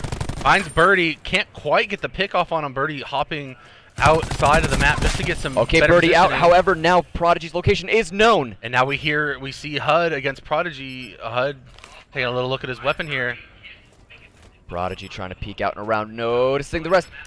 Oh, he doesn't notice him on the left-hand And side! Prod gets the pick for the win. Unfortunate. I assumed he already recognized where the muzzle flash was coming from and where those bullet streaks were going. There's really nothing you can do because he's already in the middle of going prone and planting that bomb. It takes so long to get back up and get ready to shoot on reaction. You're just gonna die at that point. When you commit, you need to commit. You cannot have any second thoughts. HUD is playing like a monster right now. See, you know, he said on Search and Destroy he started getting some kills, and he told his team, you know what? Just leave it to me. Yeah. I got this. Alrighty, getting ready to run in on what could be the final round for Aspire Nation. HUD sitting pretty on all of these score streaks. He may just go ahead and use them to finish this off as fast as possible. Get on through everything moving silent. So now, Aspire Nation not grouping up this go around. They're deciding to kind of spread themselves out and build more of a wall of an attack rather than a bullet. Working themselves around over to that A point. Going where a lot of interactions usually happen. People usually looking over this area with the Paladin, trying to make a quick, cheeky snipe. HUD calling in that lightning strike. Did he find an individual?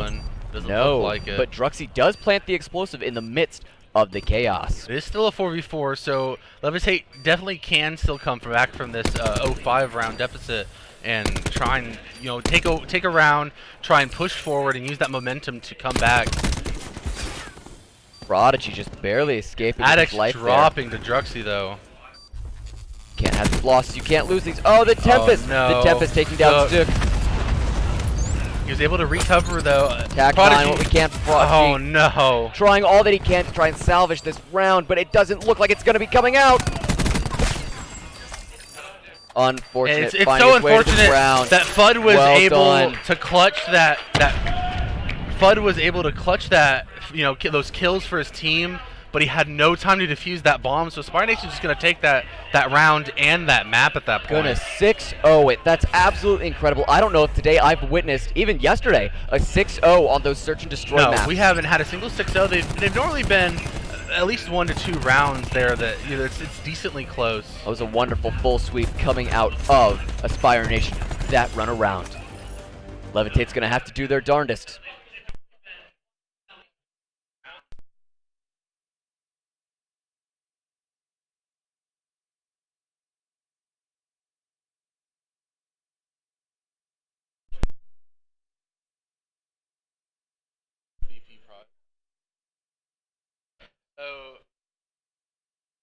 Yeah, I can do that. Just so everyone knows, so donations into the chat are going to be going towards the MVP prize for the Grand Finals. So whoever that is going to be getting that extra donation money that we're seeing in the chat. So if that's any extra incentive, go ahead and cheer your team on. Say who you're looking to have that MVP prize and root them on to victory. Yeah, definitely. If your team ends up making their way into the Grand Finals and you see one of the players that you are wanting to support and you want to drop a donation to, you know, put some extra money towards the potential MVP prize, go ahead and do that. Alrighty, this time we're getting around. Where are we off to next, good sir? Looks like we are moving on to Arsenal for some control over here. Ooh, so stick it on that Arsenal.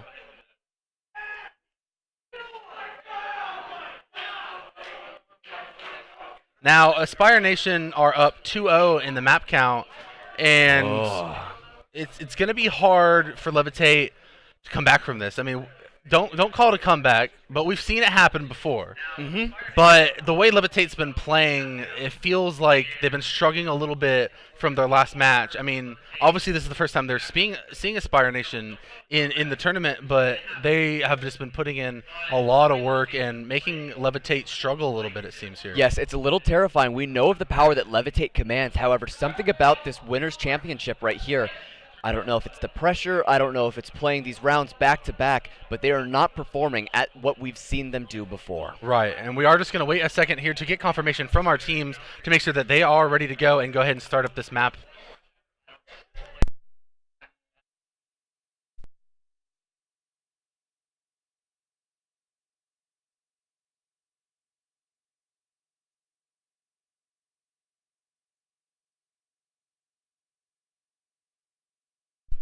Alrighty, that is the all okay from both teams. We're going to move on to this control arsenal. And once again, another reminder that any donations in chat will be going to the MVP prize during the grand finals.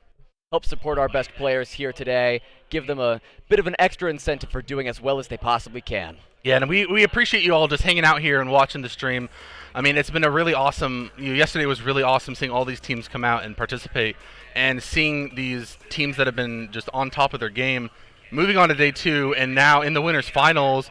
And Aspire Nation is just one map away from securing their spot for top 2 in the grand finals at this point. Absolutely. This is, if you are Levitate, this is a little terrifying because you are, like we've said before, back up on that uphill battle.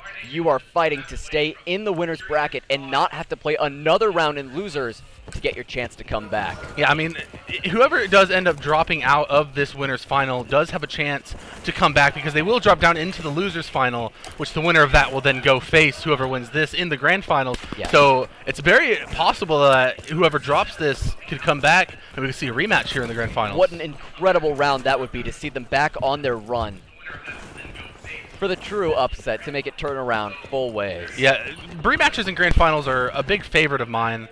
I've always enjoyed them because, they have that history between each other in that winner's final.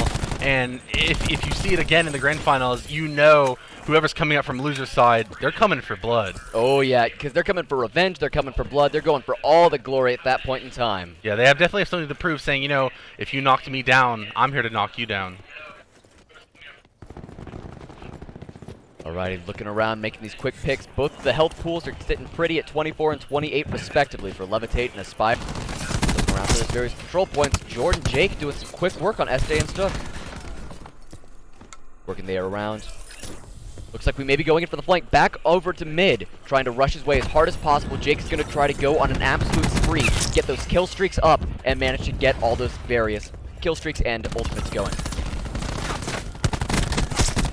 Birdie being ever so careful, low on health, gonna try to play it defensive from now on. Sticking close to that point and making certain he can have the rest of his team back him up. Oh! Druxy-kun just barely losing his life behind those sliding doors. Bud looking around for a cheeky pick, but does not manage to find it, deciding to escape in that same time, utilizing the grappling hook to get away as fast as possible. However, it went into the enemy team! Druxy-kun, though, buddy, headshots on allies are not good days. HUD's looking like he's having a little bit of a slow start here, sitting at 2 and 3 compared to Search and Destroy. I mean, it's only the first round of the map, so I can't really, give him too much crap, but from how well he was playing on Search and Destroy, it's a little weird seeing him sitting at 2 and 3 right now. Yes, now that he has the ability to be more aggressive, he's no longer has to play on those respawns immediately, he's still kind of holding back. Yeah, I definitely feel like Search and Destroy might be his game mode. I mean, we're going to try and get him up for an interview after this match to see, talk to him a little bit, but I mean, it's interesting to see how you go from being so aggressive and playing so well on Search and Destroy and then moving into Control and him just, not participating or not putting out as much as he was. I'm curious if it's more of a decision from the team themselves. After we see them, yes, take these first 2 losses, maybe they got together and decided, you know what, maybe we play best on the defensive, so we need to stop going out so much, we need to protect what we have. Definitely. Would love to see that interview afterwards and get what their truest reasoning is on that. I mean, there's a lot of good players here, but HUD has definitely been showing that he is one of the best players in this lobby right now. Oh, HUD just absolutely popping off all day long. Okay, but can we appreciate Jake? I mean, seriously, at that 7-0 right now? Yeah, Jake is looking really strong right now. 7-0, I mean, he's pushing towards that lightning streak, or lightning strike. Oh no, and commentator's curse right there, Jake falling for his first death. I'm sorry, buddy, we didn't mean to do it to you. That's on me, I accept that. I love you, man, looking for the best. Walking in and around. Moving on over to that B point, A already taken. Watch yourself, Druxy-kun, try to watch out for Este, someone we know can do quite well. Still this time around though, popping up only 3-6. 0.5 on that KD. Walking around, Levitate just needs to get back into the groove. Something happened and they need to find their mojo, otherwise they will be out of this winner's bracket. Drexy dropping to FUD here. The lives they're even. I mean, they were just 19-19. They're 18-19 right now. Things are looking pretty even and looking up for Levitate right now. Birdie getting a beautiful triple. Oh no, that FUD score getting streak caught right into a there. melee. Oh no, FUD got caught right there in that little hallway, and sadly couldn't really do much about it. FUD doing some more damage. Oh, trying to get that quick 180, but unable to turn around as fast as the enemy arrived.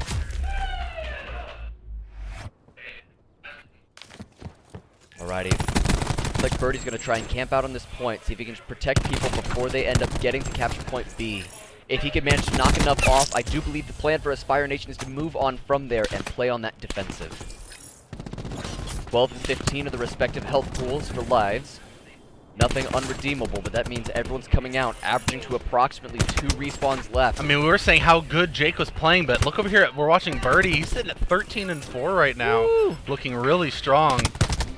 And I just need to stop saying things it's hard to to stop this talking. point, because I'm saying how well these players are doing, and then they just end up dying right in front of us.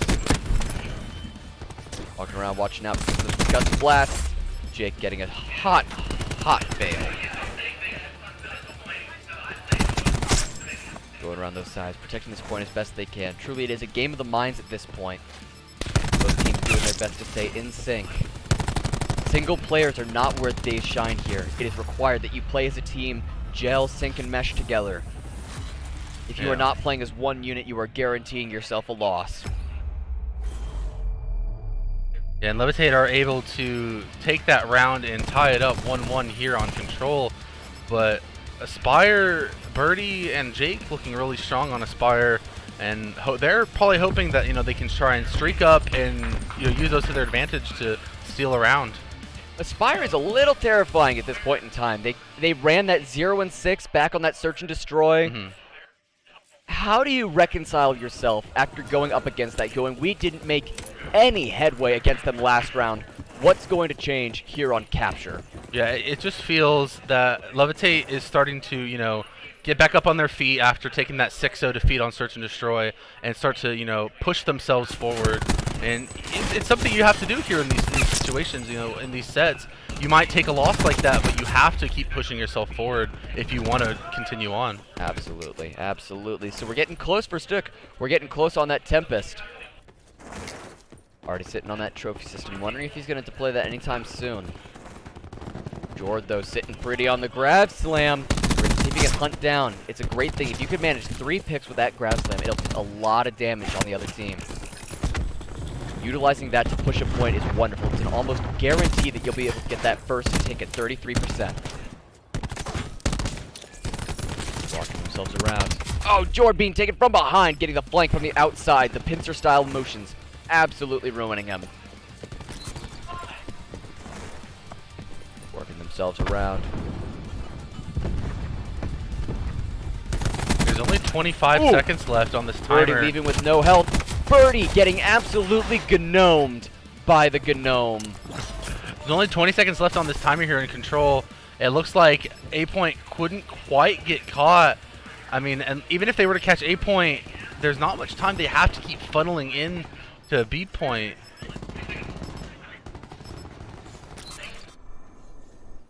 Working themselves around. Jake trying to cover these exits and entrances. Trying to burn this time with only 6.1 left on the clock. As long as they are not being captured, they have moved themselves over to the B point. Managing to get that first tick. They're finding that 33% right there. The Levitate's just trying to keep this timer from going down because they only have 6 seconds to work with. They have to take... As soon as they step off, they punish. Exactly. They have going to take up to 2 ticks. They are at that 66% range, and it looks like they may be trying to go all the way on this one. Buy themselves just a little bit of time to try and push A once more. Okay, there they go. Very well done. Another minute up on the clock. Yeah, they were able to take that point, giving themselves another minute of leeway to work over towards this other point to try and take it. Moving their way in, 53 seconds to try to throw in, but immediate flash trying to pull in. And the punish on HUD. Oh no. Stook going for the double. Faro's looking so strong, and things aren't looking the best for him right now. Moving their way around. Este taking out Jake at a nice long distance. That's a long, long man right there. Este on the double. Yeah, Levitator up. They're making progress at A, and they're even in lives now. Running around, working this capture point. Oh A. no, So and they got it. And they managed to take it. Absolutely incredible. Well done to Levitate. Way to start turning it around. This is what you need. Yeah, Levitate coming up ahead of now of Aspire Nation 2-0 or 2-1. Definitely looking a lot better than they did last map, losing 6-0. Absolutely. Here's hoping this is the beginning of the bulldozer. They're going to steamroll right on through. With this momentum, they're going to keep themselves pushing forward.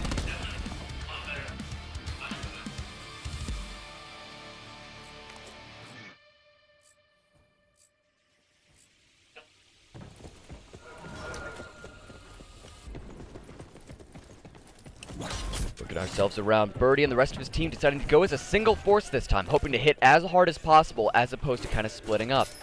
Oh, we do have one going for the flank, trying to protect that backside though. Tactical motion. Oh, unfortunate. HUD pushing up a little too far, manages to get picked off. Ooh, Birdie finding Black some Jacket. nice stuff, trying to keep up and going. Nice pickup on FUD. Immediate capturing on that zone A. Beautiful stuff, beautiful stuff. Yeah, Aspire Nation is definitely playing really strong right now here on this A zone. Up on that 33%, moving their way up to that 66. Yeah, they're definitely looking really strong right now.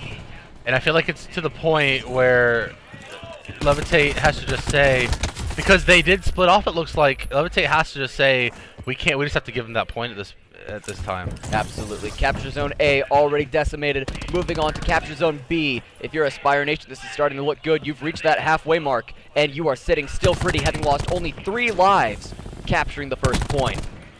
Yo, the 5 live advantage is definitely going to give them some wiggle room here on control to play a little more aggressive, you know, try and earn those streaks and try and win this round so they can use those streaks next round. Big Druxy Coop going through. Nice, Druxy. Finding nice stuff, but dropping in turn to Este. This back and forth is incredible. A wonderful 3-piece from the entirety of the Levitate team. Oop, going off. Trying to make certain that that wall's still covered. Watching his teammate die. He knows someone's going to come through.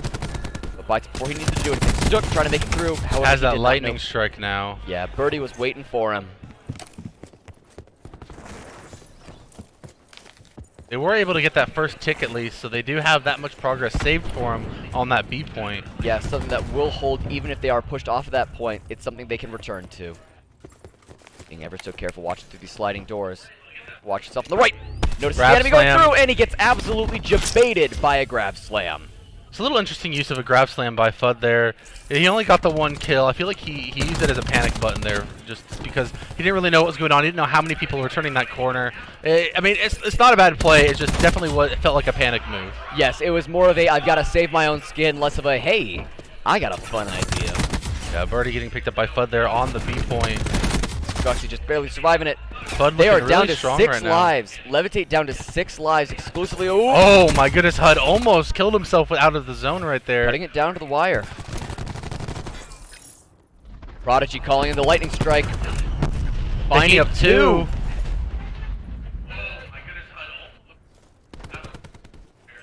Making themselves in and through, getting very tactical on this point. Down to 5 lives left on Levitate. Working themselves up. 9, 8. 8 left on Aspire Nation, trying to work themselves back on that point. Ooh! Nice Beautiful lightning strike by Birdie. Picking up... One person did pick up his teammate, though. Yeah, sadly getting HUD. If we can get an F in chat for team kills, you gotta love your family. Oh no, Levitate only having 1 person alive. Can FUD clutch this out for his team? He's trying to play these vents to his advantage. And he does get shot in the back. HUD taking out FUD. Also taking out Jord as well. Stop it, this isn't fair. Aspire Nation tying this map up 2-2. They're now at match point. If they win this next round of control, they're going straight into the winners or the grand finals. Sorry. Absolutely incredible.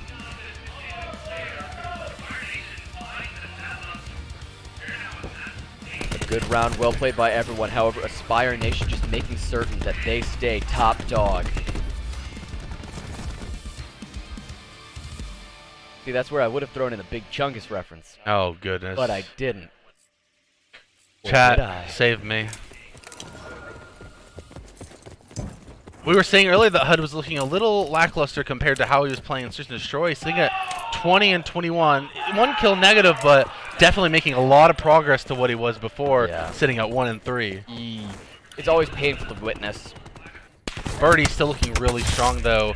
27 kills. About doubling his KD. I missed the days of witnessing S-Days Oh gunship. no, Jake getting hit by Jake trying to Tempest. slip out, but uneventful. Make their way around, finding that Tempest strike up on Druxy. Ooh, nice two-piece by Stuck Stuck there. there. More on Jord. Gonna try and turn around this corner, only knowing that one enemy's there. However, he's gets about to hit get by doubled HUD. up anyhow. Jake taking out his own teammate. That's a life you might want later. Yeah. F for team kills. Ooh. Looks like Taking those shots through the vents. Unfortunate when they know you're there.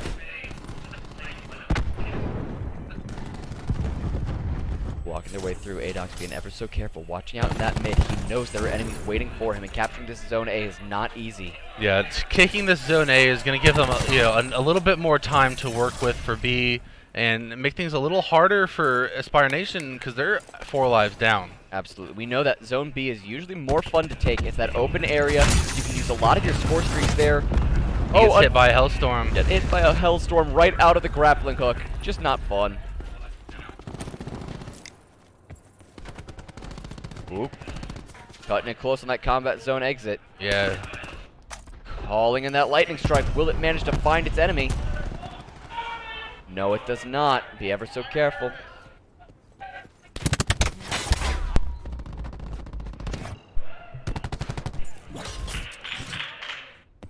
Working their way around, making it back to that point B. It's impressive. I do enjoy seeing a good palette on this point B. It's always fun to see those nice, spicy snipes come out from the distance. I don't think we're going to be able to see any of them here. No. We are going to see a War Machine, though. See what damage it can deal. Lob up those grenades and see what damage we can find. Yeah, in these high, fast-paced battles on Control, I don't think people are going to be, opting for that slow, methodical pace of the Paladin. Alrighty, Jake going through, getting ready. Making their motion. Birdie doing all he can to stay on this point alive. Only 35 seconds left. That's all they need to do is stay alive, keep him off of this point, and they go straight. Onto the point. Very well done for Birdie, escaping that damage. Nice pick off for Adox. Running themselves around, not certain which side the enemy is coming from. He's not Prodigy. even knowledgeable that they're coming from both sides. There is someone behind them looking to get these quick picks. Birdie just barely surviving that soiree. Only 10 seconds left on the clock. Birdie does get dropped. Druxy trying to hold this point for his team. 4 seconds left. 3 Only seconds. 8 and 6 lives in the total 2. health pool. Top 1.6155. A second left. And we see Aspire Nation. And it goes over Aspire Nation on the main stage, taking that 3-0 victory. Really well played by Aspire Nation there at the end, taking that swift 3-2 in, or not swift in the control map, but that swift 3-0 in the map count, going straight into the grand finals and knocking Levitate into losers final. Absolutely, this is some incredible stuff.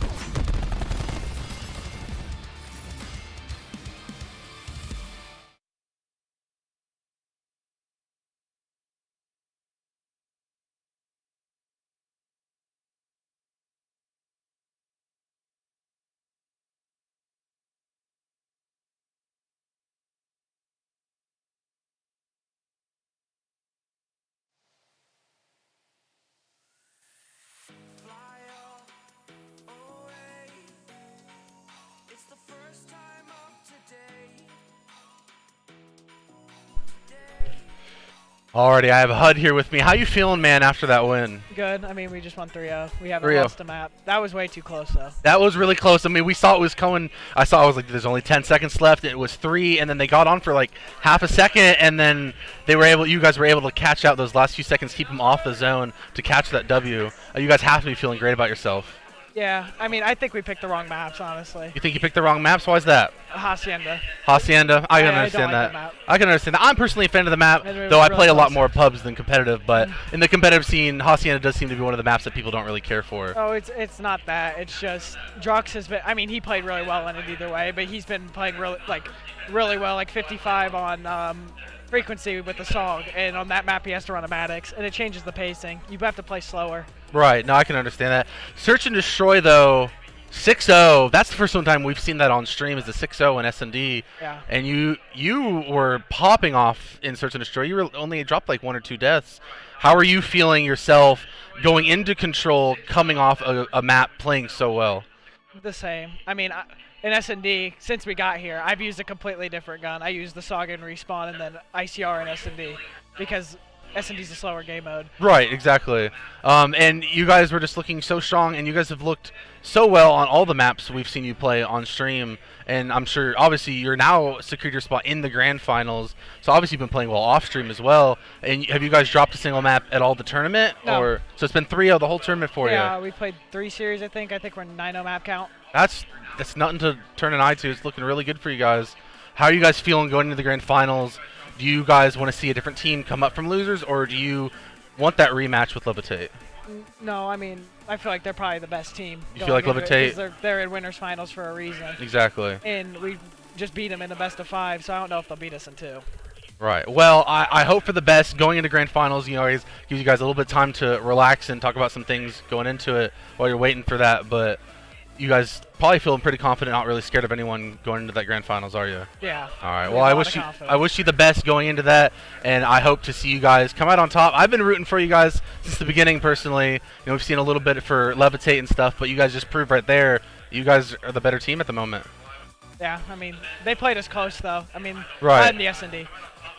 Well, yeah, 6-0. It's not really close, but you guys were looking really good. Close. Respawns were very close. We had to come back twice and clutch up. Yeah, you guys were down on the control and on the hard point, but you guys did come up and clutch up like you said. Yeah. Well, I appreciate you stopping by and talking to me for a minute, and I wish you guys the best of luck for the rest of the day, man. All right, thanks. Thank you.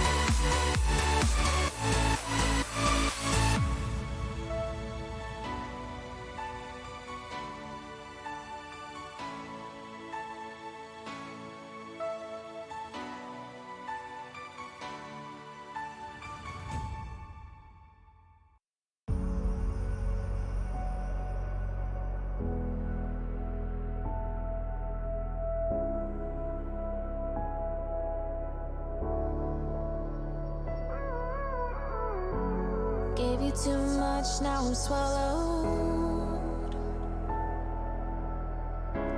Now I'm the fool while you're breaking rules.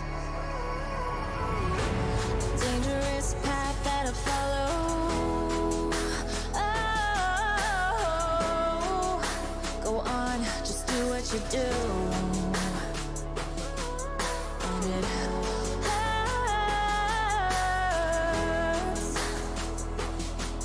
as I bleed for you, cry for you, oh, oh. Let me bleed.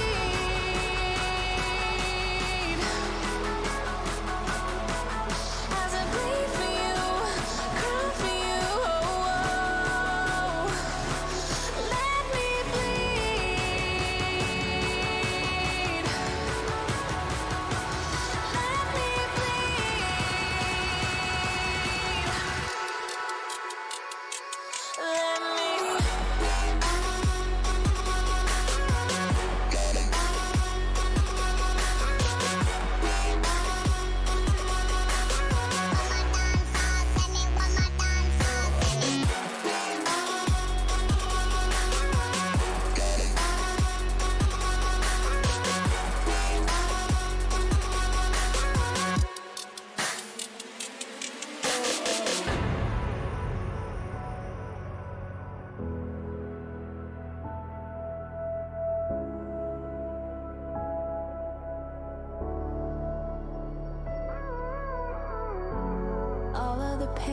seems to follow,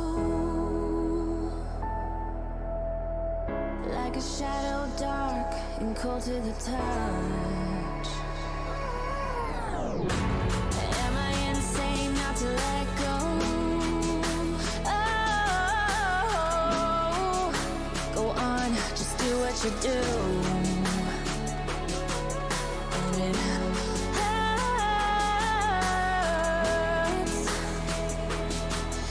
as I bleed for you, cry for you. Let me bleed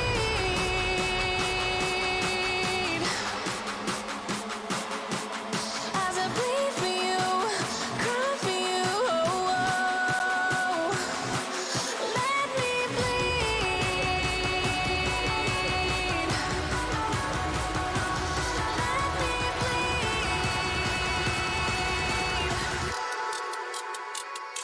Let me.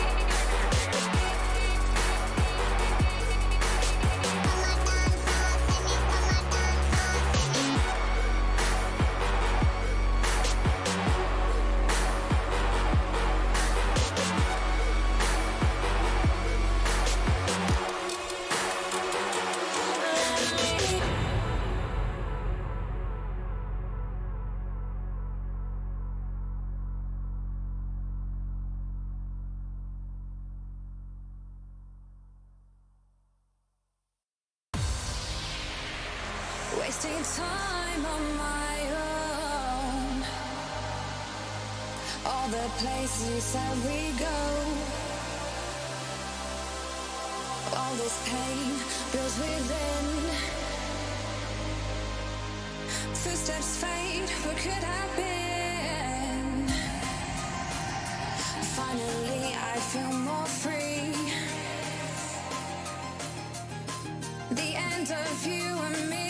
Let it go, let it be. My heart belongs to me. My heart belongs to me. You're never gonna let me go, and I will never let you go. And now I'm feeling stronger, feeling stronger. You're never gonna let me go, and I will never let you go. And now I'm feeling stronger, feeling stronger.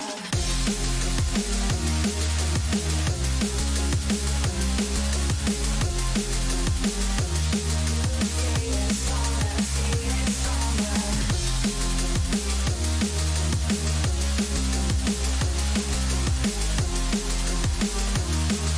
Feeling stronger, feeling stronger.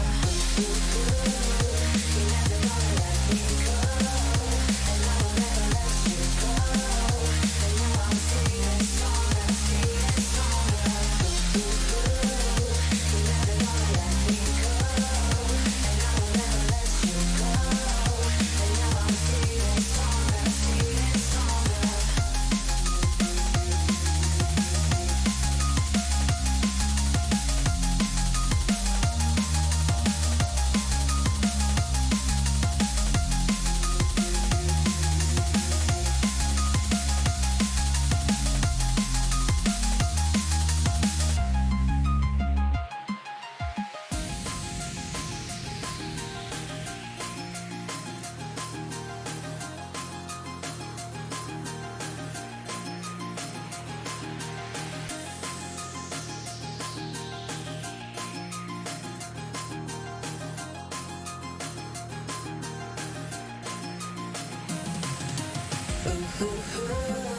You're never gonna let me go, and I will never let you go.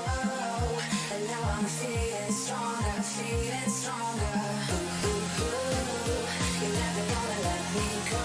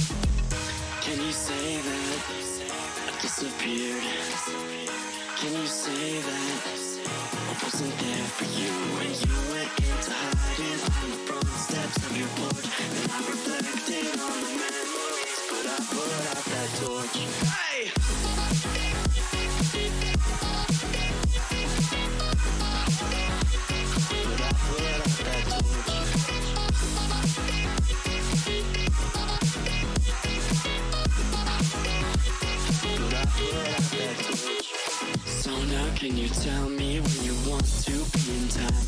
There's a million different places and a million different heights. I'll climb the tallest of the mountains, the highest place I find, so that I can look over before me what is mine. Can you say that I disappeared? Can you say that I wasn't there for you when you went into hiding on the front steps of your porch? And I reflected on the memories, but I put out that torch. Hey!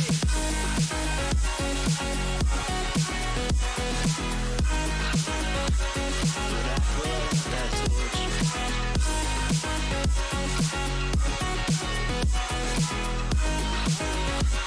But I put out that torch. Oh, why can't you see it was all because of me? And all I want is to be free, and finally I can be free. Can you say that I disappeared? Can you say that I wasn't there for you? Can you say that?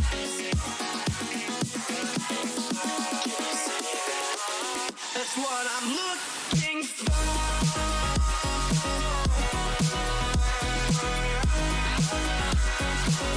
That's what I'm looking for.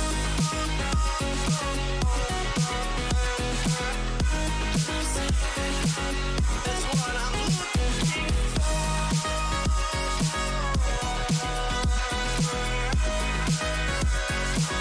That's what I'm looking for.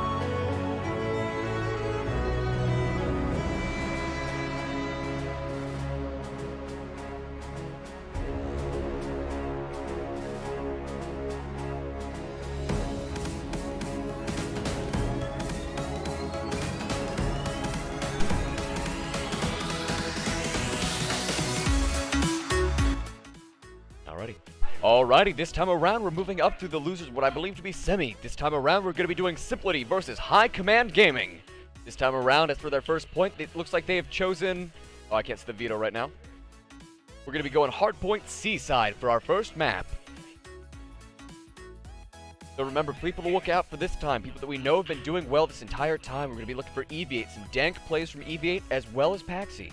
Over on the Simplicity side, we'll be looking out for some Q stuff as well as Woogie. I've seen some incredible Woogie through the time frame, and I want to see some more. Thoughts on who you're looking for, teams you're rooting for, players you want to see pop off?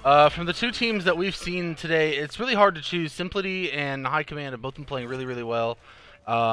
If I had to choose, I'd have to give it to High Command. Alright. I really like the playstyle of Matrix and how, at least in S&D, how he uses that Paladin, and he's been doing really well with it. And EV8 has also been just a really big key member of High Command for me. That is absolutely a fact. Here, give me one moment. We're being...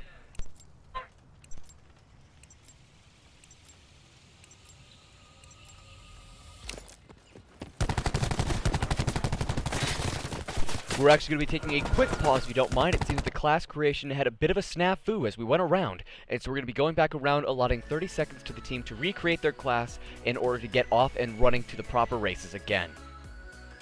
While unfortunate that it's a brief pause to the performance, we do want to give these players the chance to play at their best with their proper classes, because no one wants to see a half-assed game. Definitely not.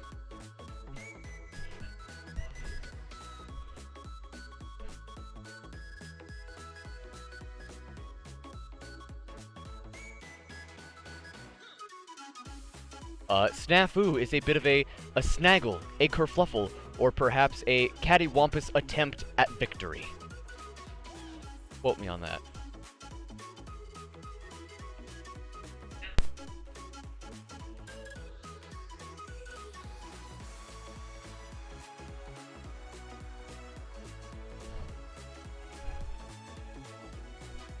You have it on play.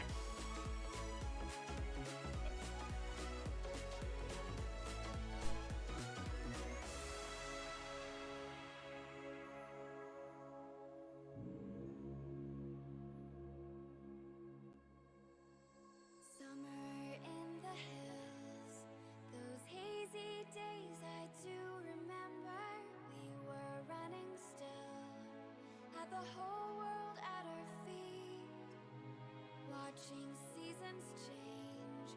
Our roads were lined with adventure, mountains in the way couldn't keep us from the sea.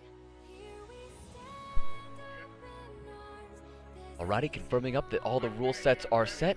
We get a confirmation from everyone that it seems their classes are doing all well and good. After we check these rules just one more time, make certain everything is right and proper, we will be jumping right into that hard point again.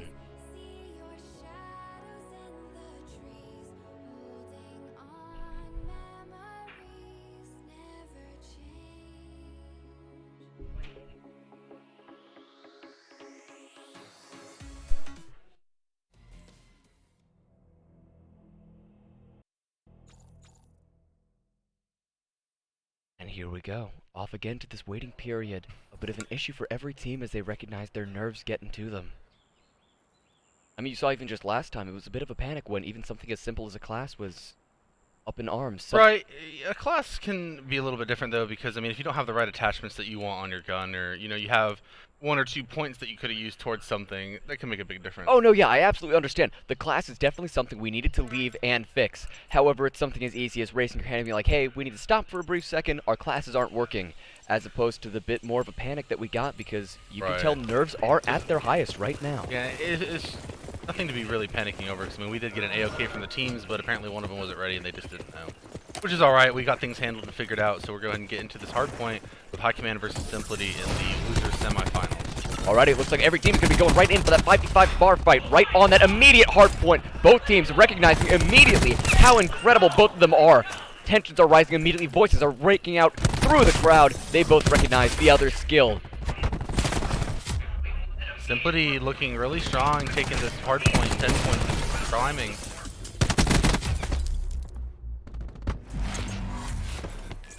Fortune around. Q-Pan doing a lot of work this time around. I like seeing this as it goes. 4-2 on that KD. So early. Not pleased that he died. We can hear it ringing out in the crowd. Matrix trying to look around. Falling to Lynx, though, however. Trying to do that quick look between the left and the right. He knew that he had two enemies. He needed to be careful which one was going to peek first. Dropping that trophy system, making certain that nothing comes in that he doesn't want to see.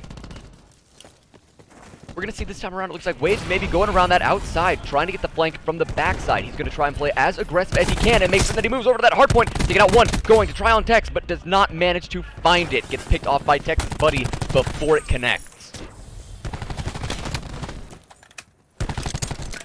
Q-Pan throwing in the clusters. Couldn't find anyone with it, sadly. Unfortunate. It was such a small room. I expected to see a bit more from that. Rocking around, everyone doing A-okay. I need to see EVA do a little bit better. He's only 1 in 5 right now. Visit popping off with that 2-per. Working their way around, doing everything that can. Watching that itchy trigger finger, knowing that this is an option for a lot of people to come on through. Seeing that control point contested. And he does end up falling. Contested is the scariest word when you are sitting on there alone, because that means someone sees you, and you don't see them.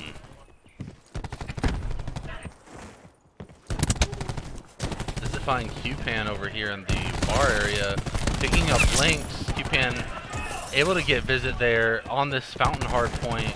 And as we've seen in other games, there's been some farming happening on this fountain point. I don't think it's going to happen right now, but it's definitely a possibility that the teams could be worried about.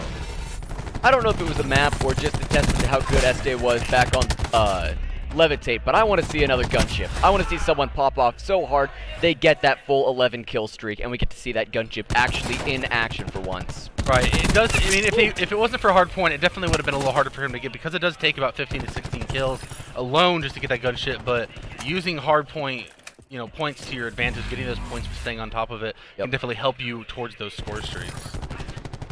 Alrighty, moving their way around. In the most descriptive way I can describe what just happened, one guy just shot another guy.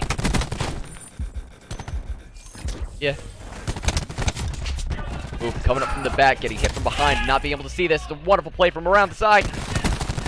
Q-Pan looking good. Woogie trying to move on in at his own rate. Tempted to move into that hard point. However, Paxi watching that side, making certain no one gets past a certain mark. Command holding down this hard point. Ooh, Paxi, they're at it again. Like we were saying, we knew Paxi would be something. His KD is kind of low right now, but he's doing a great job protecting the point when he needs to. Looking for that war machine, not finding anyone though. For Visit there. Alright, we're still looking around. We got a 99. We got almost a 60-point lead coming up for High Command over Simplity. Not good when you are here in this loser's bracket. If you lose here, you are out of the tournament and you are forced to walk home. Or take a car. I'm not going to force anyone to walk home. That sounds awful. I am tired. Moving themselves around. Tex trying to survive. However, with that only 10 HP, even healing at the rate he was, could not out-heal the bullets. Working the way back to that first one in the fish area. Is it taking that two-piece? Unfortunate drop in where they stand. Nice three-piece for Matthew Matrix there. Fantastic. However, Tex ending Matthew Matrix unceremoniously with the team kill. That's an F in chat. Waves getting the two-piece as well. He's going to go ahead and try and redeem himself by taking this hard point for his team here. In this 1v2 against Q. He's able... Unfortunate, unable to get the slide on in. Spoke a little too soon there. I was so sure that Tex was going to be able to take out Q. Moving his way around. Paxi looking to get some kills. Get himself back on that positive KD. Getting close to that grab slam. He's going to try and get as close as he can so he can work off that hard point. Unfortunate. Simplity this time around just showcasing that they can hold suppression on a point. They will not allow anyone, the ability to get close. Hard point rotation. Moving themselves out into the open this time around. The lightning strike is brutal. You can fire in on the open area, and it finds 2 marks. Wonderfully played. Nice. War Machine finding 2 in addition. I mean, it's only 2 kills, but a two kill War Machine to secure yourself a hard point to start gaining points is really, really good. Oh, nothing to scoff at, that's for certain. Alrighty, in high command, back on that hard point. This is incredible. Here at the 130 mark, we're seeing both teams relatively equal. Q-Pan, nice, very well done. So both teams equal on this points leadership in the hard point style. Pax coming in real close to a grab slam for his team. We also have Matrix over here with the Tempest. And we've seen him pull out some good plays with the Tempest before. Oh, he's had some spicy goes. Making his way up and around, trying to find that hard point. I'm curious if he's going to try and buddy up with someone before he utilizes the Tempest, though. Unfortunate that Lynx didn't check his corners there. We noticed a 2-piece. We're getting Waves and Wookie both taking him out. Great stuff for Symphony. Less enemies you need to worry about, the better. Exactly. I'm still holding out for hope for High Command. I feel like they, after this point, if they make their rotations correctly, they can definitely come back from this 30-point deficit. Beautiful duck from Matrix, managing to dodge and weave through that bullet storm. Working around, still sticking on that Tempest. Hopefully he's going to grab a buddy and they're going to go on through with it. Taken from behind from Waves. Whoop. Well done, Paxi. Well done, Paxi. Dodged and weaving. Oh, hiding in the corner to get out of line of sight.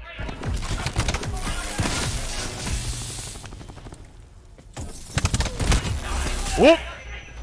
There goes A-Tempest at usage. Tex making another kill off on Waves. Tex going off on Q-Pan. Tex doing the job that he needs to be doing.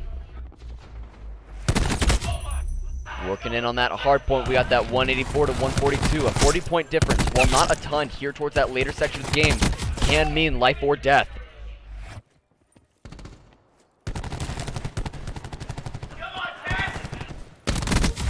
Whoop, Waves popping off yet again. Watching through, awaiting that next rotation on the hard point. Brief Terra, 2 guys went up against each other, but nothing happened. Going off around 4 seconds till that hard point switches around yet again. Lynx is just making mincemeat here. Nice vision pulse. This is definitely going to give his team some map knowledge that they need to rotate towards this next hard point. Just like that, catching the spawn immediately. Waves calling him the lightning strike, seeing if that's going to manage to find anything. He's able to almost pick up Skloff. Lynx does drop to Tex yet again. Tex showcasing some nutty moves here. Yeah, that was a really good vision pulse by Tex there because the team was able to hold that hard point for a good 10 to 15 seconds, knowing exactly where Simplicity was coming from, so they could adjust accordingly and hold those doorways that they're going to be coming through. Tex yet again going up against Q-Pan. Finding these easy fights, picking them off one by one, looking to get those score streaks up and running.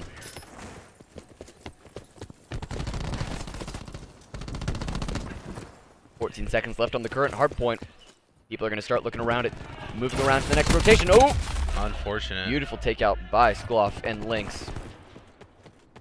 Matrix and everyone getting ready to move to this new area. New hard point activated. Players working around, getting pretty on it. A beautiful slide in and murder from Q-Pan onto Matthew Matrix. Just to show his finesse and game sense, he knew exactly where the enemy would be hiding and slid right in to take it out. Nice 2-piece over here from Matrix. You probably hear him in the back. He's getting real excited about that one. He knows. Oh, 3-piece by Q-Pan. No. Except, part of that 3-piece was his own buddy Waves. That's a fat rip. Working themselves around. Paxi making some work. I'll say I expected a bit more from Paxi. Paxi's sitting there at a 17-24 KD. He's still at that negative. He needs to pull that around as soon as he can. Gotta be ever so careful sitting on this hard point. High Command has a decent lead. It's only, roughly 20 points, but it's still they only need a lead. 15 more. Exactly. 220 to 225 to 235. This is getting wild. And this is definitely the hard point to fight over. I mean, if both teams end up holding out on this hard point, there might be one more, but I don't think we're going to see another Beautiful one. War Machine coming out of Woogie.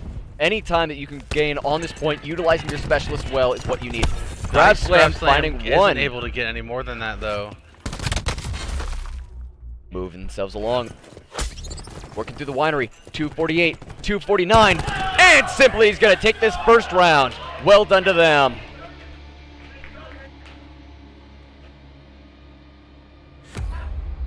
Oh, looks like tensions may be rising a bit between the two teams.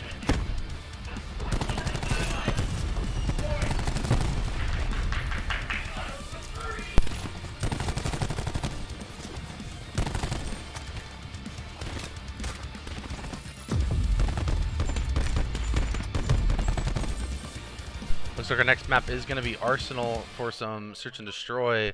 Oh, lovely. I do love me some good Arsenal. It's a fun little area. Search and destroy, I'll say.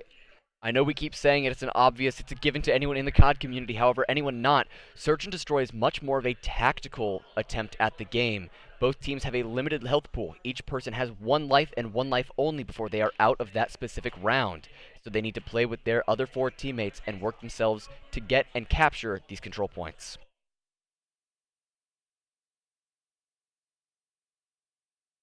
I just love seeing the Paladin. Just getting the snipes here on the north side. Beautiful stuff. I'm definitely a fan of people bringing out snipers and search and destroy because you don't really see it in these respawn game modes. And it's really nice to see when someone's able to clutch up 1 or 2 kills for their team with the Paladin and just put things in their favor. Oh, absolutely. When these teams have enough confidence and trust in their other teammates, when they know, hey, he's good with the Paladin, I can trust him to get 1 or 2 picks. Because that Paladin really isn't useful at a close range. You don't have a high rate of fire, you're missing out on a lot of things with the technicalities of that gun. But if they can find those first 2 picks at a long distance, they really have changed the game for the better.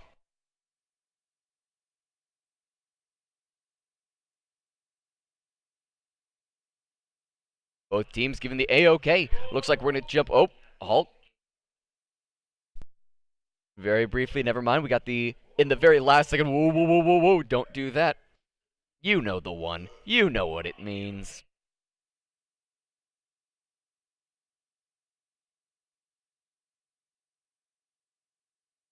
High Command having some issue of some type. Still checking over there to make certain they're all okay. Ooh woo. Oh my god, did you just really? Yeah, absolutely.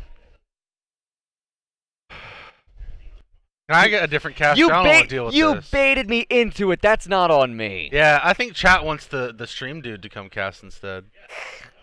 God, I'd love to see Cole here. Just say that they shot the thing and you'll be fine.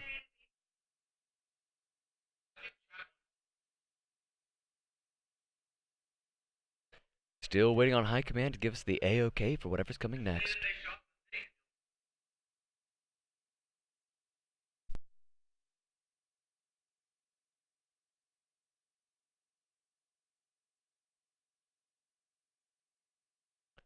Waiting, waiting, waiting.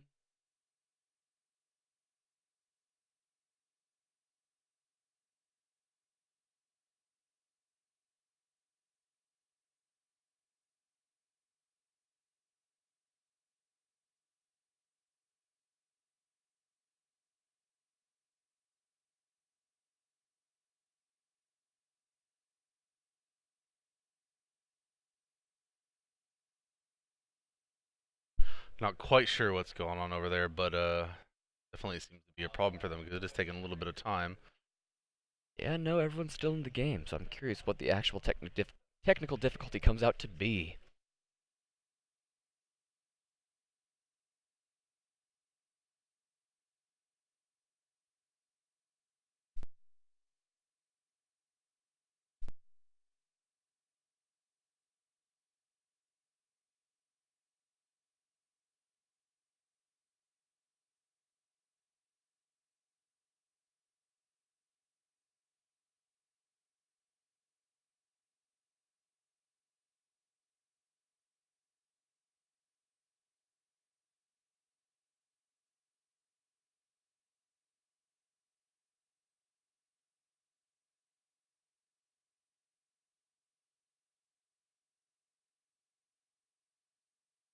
Alrighty, whatever the issue was, it seems to have been taken care of now, so now we are properly moving off to that search and destroy on Arsenal. Working through what I believe to be still the loser semifinal. Interesting. See from links here an outlaw. Oh, never mind. Yep, there he goes. I was gonna say normally you'd see the paladin coming out, but it looked like he was holding an outlaw there, and I was a little skeptical for a second. Gonna be a weird flex. I mean, that's the thing is sometimes when you have the metas so thoroughly set up, if you are a good enough player, you can throw something wild into the mix and watch the chaos it causes. Don't get me wrong, outlaw is not a bad sniper personally, but paladin is just so much better. It has such a bigger one hit range. Yes. It's just so much better than the outlaw, but the outlaw is definitely a more fun sniper to use, I'd say. Yeah, but at this point in time, so far in the league matches, this match specifically being for money, whichever team wins this will be into the prize pool. Yes. It's not time for fun, it's time for real play. Yeah, whoever does end up winning this winner's final is guaranteed third place to make some money here at AGN Ohio. Good for them. You see waves here though with a paladin. That's what we want to see. Oh, it would've looking been so for nice Matrix, to see however, that. coming up just short. Matrix himself with the paladin, using an RK7.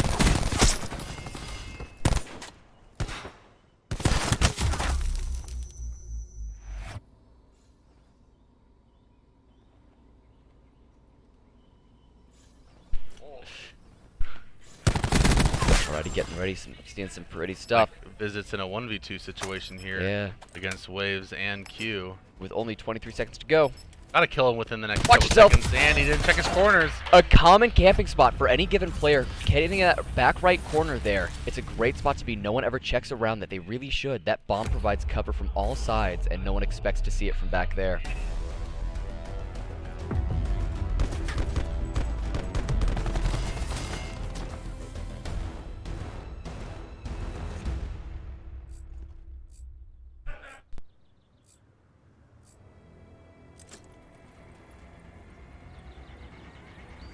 Alrighty, getting ready and going right back into this search and destroy.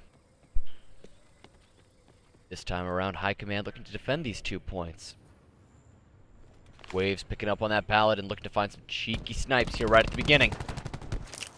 Lynx and Paxi both getting dropped. Woo. Really interested in why 88 taking Woogie. Matrix is using an RK7 instead of the Strife. The RK7 is usually known as the weakest of the pistols. I mean, 2 bursts, unless it's been buffed without my knowledge, 2 full bursts to the head in core is not enough to even kill. That's 6 bullets to the head. I mean, that's, if you ask me, that's a lot. Yeah, that takes a bit of effort. Alrighty, there without much of a fight, without much of a fuss, to go silently into that night. There's a win, going for that 1-1 on both teams.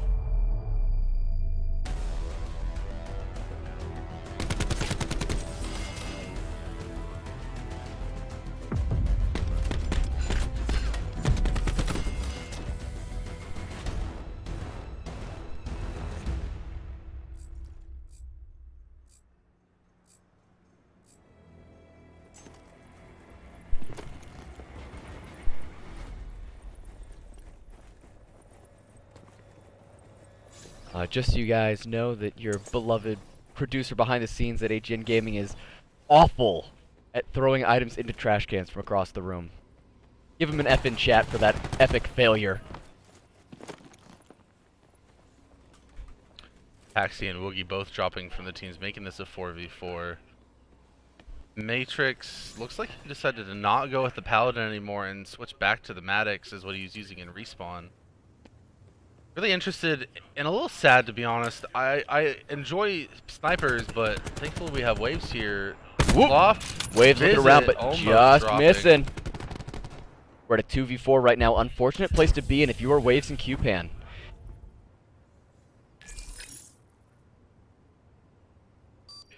Alrighty, explosives planted. Clock changing now. It is required that they go through and end up killing off the rest of them, otherwise getting rid of that defusal. Oh, seeing someone pop around, he's gonna go. Waves recognizing Q-Pan over there. Oop, recognizing Tex on the other side, knowing he has a target to look for. Couldn't quite get the... Q-Pan making a quick no. trade. Unfortunate. I was thinking there for a second that he was going to be able to distract the team enough to, you know, give his teammate a chance to come up from behind and kill at least two of the people. He picked up one, but if he had gotten the second, I feel like they would have been able to win that engagement there. Yes, absolutely. I mean, the issue then it comes, that Paladin doesn't have a high rate of fire. If you're getting into a quick firefight with everyone else around you, you are at the absolute disadvantage.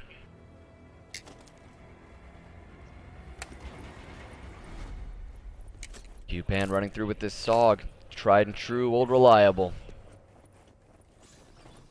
Graves here as well decided to switch off that Paladin and go back to the Maddox as well. Makes sense. He's not been finding a lot of luck with it recently, and so, I mean, there's only so often you can try. Have I ever told you the definition of insanity? No, you haven't. Why don't you do that for me? Oh, to try something over and over again while expecting different results. Oh. I'm sure someone in chat learned something new today. Right. That was fun for my philosophy class. Gotta love those guys. Philosophy, it's a lot of fun. Recommend everyone do that. Looks like Matrix did switch back from the Maddox to the Paladin, though. I don't understand. I mean, unless he's able That's to find... throwing me for a loop. Unless he's able to find a pick or two, I feel like he might want to stay on that Maddox, because they're just not able to find anyone. Around. Deviate making a nice trade. Picking up a kill. He lightning gets that lightning strike. strike for next round. That'll be incredible for these small little points. Unfortunate with that pistol. Not able to do all the damage that they needed to at that immediate time.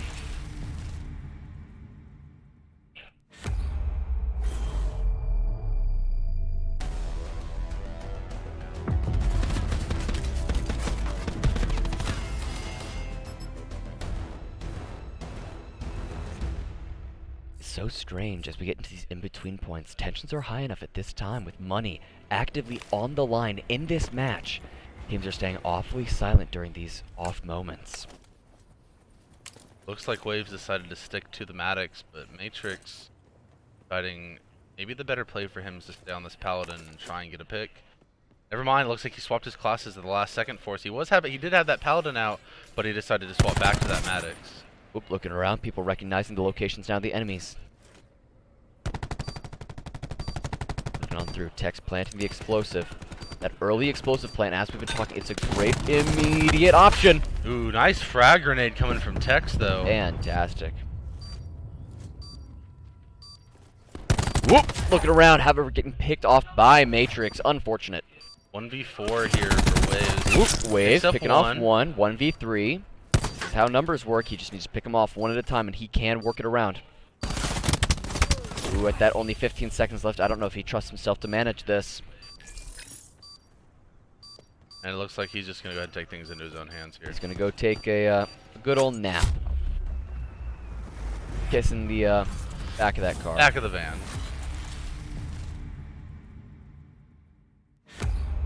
Tensions have come so high. This is absolutely incredible. The looks on the players' faces are stone cold at this moment.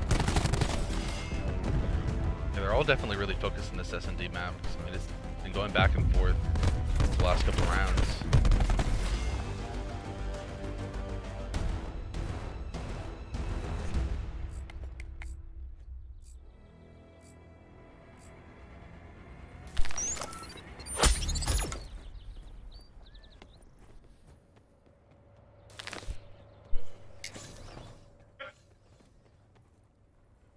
Looks like High Command's gonna have a little bit of an advantage here in this round. Picking up 2 kills. Ooh, dropping beautiful. 2 of their own, though. Yeah. It's a nice trade note. It's important to note that EV8 is still looking to that skill streak that he's holding on to.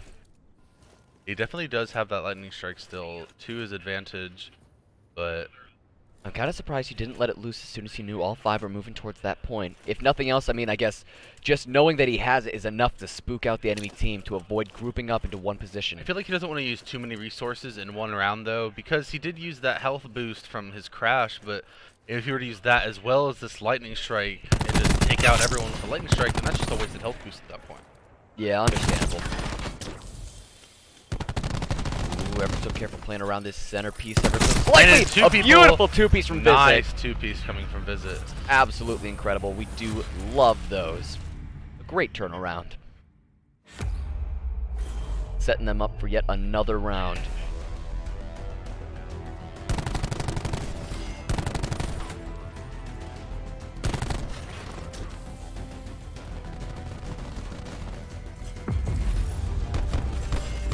Kaboom.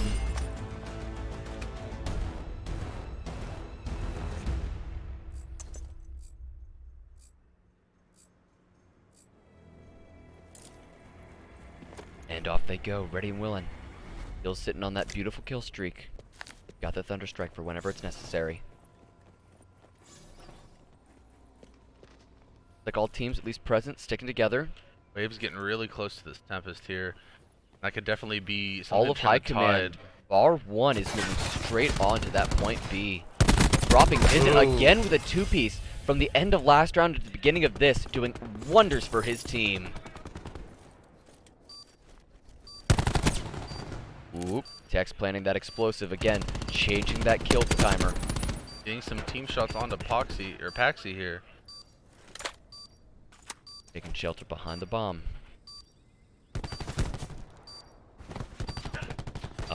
At this point in time, I want to change Thunderstrike from whenever I mispronounce it to the Lightning McQueen. Chow. Save me, chat, please. They love Lightning McQueen. I remember them for the Levitate rounds. They love him.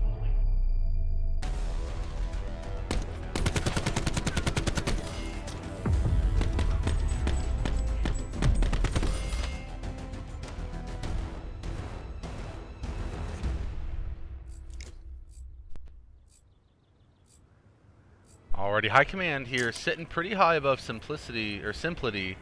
5-2 on this search and destroy map. Only need one more round to take this map and even up the map count 1-1. Low motion. Looks like we're getting most of Simplity running towards that point A, trying to keep within cover.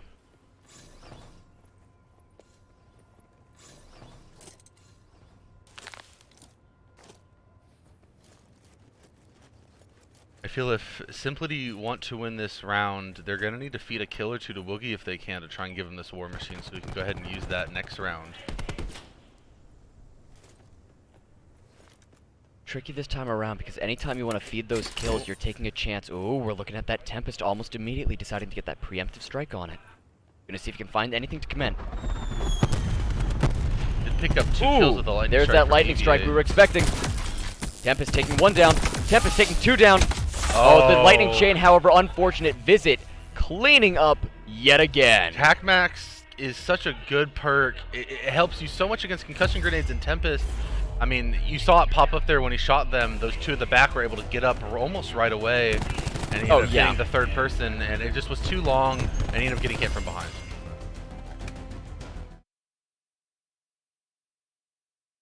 Yikes. Something so intense falling so fast. Yeah, definitely. High command That's the thing with Search and Destroy is it's such a far cry from what you're used to in this Call of Duty. This high action, a ton of gameplay, going crazy. This time around it starts becoming slower, it starts becoming more methodical. Yeah, definitely. And High command taking that second map, going to go ahead and tie up the map score 1-1. And they're going to go ahead and move back into Seaside, but this time instead of Hardpoint, into Control.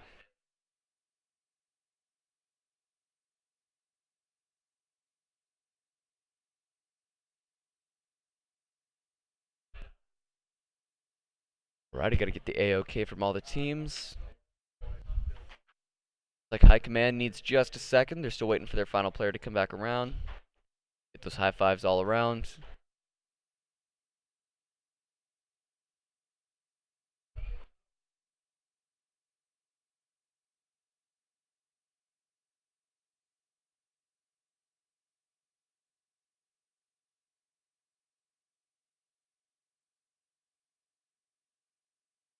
Right, it's going to be just another second. We have some of the players still needing just a brief moment to get ready before they jump into this next match.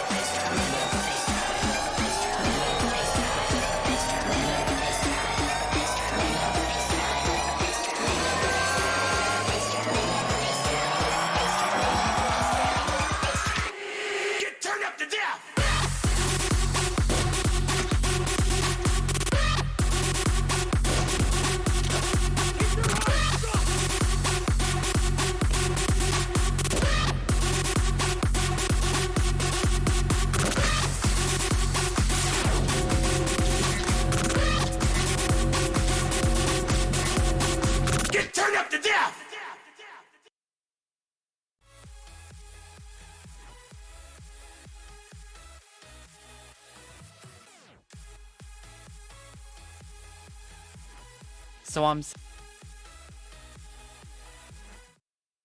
I'm sitting there, barbecue sauce on my titties.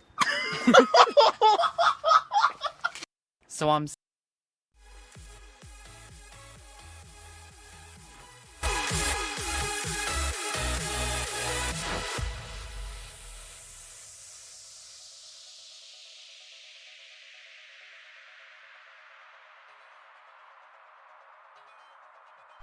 Alrighty, we just got the AOK from both of our teams that they are ready to go. We did have one of them end up having their PlayStation 4 blue screen, sadly, after the match. He had to remake his classes, get everything set back up, but he said they're good to go. And so we're going to go back into Seaside, this time for some control. Lovely. Seaside, a fun place to be. Yeah, we've been here on control quite a few times thus far. And we were also here earlier for the first map of the match on Hardpoint. Yes, indeed we were. Something about Seaside just appealing to the teams this go around. I feel like the Seaside's normally not played by a lot of teams, and they're trying to play on maps that other teams aren't normally used to and try and get them off guard. Oh, understandable. Get that meta flip going.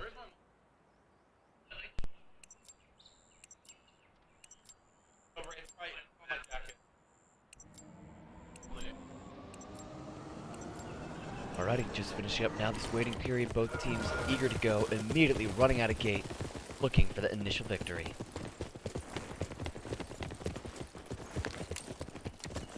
Yeah, 1-1 on the overall for this one.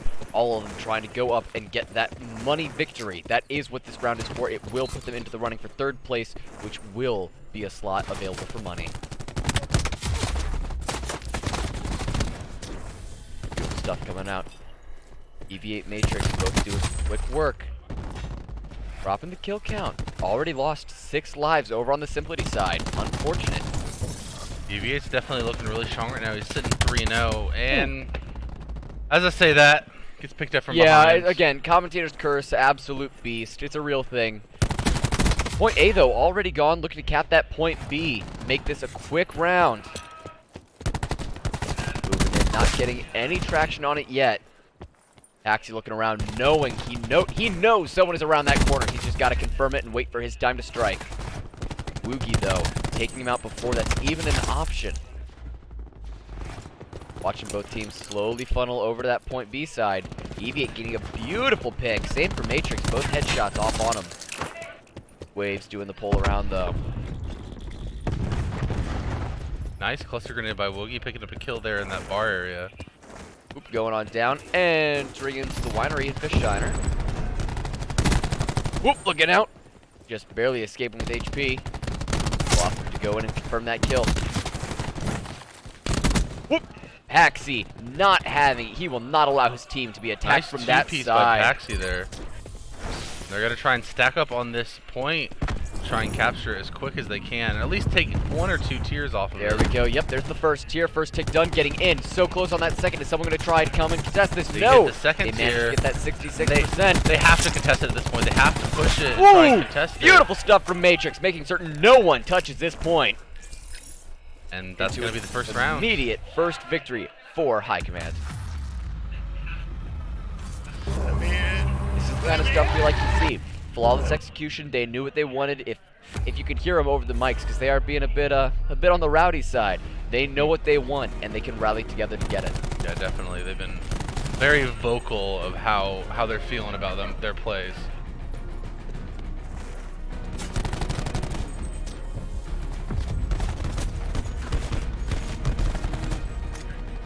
Beautiful, good play from Lynx there. Looking forward to see the further we get into this round as those specialist weapons start coming into play. We notice EV8 getting ever so close there with his own. Yeah, that he's playing on Crash, so yeah, heal's definitely going to come into play here and giving his teammates a little bit of boost. And it's really interesting. You don't see it too often in competitive COD, but if you're able to pop it in the middle of someone being in a gunfight, it'll instantly heal them back up to 200 health, which could give them a huge advantage. You see Tex here with 2 kills, Visit picking up someone as well before dropping to waves. Tex picking up another kill.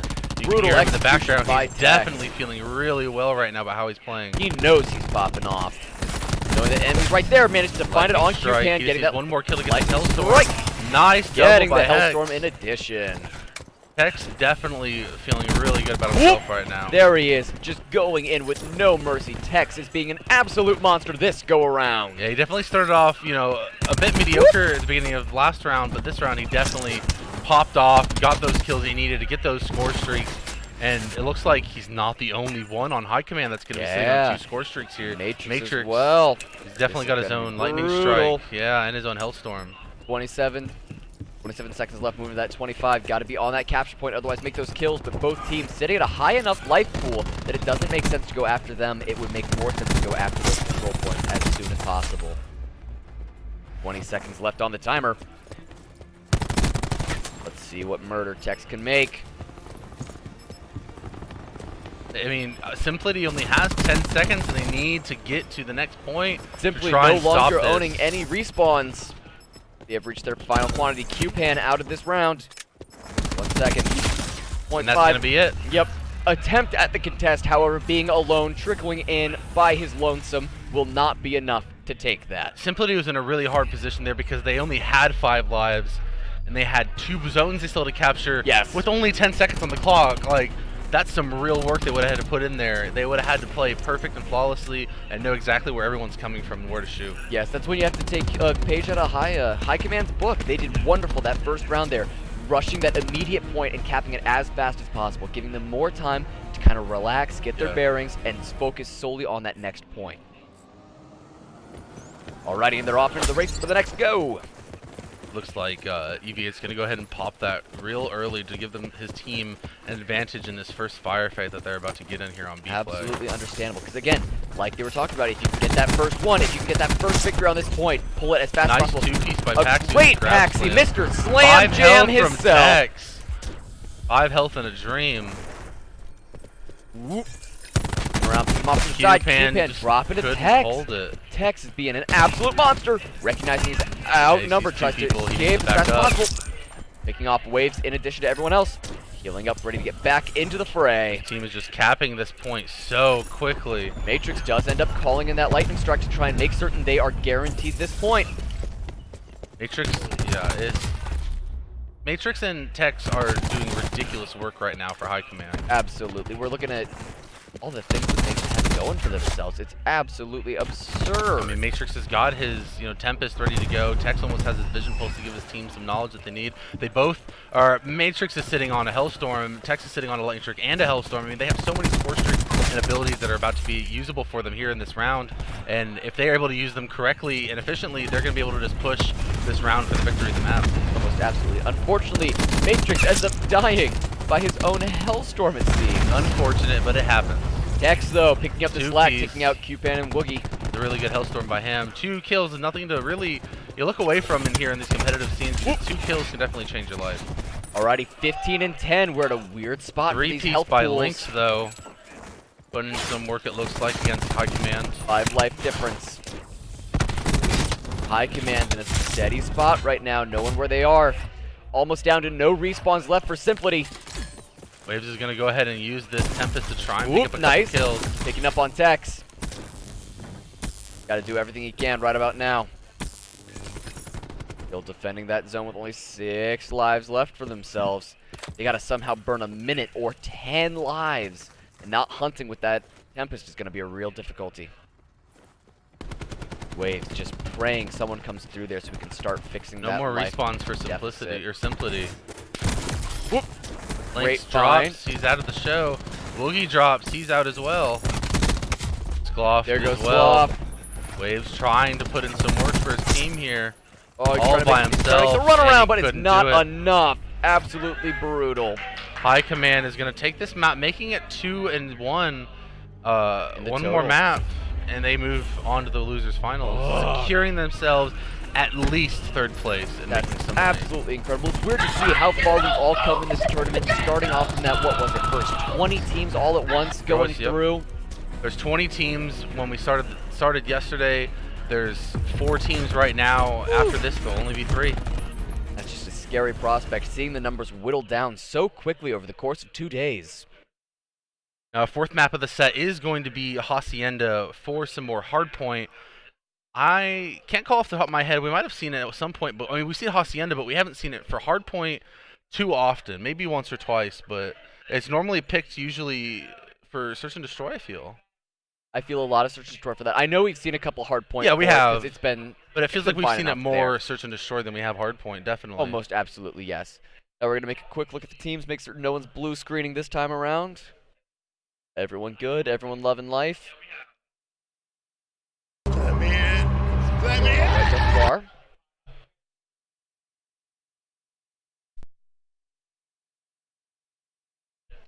There's thumbs up. Thumbs up from Simplity.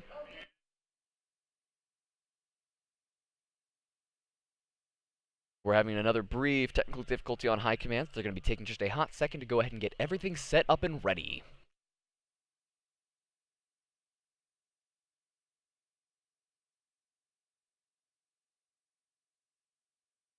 Yeah, they're just going to go ahead and change a couple things about his classes and make sure he's got everything he wants for this hardpoint map.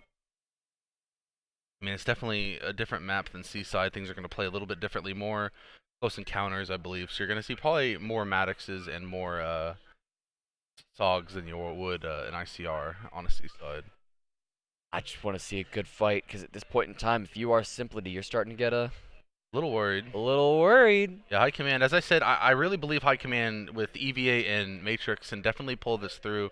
They were definitely both looking really strong. Tex looking really strong on that last map as well. Tex was doing absolutely phenomenal. The work he was doing for his team is worthy of just a good clap.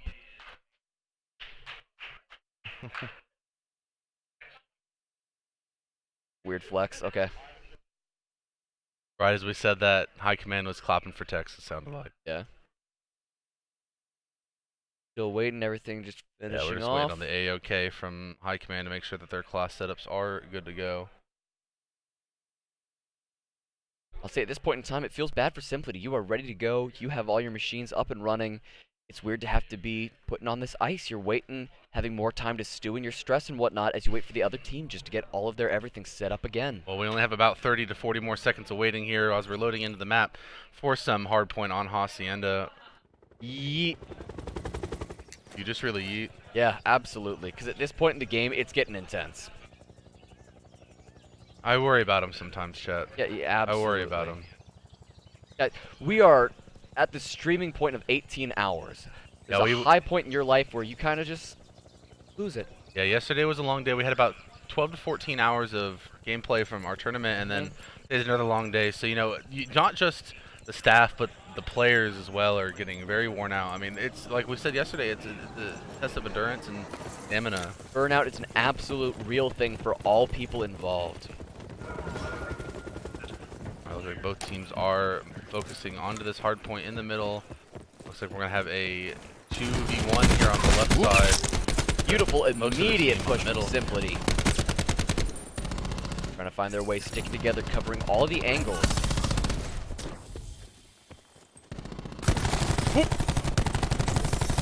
Axie and Visit making quick work of Waves and Woogie. And Visit going in yet again on Q-Pan. This time around, though, we have Matrix trying to go around for that flank. He's going to see if he can get behind and work on the rest of them from the backside. Going through and contesting. Oh, trying to find Q-Pan when he was at low health, and it did manage to connect.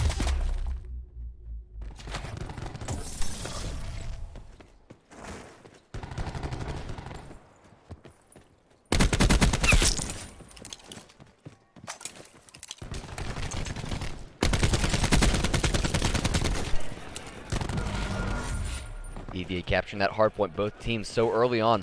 We've burnt quite a lot of time, but they have been contesting so well. We are still low on that point total. Moving through off to garage. From behind.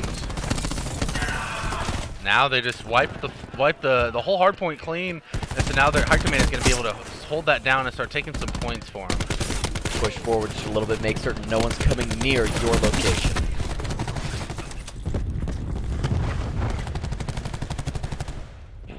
Trying to pick him from behind that car. Watch him going prone, and he ends up fighting it to one of the clusters.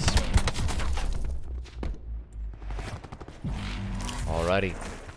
Hardpoint getting ready to move around. People getting ready to start working on that rotation. Looks like Matrix here is going to go ahead and hold down the hard point, get his team another 10 points. Ooh, a beautiful Paxi. grapple into kill, but Oh, not sadly. noticing Q-Pan on his left-hand Yeah, side. it was a really good grapple right into that kill there, but like you said, Q-Pan was just waiting there ready and ended up picking him off. We're going to see if EVA can recognize Lynx there. Oh, ends up dropping to waves, and both of the party decide to get together. We're Checking gonna in, see a looking lightning strike from Yeah. Matrix here. Ended up Oh, picking up his teammate, and that was the only kill he could the get. only kill is a team kill.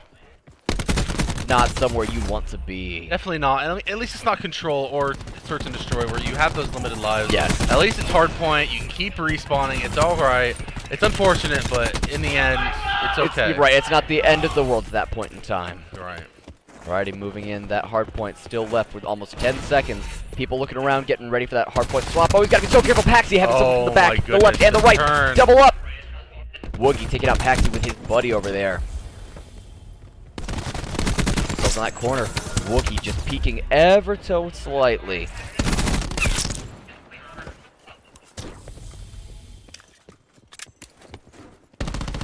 Getting ready to slow, watching out, getting Matrix. Still watching for someone else. We know he's in that corner, so can you manage to take him out? Yes, you can. Very well done, taking out EVA and Paxi. What time? Simply just being real happy, getting control of that high point up that Tex 60, getting a closing the gap. two-piece there. Really nice by Tex. Trying to bring it back around. High Command taking the hard point this time around. Whoop. Beautiful slides going in and out. Paxi's tracking is incredible. Little accidental spray there from Paxi putting a chicken on the rock, but it's alright. They're just marking their hard point, saying this is ours, these are our points, you get out of here. Paxi being ever so careful, witnessing two people go through, going to try to catch him on the other side, but does not manage.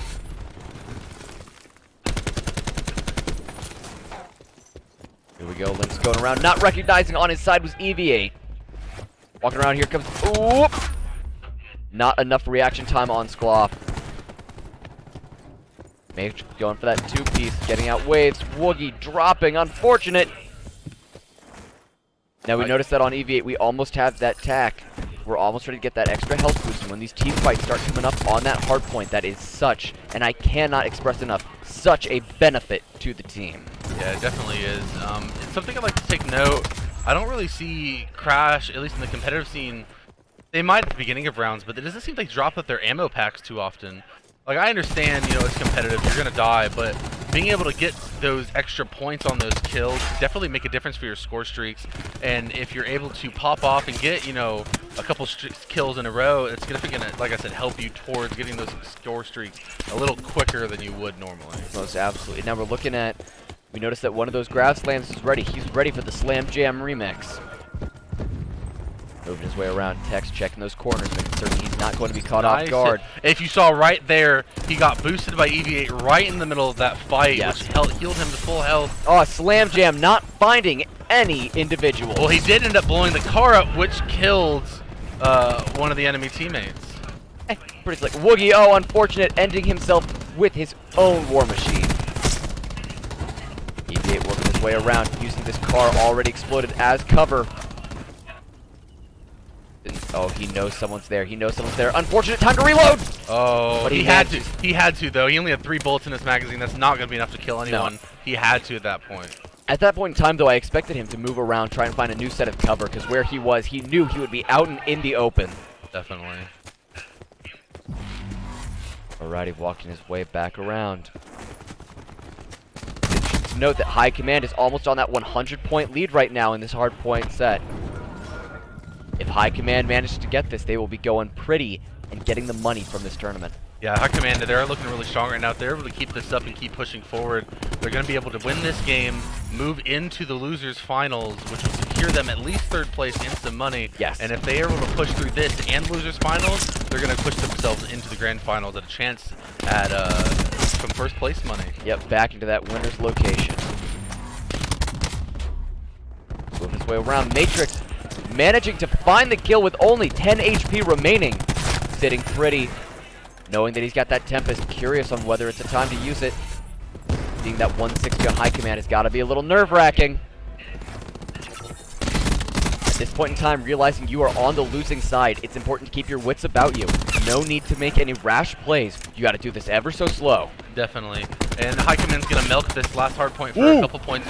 Tex almost dropping, ended up getting the kill on Lynx, but does drop to Skull.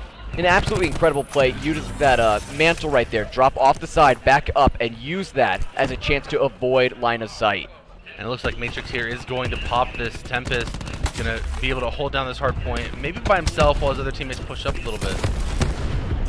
2-piece by Visit with his War Machine.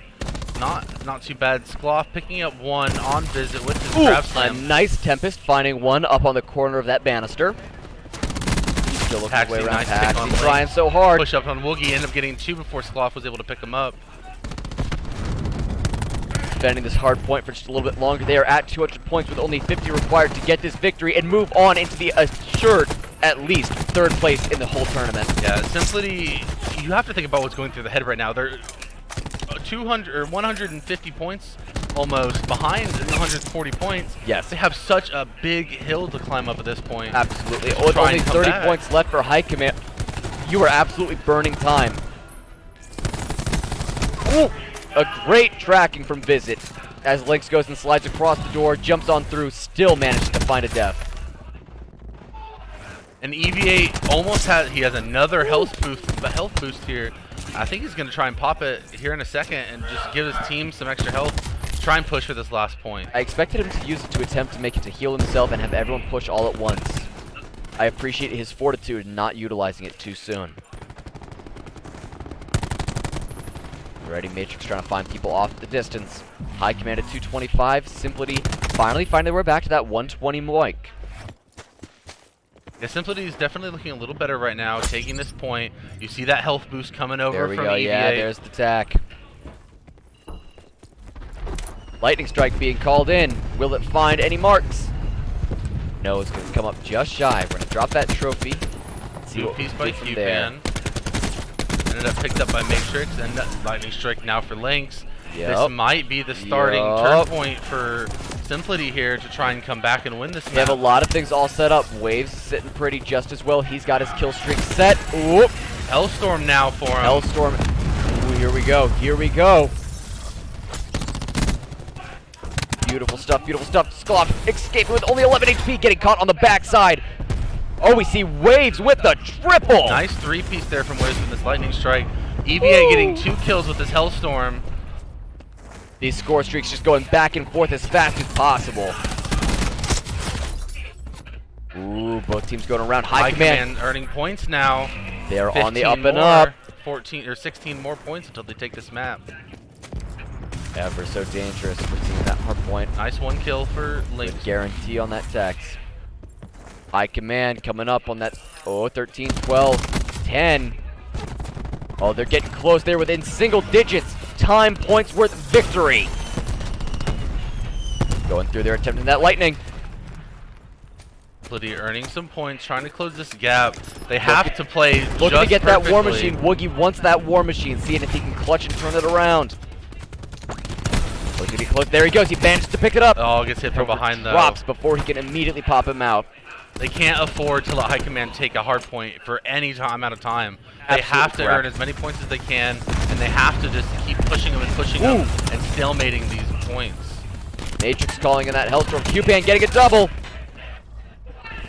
We see Simplicity on the hard point right now, bringing it up, trying to make it back to that 200 mark. If they can get to 200 points, they may have a shot at this. They need to stay as hard as they can if they want to stay in and have a shot at this money in the tournament. Oh, a beautiful War Machine. However, taking out two of their own. Woogie knocking off Skloff. They were able to at least keep the hard point away from High Command, only giving them like 1 or 2 points right there. Ooh, EV8 capturing it, 25, 20, 46. Okay, stopping it, contesting the point. 20, 47. Tested again. 1 points, 1 at a time is all they're getting. Simplicity is fighting this tooth and nail. 249, and it goes over. It moves over to High Command's victory. They are moving on to a minimum of 3rd place in the tournament.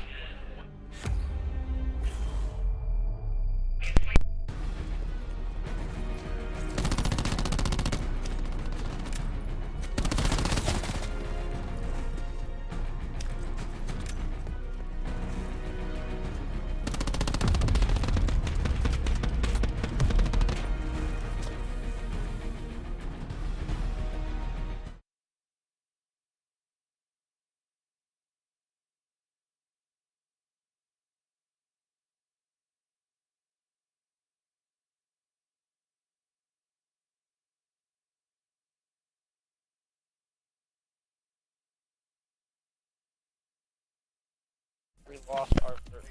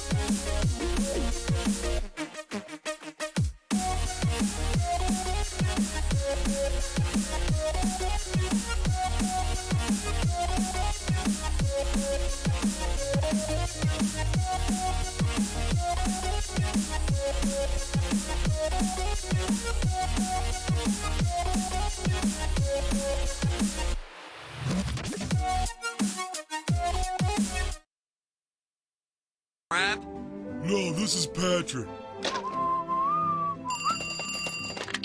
Krusty Krab? No, this is Patrick. Is this the Krusty Krab? No, this is Patrick.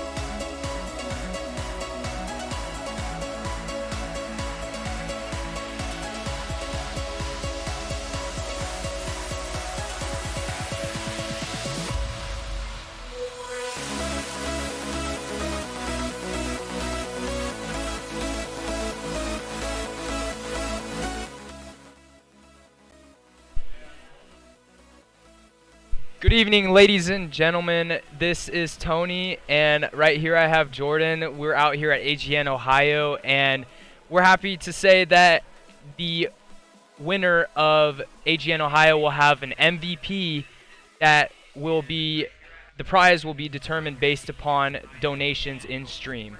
Tell them how you can do that, Jordan. We're just kind of winging it. You can do that by doing exactly what Tony just said and donating to the stream. Yeah, we just kind of wanted to do something for the MVP, and actually to decide the MVP at the end of grand finals, we're going to have a straw poll where the chat can vote and determine the MVP. Yeah. Okay. So just to wrap up everything Tony just talked about, right now, donate to the stream any amount. Doesn't matter how much. And then later, during finals, we'll create a poll for you to decide who is the MVP of AGN Ohio. You will decide who the MVP is. You will decide what their prize is. That's about it. Thank you. We'll get this match going here soon. Thank you again for watching.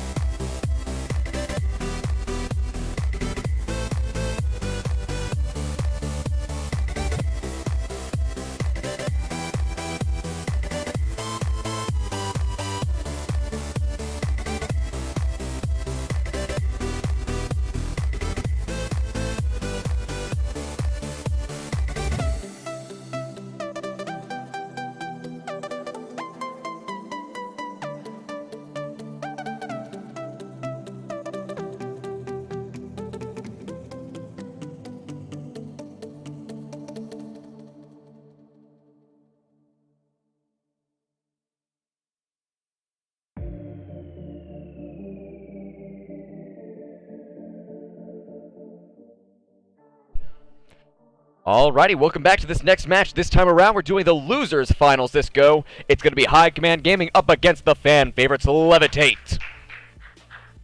Yeah, both teams looking really good here. I'm personally going to have to stick with High Command on this one.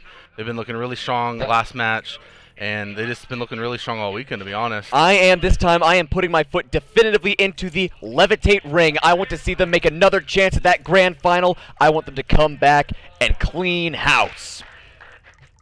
This time around, we're going to start it off on frequency, hardpoint style. Again, it's interesting to hear when all the vetoes are happening, what everyone's choice is. You hear the very much, they don't feel comfortable on X. They don't feel that they can do the best on Y. And so they start picking these things that whether they themselves are good at them or not, they are only looking to mess with the other team's abilities. Alrighty. And let's see this. Get right up and into the action. Hardpoint immediately off onto the southern border. Everyone just moving immediately around. Absolute instantaneous carnage on all sides. Stuke! I thought he was going to escape with that 5 HP, but he ends up getting picked out at the same time. These teams, both of them in the losers final, are both guaranteed money. But now you're looking for that chance at the grand finals, your redemption arc. You're going to try to get this as hard as you can because you want to make it to the top and prove yourself back into that winner's bracket. Alrighty, Este trying to stay at a distance, get some shots off at a distance, build up those points, but ends up dying off. EVA with the 2-pick. Juki Prodigy, both of them going ham on this go-around. And Levitate doing really nice this time around. They're guaranteed they have that 30-point lead. They're going to see if they can cap the maximum 40 from that initial hard point. Good Lord Almighty, Stuki already halfway getting his Tempest up and running. I mean, if you look at this score, 40 points to 0. High Command hasn't been able to score a single point this map, and I'm starting to get a little worried for him. Yeah, at this point in time, you're sweating a little bit. Levitate even capitalized on the rotation of the hard point and are sitting pretty on this new one in addition. My man Tex over here sitting at 3 and 5. I'm starting to get a little worried. He does get a little bit of help there from Matrix, but sliding into those DMs, and not really get it against Este. Going in, Paxi trying to get that redemption. Unfortunate, he drops as well. 2 points on the board for High Command. However, Levitate taking none of it and move right back around. 1 HP left on Prodigy. That is absolutely incredible. Prodigy's looking really good. 8 and 3. Sadly, Caster, commentary is a curse. Absolutely. We can say it as many times as we want to. Anytime we start loving a man, he starts to just hit that unfortunate streak. Bumps in the road, so to say. Move themselves around. Levitate up on that 81. High Command at 9. And Levitate taking another hard point, making certain that they are going 3 in a row for absolute dominance. Yeah, Levitate's looking really strong right now on hard point. I mean, High Command's only got 9 points right now. Levitate's about to hit 100. I still believe Levitate could come back from this, but they just need to pull themselves up and through this rut that they're in. Dookie just got knocked off. He did have his 5-player kill streak, however, going to get knocked off before he can do anything more with that. But if you look right now, we have Feud. Well, I was about to say he was on 4 kill streak, but yeah, I know. Ended up getting knocked out. Yeah, we got to stop speaking these horrible words. Stop saying things about players at this point. Right? Alrighty. Stuki, though, right there. So close to his temp. Oh, we're activating the attack already. Este, very well done. Looking to make a good rush on this next point. Alrighty, he ends up getting picked off even with that maximum health increase. Going off in the distance, attacking that hard point. 123-20. Woo! Absolute droppings on both sides. High Command's starting to pull through and starting to get some points now. EVA going around down below, trying to find his way in. Nice. Finding FUD. Well done. And grabbing that hard point for High Command. Trying to turn these points around. Looks like they're going to have to push up against Este. Couldn't quite get it against them. Este, maybe, just maybe, he's finding his mojo that he had that previous round. Working himself into position just as well as he needs to be. Matrix trying to take up a nice vantage point. Looks like Levitate's just going to let High Command take those couple Visit! Points. You can't shoot your own buddy! That's illegal!